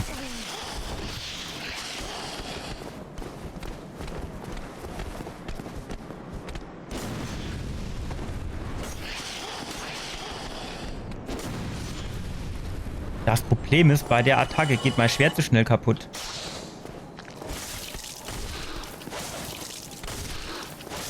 So, jetzt waren wir im Flow drin. Jetzt hat er sein Schlägried. Ist wahrscheinlich meine Waffe halb kaputt. So, wie dumm bin ich jetzt? Labe ich wieder über die Fall oder diesmal nicht?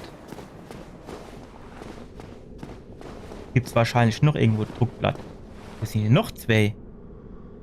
Ich meine, als die zwei von Ewe hätte gerade gereicht. Ach ne, das sind nur Statuen, oder?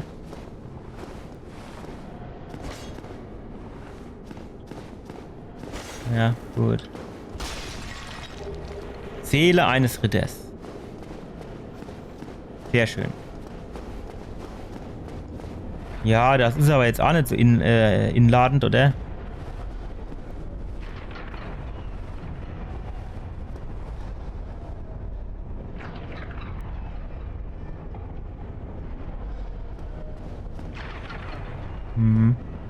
Es gibt wieder, es ist wieder so Geschichte auf Messers Schneide, das du. Kam da vorne nicht, kommt bestimmt gleich Gegner, oder? Ah jo, natürlich. Können wir jetzt so ein bisschen rennen? Ein bisschen langsam machen? Mal hupse.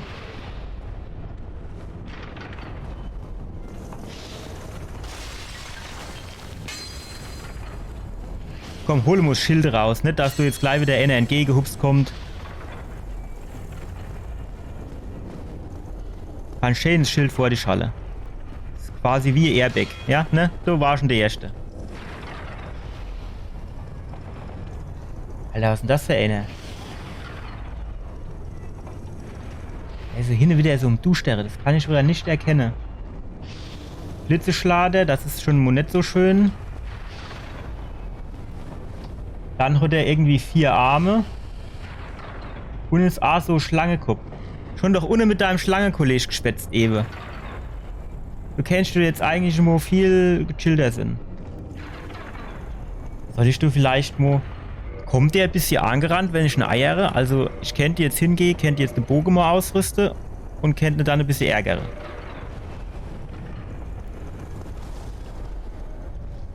Ach du... Nerve kostet mich doch viel mehr. Vor allem, pass auf, wenn ich jetzt schieße, ne? Normal müsste ich treffen, aber der bleibt jetzt wieder an der Wand stecken. Ja, ist mir schon klar. Jetzt sehe ich nicht, wo er hinfielt. Oh, fuck.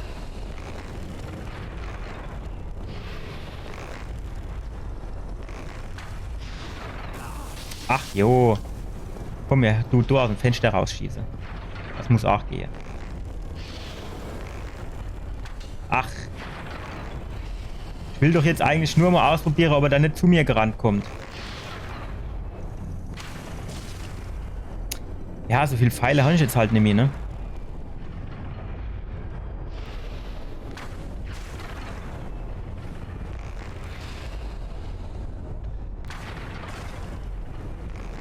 Drei Stück. Wo ist er denn jetzt? Jetzt weg. Jetzt unsichtbar, der was?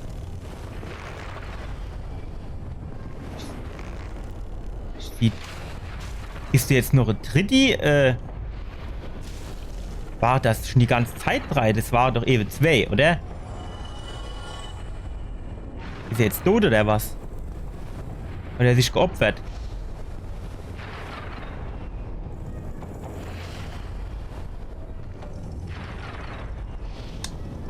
Ach, was ist Rotz? So, das... Kann ich da dazwischen irgendwo stehen? Wie sieht denn das aus? Ach, ins Kreuz drin.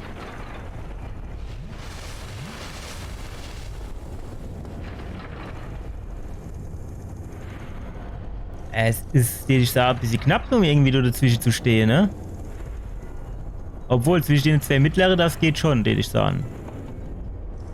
Da hast du halt das Problem, dass der andere mit seinen Blitze drum hantiert, ne?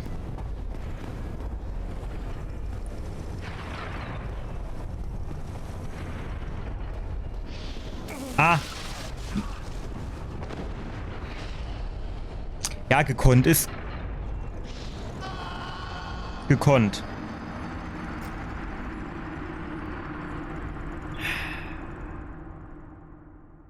Wie lange habe ich denn jetzt auf dem Steg draufgelegt? Habe ich jetzt lang genug... Ja, natürlich.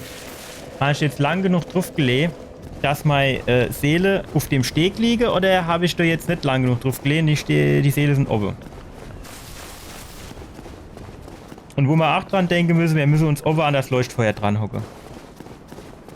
Ich meine, der Weg ist jetzt schnell gelaufen, aber trotzdem nervig. Vor allem die Aufzugfahrt, weil die ewig ist.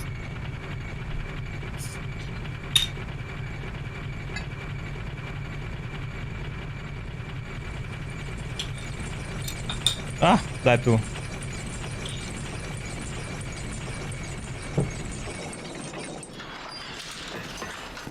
So.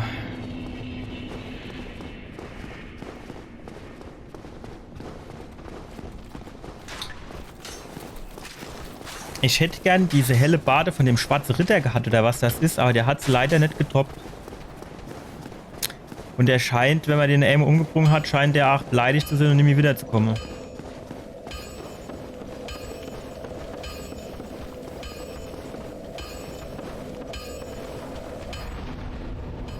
So, pass mal auf. Jetzt haben wir natürlich wieder keine Seele mehr. Aber, Kollege, pass auf, verkaufst du 8 Pfeile.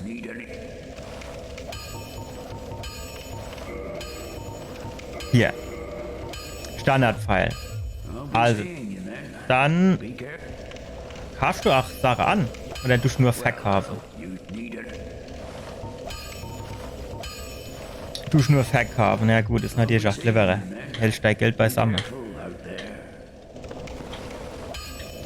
Dann poppen wir, wie auch immer, die 12 Dinger da.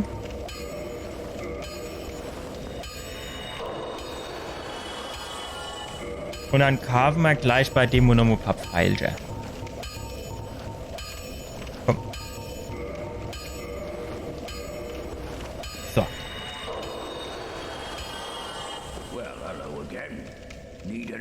Und dann kann nämlich der Kollege da oben, der kann dann nachher mal schön Pfeile fressen. 180. Und mache 150, das muss jetzt mal reichen. Auf der anderen Seite, warum sollen wir jetzt knausere? Dann haben wir halt auch mal genug. Und mehr haben keine Seele, die wir verlieren können. Ah, stopp. Habe ich natürlich nicht dran gedacht, dass ich meine Waffe kaputt gemacht habe.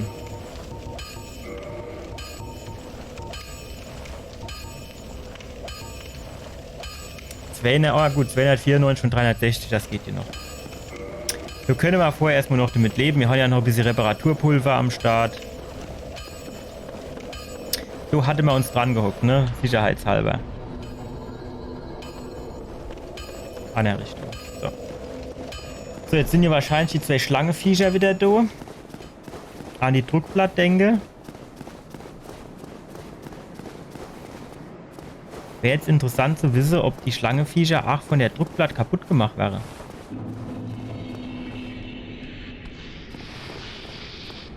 Kommt ihr? Ach shit, schon sie nicht erwischt, ne? Jawohl. So sieht's nämlich aus. Komm, das machen wir gerade noch mal. Nein! Shit. Ja, ich glaube, so viel hat das den jetzt halt leider auch nicht abgezogen, ne? Zack, jawohl. Normo. Alter, beiße du ja. Du ihr eigentlich auch den Schmied angreifen, dann schicke ich euch gerade zum Schmied, der kann euch ein paar Hiebe geben. Ja. Es ist einfach, ja. So, jetzt pass auf, das probieren wir jetzt. Hat nicht funktioniert.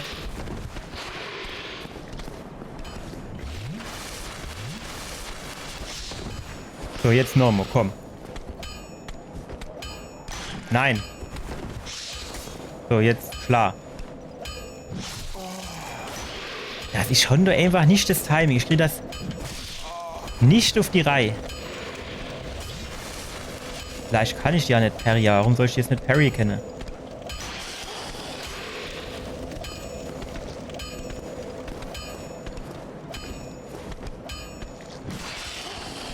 Ach, es geht einfach nicht.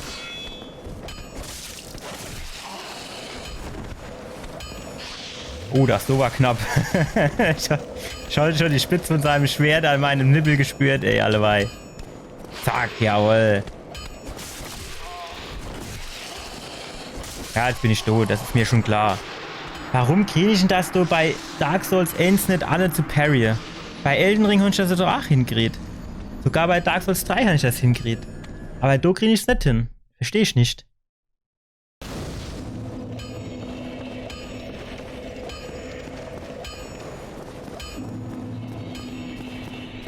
Das muss doch zum Mars hin.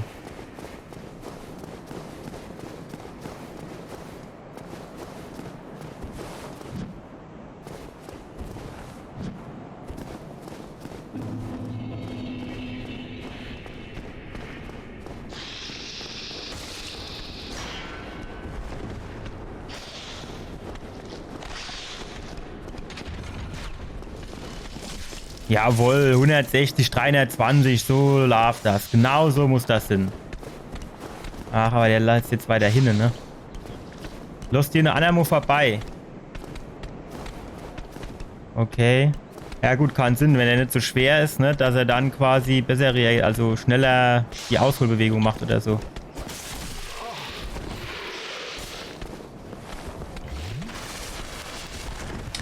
Wundert mich jetzt, dass ich jetzt die Schlange da jetzt zum Beispiel Vergiftungsschade mache.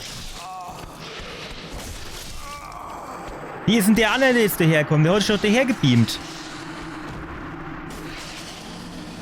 Der hat sich doch original, der war eben 10 Meter weiter hinne. Ja, gefühlt hätte ich jetzt sagen, eigentlich bin ich für die Gegner vielleicht auch noch ein bisschen schwach auf der Brust, aber auf der anderen Seite, was soll ich denn sonst an? So, Zündschild. Mal her. Gut, muss mir jetzt sagen, bei Elden Ring hatte ich ein schöner kleiner runder Schild. Wir sind halt nur spendabel und lasse die null Seele leihe.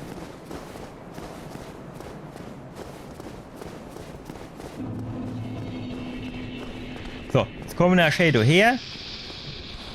Genau, Shay hinter mich, wenn es geht. Ne, hinter mich, hinter mich.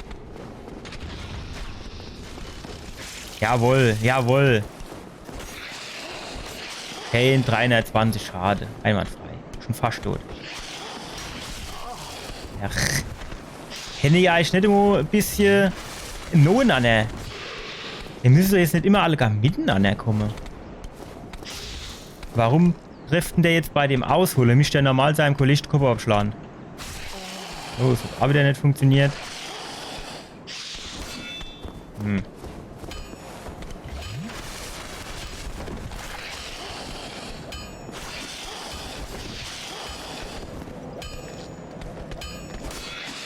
Ich bin einfach jedes Mal so Millisekunden zu spät. Das ist nichts zu holen, ey. Das gibt's gar nicht. Nicht zu glauben, dass du. Ja. Komm, jetzt. Ich hätte gern so seitlicher Hieb. Ah, jo. Durch seine Kollegen, durch mich getroffen. Also, Collision Detection und Hitbox und alles, das ist nicht so die Kernkompetenz von Dark Souls. Wirklich nicht.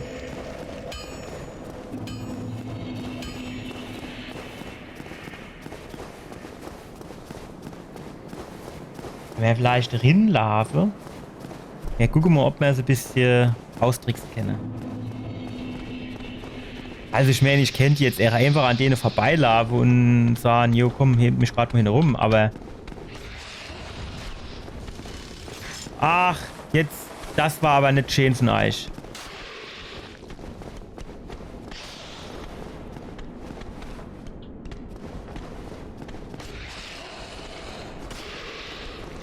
Ach, geht die Druckplatte nur aimen oder was? Das ist natürlich schade. Ja gut, dann halt nicht. Man muss ja auch nicht jede kaputt schlagen. Zack, fast wäre es wieder rum gewesen. Das ist jetzt natürlich ein bisschen ungünstig. Wir warten einfach mal. Ob sie... Ich war doch dort dran vorbei. Du siehst aber halt auch nicht, ne? Also zumindest nicht wirklich. Schon gar nicht gut.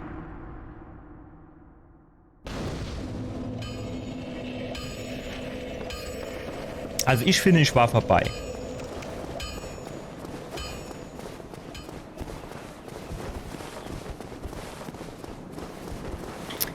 Gut, nur dem das mit dem Parry eh nicht funktioniert, zumindest kriege ich es nicht hin und nehme ich nochmal das andere Schild. Welches waren das?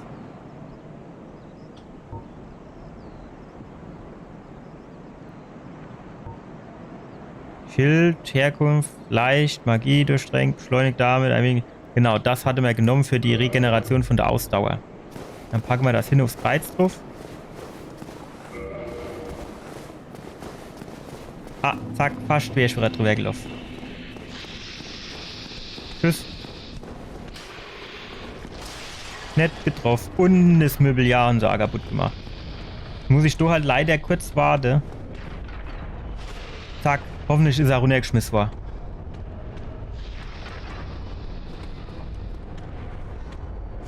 Nein! Oh, das war knapp. Ach, da ist ja auch noch einer. Was hatte ich denn mit dem beim letzten Mal gemacht? Nee, jetzt. Das ist ja... Warum sind die jetzt nicht runtergefallen? Ich falle doch Aare runter. Wahrscheinlich ist er quasi durch die Sense durchgelaufen.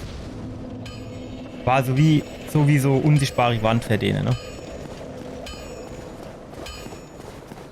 Gut, das ist jetzt halt schon blöd. Das heißt, eigentlich müssen wir die zwei zuerst machen. Gott, kein Wert.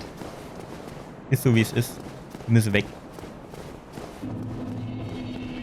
Die müssen einfach weg. Fertig. So, komm du mal ein bisschen in die Mitte. Nee, du komm schön. Jetzt kommst du geradeaus runter. Genau, geradeaus runter. Pass auf, dann lauf ich doch gerade drüber. Ja, was war denn das jetzt? Von hier.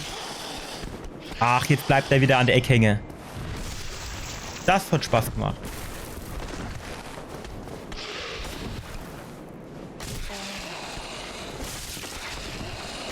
Nee, jetzt pass auf, lass mich doch gerade noch auf mein Brickchen drauf. Dann kann ich doch gleich mal so Schlabberdränkchen nehmen. Kann ich die leider nicht umrunden. Da ist ein also zwei Schildbürger da, ne? Kommen die da eigentlich auch da hier zu meinem Leuchtfeuerchen? Oder haben sie da wieder Schiss? Ja, so richtig viel tun sie nicht, ne?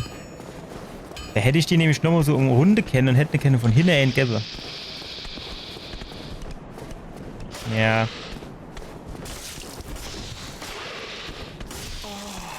Ach, der stöhnt sich immer was zurecht, wenn der getroffen wird.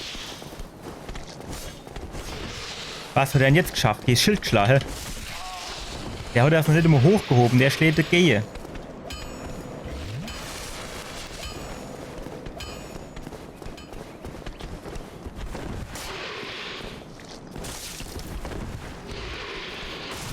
Ach, ich hasse das. Wir machen sie 10 Mal hintereinander, machen sie einen Schlag und dann machen sie 2. Wenn ich aushole zum Schlagen, dann denken sie, jetzt machst du 2. Der eine, der zack 2. Warum hat denn der jetzt seine Kollegen nicht getroffen?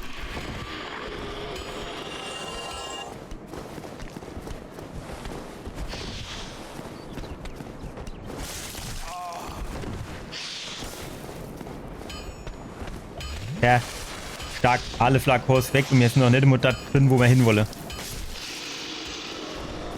Troppe, du sah nichts, kann jetzt wenigstens mal was fallen lassen. Schöner Schlangenring.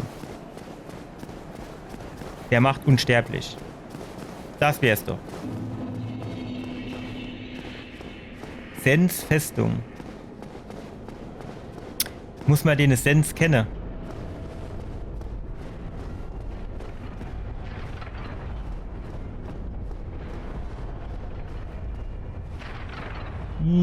Er sieht halt wirklich nicht, ist man nicht dazwischen.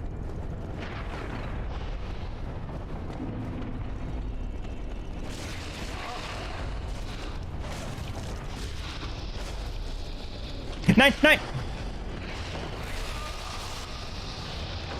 Ach, guck mal, da wäre auch noch ein Brick gewesen. Das wäre lustig, wenn ich jetzt zufällig auf der Brick gelandet wäre, ne? Oh, ich weiß nicht, ich glaube, für das Gebiet habe ich heute keine Nerven mehr. Aber was man vielleicht machen könnte, man könnte hier mal hingehen und hier mal noch das Leuchtfeuer aufwerten, damit wir da auch noch 10 Flakons haben. Ja, ich wollte eigentlich Menschlichkeit nehmen. Weil die scheine mir ja zu brauchen. Das Problem ist halt, ich kriege jetzt halt so direkt nichts aufgerüstet, dass ich sagen kann, ich mache mir Schade oder sowas. Ach, ich brauchte jetzt 2. Ich muss hier zuerst menschliche Hülsen, bevor ich entfahren kann, ne? Also Mensch sind. Okay, Hüll mehr. Jo, da denke ich auch immer nicht dran. Nächsten Mal nehme ich direkt so ein komisches Doppelding.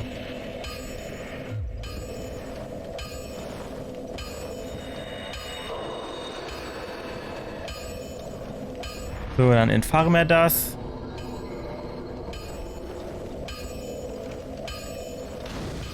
Dann tut es auch gleich viel höher brennen. Dann kriegen wir da wenigstens 10 Flakons und dann haben wir da viel Verarschung verteilen. Wo ging es denn da unten noch mal gerade hin?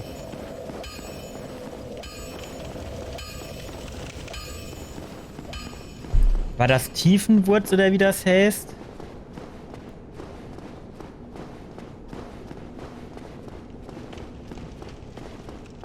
Das kennt dieses Tiefenwurz gewesen, ne? Ja. Jetzt weiß ich gar nicht, wie da waren wir, aber glaube ich auch ganz unten, ne? Im Becken. Ah, schon gedacht, der schlägt vorbei. Ich mache einem aber auch keinen Gefallen. So hinne war man zwar schon, nur aber man kennt die jetzt. Oh fuck, du wärst fast runtergefallen. Ach, ich denke immer, die schlagen vorbei, wenn ich da so vorbeilaufe. So links oben war man halt auch noch nicht, ne?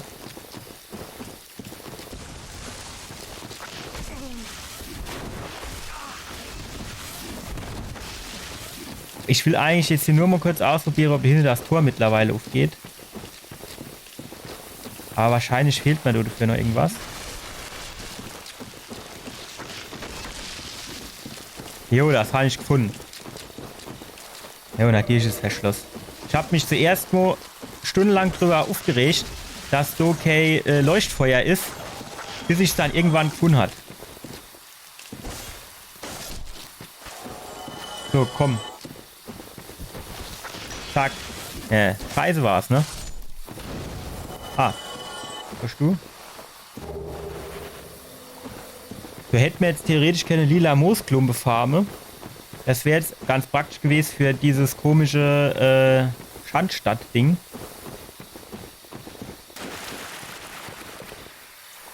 Ja, da hinten geht's durch, ne?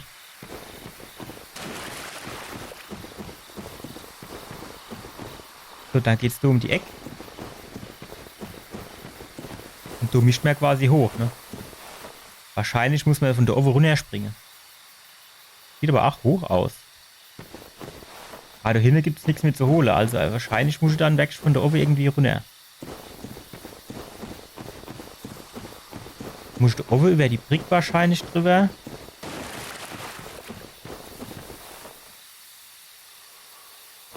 Ich weiß gar nicht, mir du schon mal drüber gelaufen, ich glaube nicht. Wäre ich da runtergefallen. Hier bin ich mir jetzt aktuell gar nicht mehr so sicher, ob mir da ganz ohne war. War das vielleicht... Ah, hier.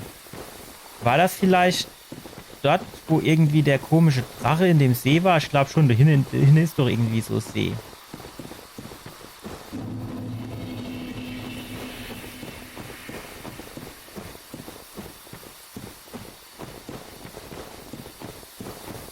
Ich bin mir jetzt nicht mehr sicher, aber ich glaube, das war hier unten.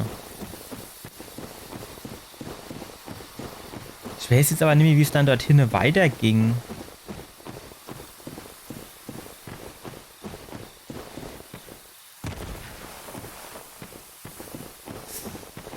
So geht's nicht weiter. Okay.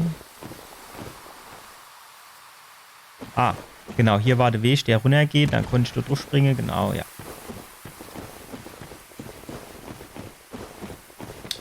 So, 50-50 Chance, wette mal, dass wir in die falsche Richtung gelaufen sind. Nein, sieht gut aus.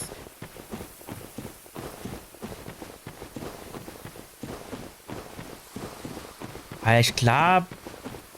Ach. Sackgasse. Ja, da war die Höhle. Aber mir war doch hier, du geht's doch noch irgendwie, du musst hier noch weiter runtergehen. Warte mal.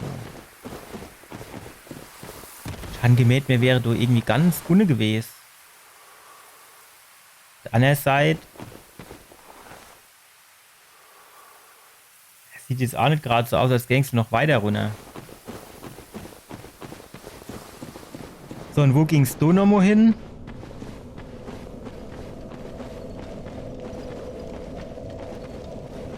Gingst du zu der Drache? Ja, du gingst zu der Drache.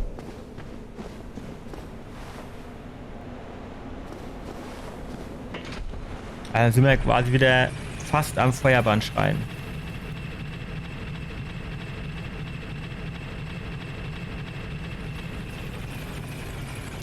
Ich muss mir irgendwie mal so Kärtchen mole, wo da drauf steht, wo es da überall hingeht.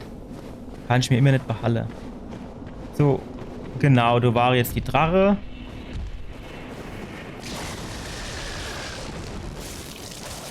Oh ja, den ziehe ich ab. Dem gebe ich mit meinem Schwertchen.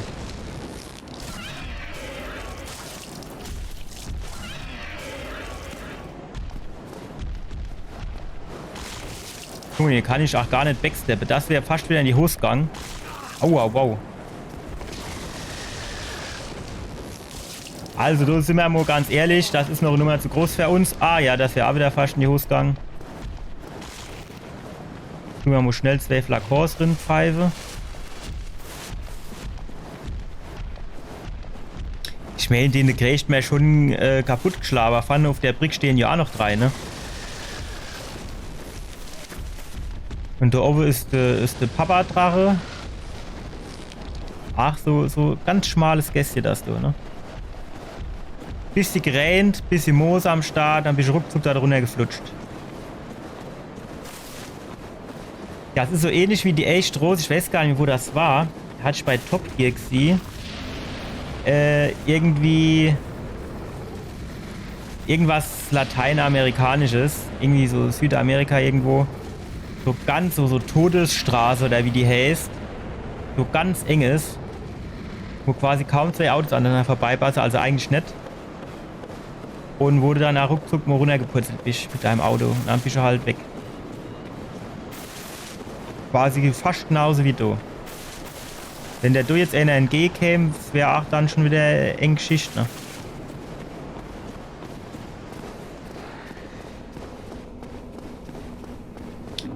So. Gut, neu Londo, so neu sieht das auch nicht aus, ne? Aber egal. Ja, ist mir schon klar. Den Fehler habe ich beim letzten Mal gemacht.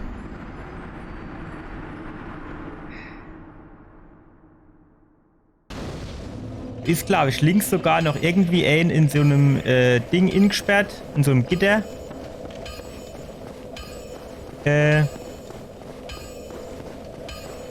Die da dann irgendwie noch Ohr abkaut, aber geht die Treppe einfach gnadenlos ins Nichts. Fertig. Das sind so Geschichten, da kennst du mich dann echt aufregen.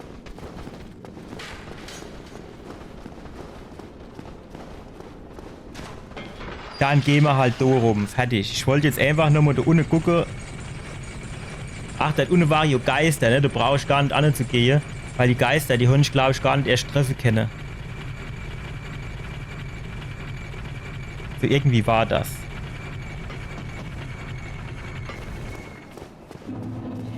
Und genauso da links, da war ja auch so Friedhof. Das war jetzt zwar kein Geister, sondern Skelette. Aber es schien mir so zu sein, dass die, jetzt nicht sterbe, wenn ich die quasi gehau hab. Und dann, wie kam ich dort nochmal hin? Wie war denn das? Die schiene mir dann auch nicht abzunibbeln, wenn ich die irgendwie treffe. Und dann dann flieht die so auseinander, ne? Dann leise da unten. Und dann, also das ist weniger das Problem, ne? So, und jetzt mischt man die quasi nochmal treffen, damit sie dann halt auch wirklich aufsteigen. Obwohl, jetzt habe ich irgendwie aber Seele kriegt. Oh, du bist großer, shit.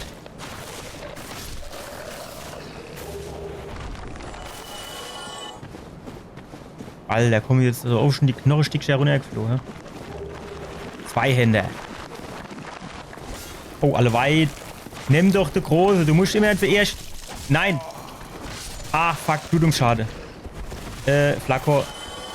Spring weg. Komm, noch ein Flakor. Du musst immer zuerst die Große kaputt machen. Das ist wie im Knast. Dann kriegen die anderen gleich Respekt. Heute aber auch ein großer Säbel. Der Säbel ist hier fast größer wie der ganze Kerl, ne? Guck mal, da unten leidet noch was.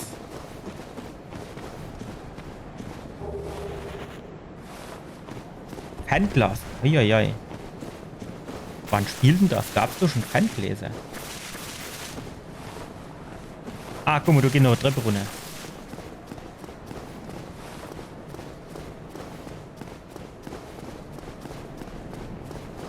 Aha. Buchstabenwärts. Ja, schöne runter zu den Spinnen. Ne? Bei den Spinnen waren wir ja schon, ne? Die Katakomben, das hört sich jetzt auch aber wieder nicht so erquickend an, dass du. Was gibt denn das, wenn es fertig ist? Explodiere die wenigstens, dann sind sie weg, oder wie? Das sind Geister, hä? Die schweben in der Luft, oder wie ist das? Komm, hol mir das Schild raus. Oh ja. Kommst du dann her?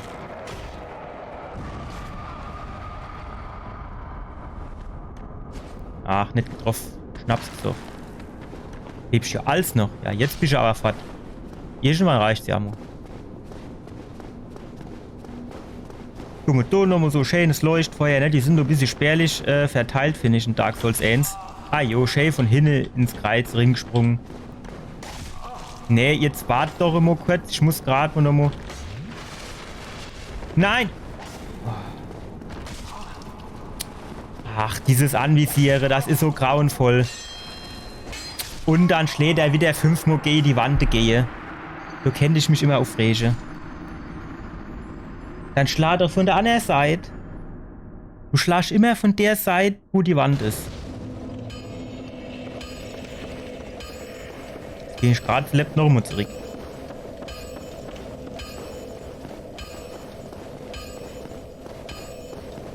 Wir hocken uns jetzt gleich an der Feuerbahn schreien. Und dann lassen wir es für heute auch nochmal gut sind.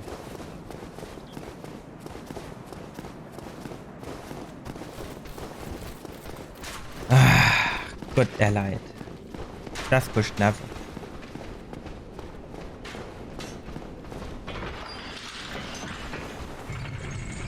Das kostet Nerven.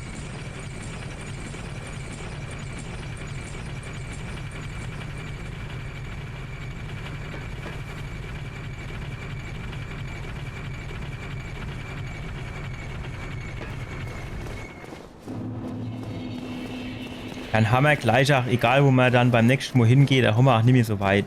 Ich würde sagen, wir gehen beim nächsten Mal in die Katakombe. Das sieht mir jetzt zumindest mal ein bisschen, ein kleines bisschen einladender aus. Nicht viel, aber wenigstens ein bisschen. Und dann müssen wir halt mal gucken. So, das war's mal wieder für heute. Die Double Spin, den dumme Quelix, den haben wir kaputt geschlagen. Aber jetzt haben wir das nächste Problem, nämlich mit den komischen Sense und Sichele und den ganzen Trottel da oben. Da hast du natürlich auch keine Lust drauf. Von daher weiß ich nicht, ob wir vielleicht beim nächsten Mal eher da unten bei den Skelette weitermachen. Das sieht mir ein bisschen einladender aus, zumindest sind die schneller kaputt. Da würde ich vielleicht erst dorthin gehen, wobei das natürlich auch nicht so richtig einladend aussieht, aber ich würde sagen, das ist mal der nächste Versuch, den wir starten. Und dann gucken wir mal, wir müssen irgendwann mal noch zu diesem Andor Londo oder Anor Londo kommen, damit wir uns mal zwischen den Leuchtfeuer hin und her beamen können. Das wäre mal sehr hilfreich. Ich hoffe, ihr hattet ein bisschen Spaß. Bitte gebt mir ein Like aufs Video, bitte abonniert meinen Kanal und dann sehen wir uns beim nächsten Mal wieder. Vielen Dank fürs Zuschauen. Bis dann. Ciao.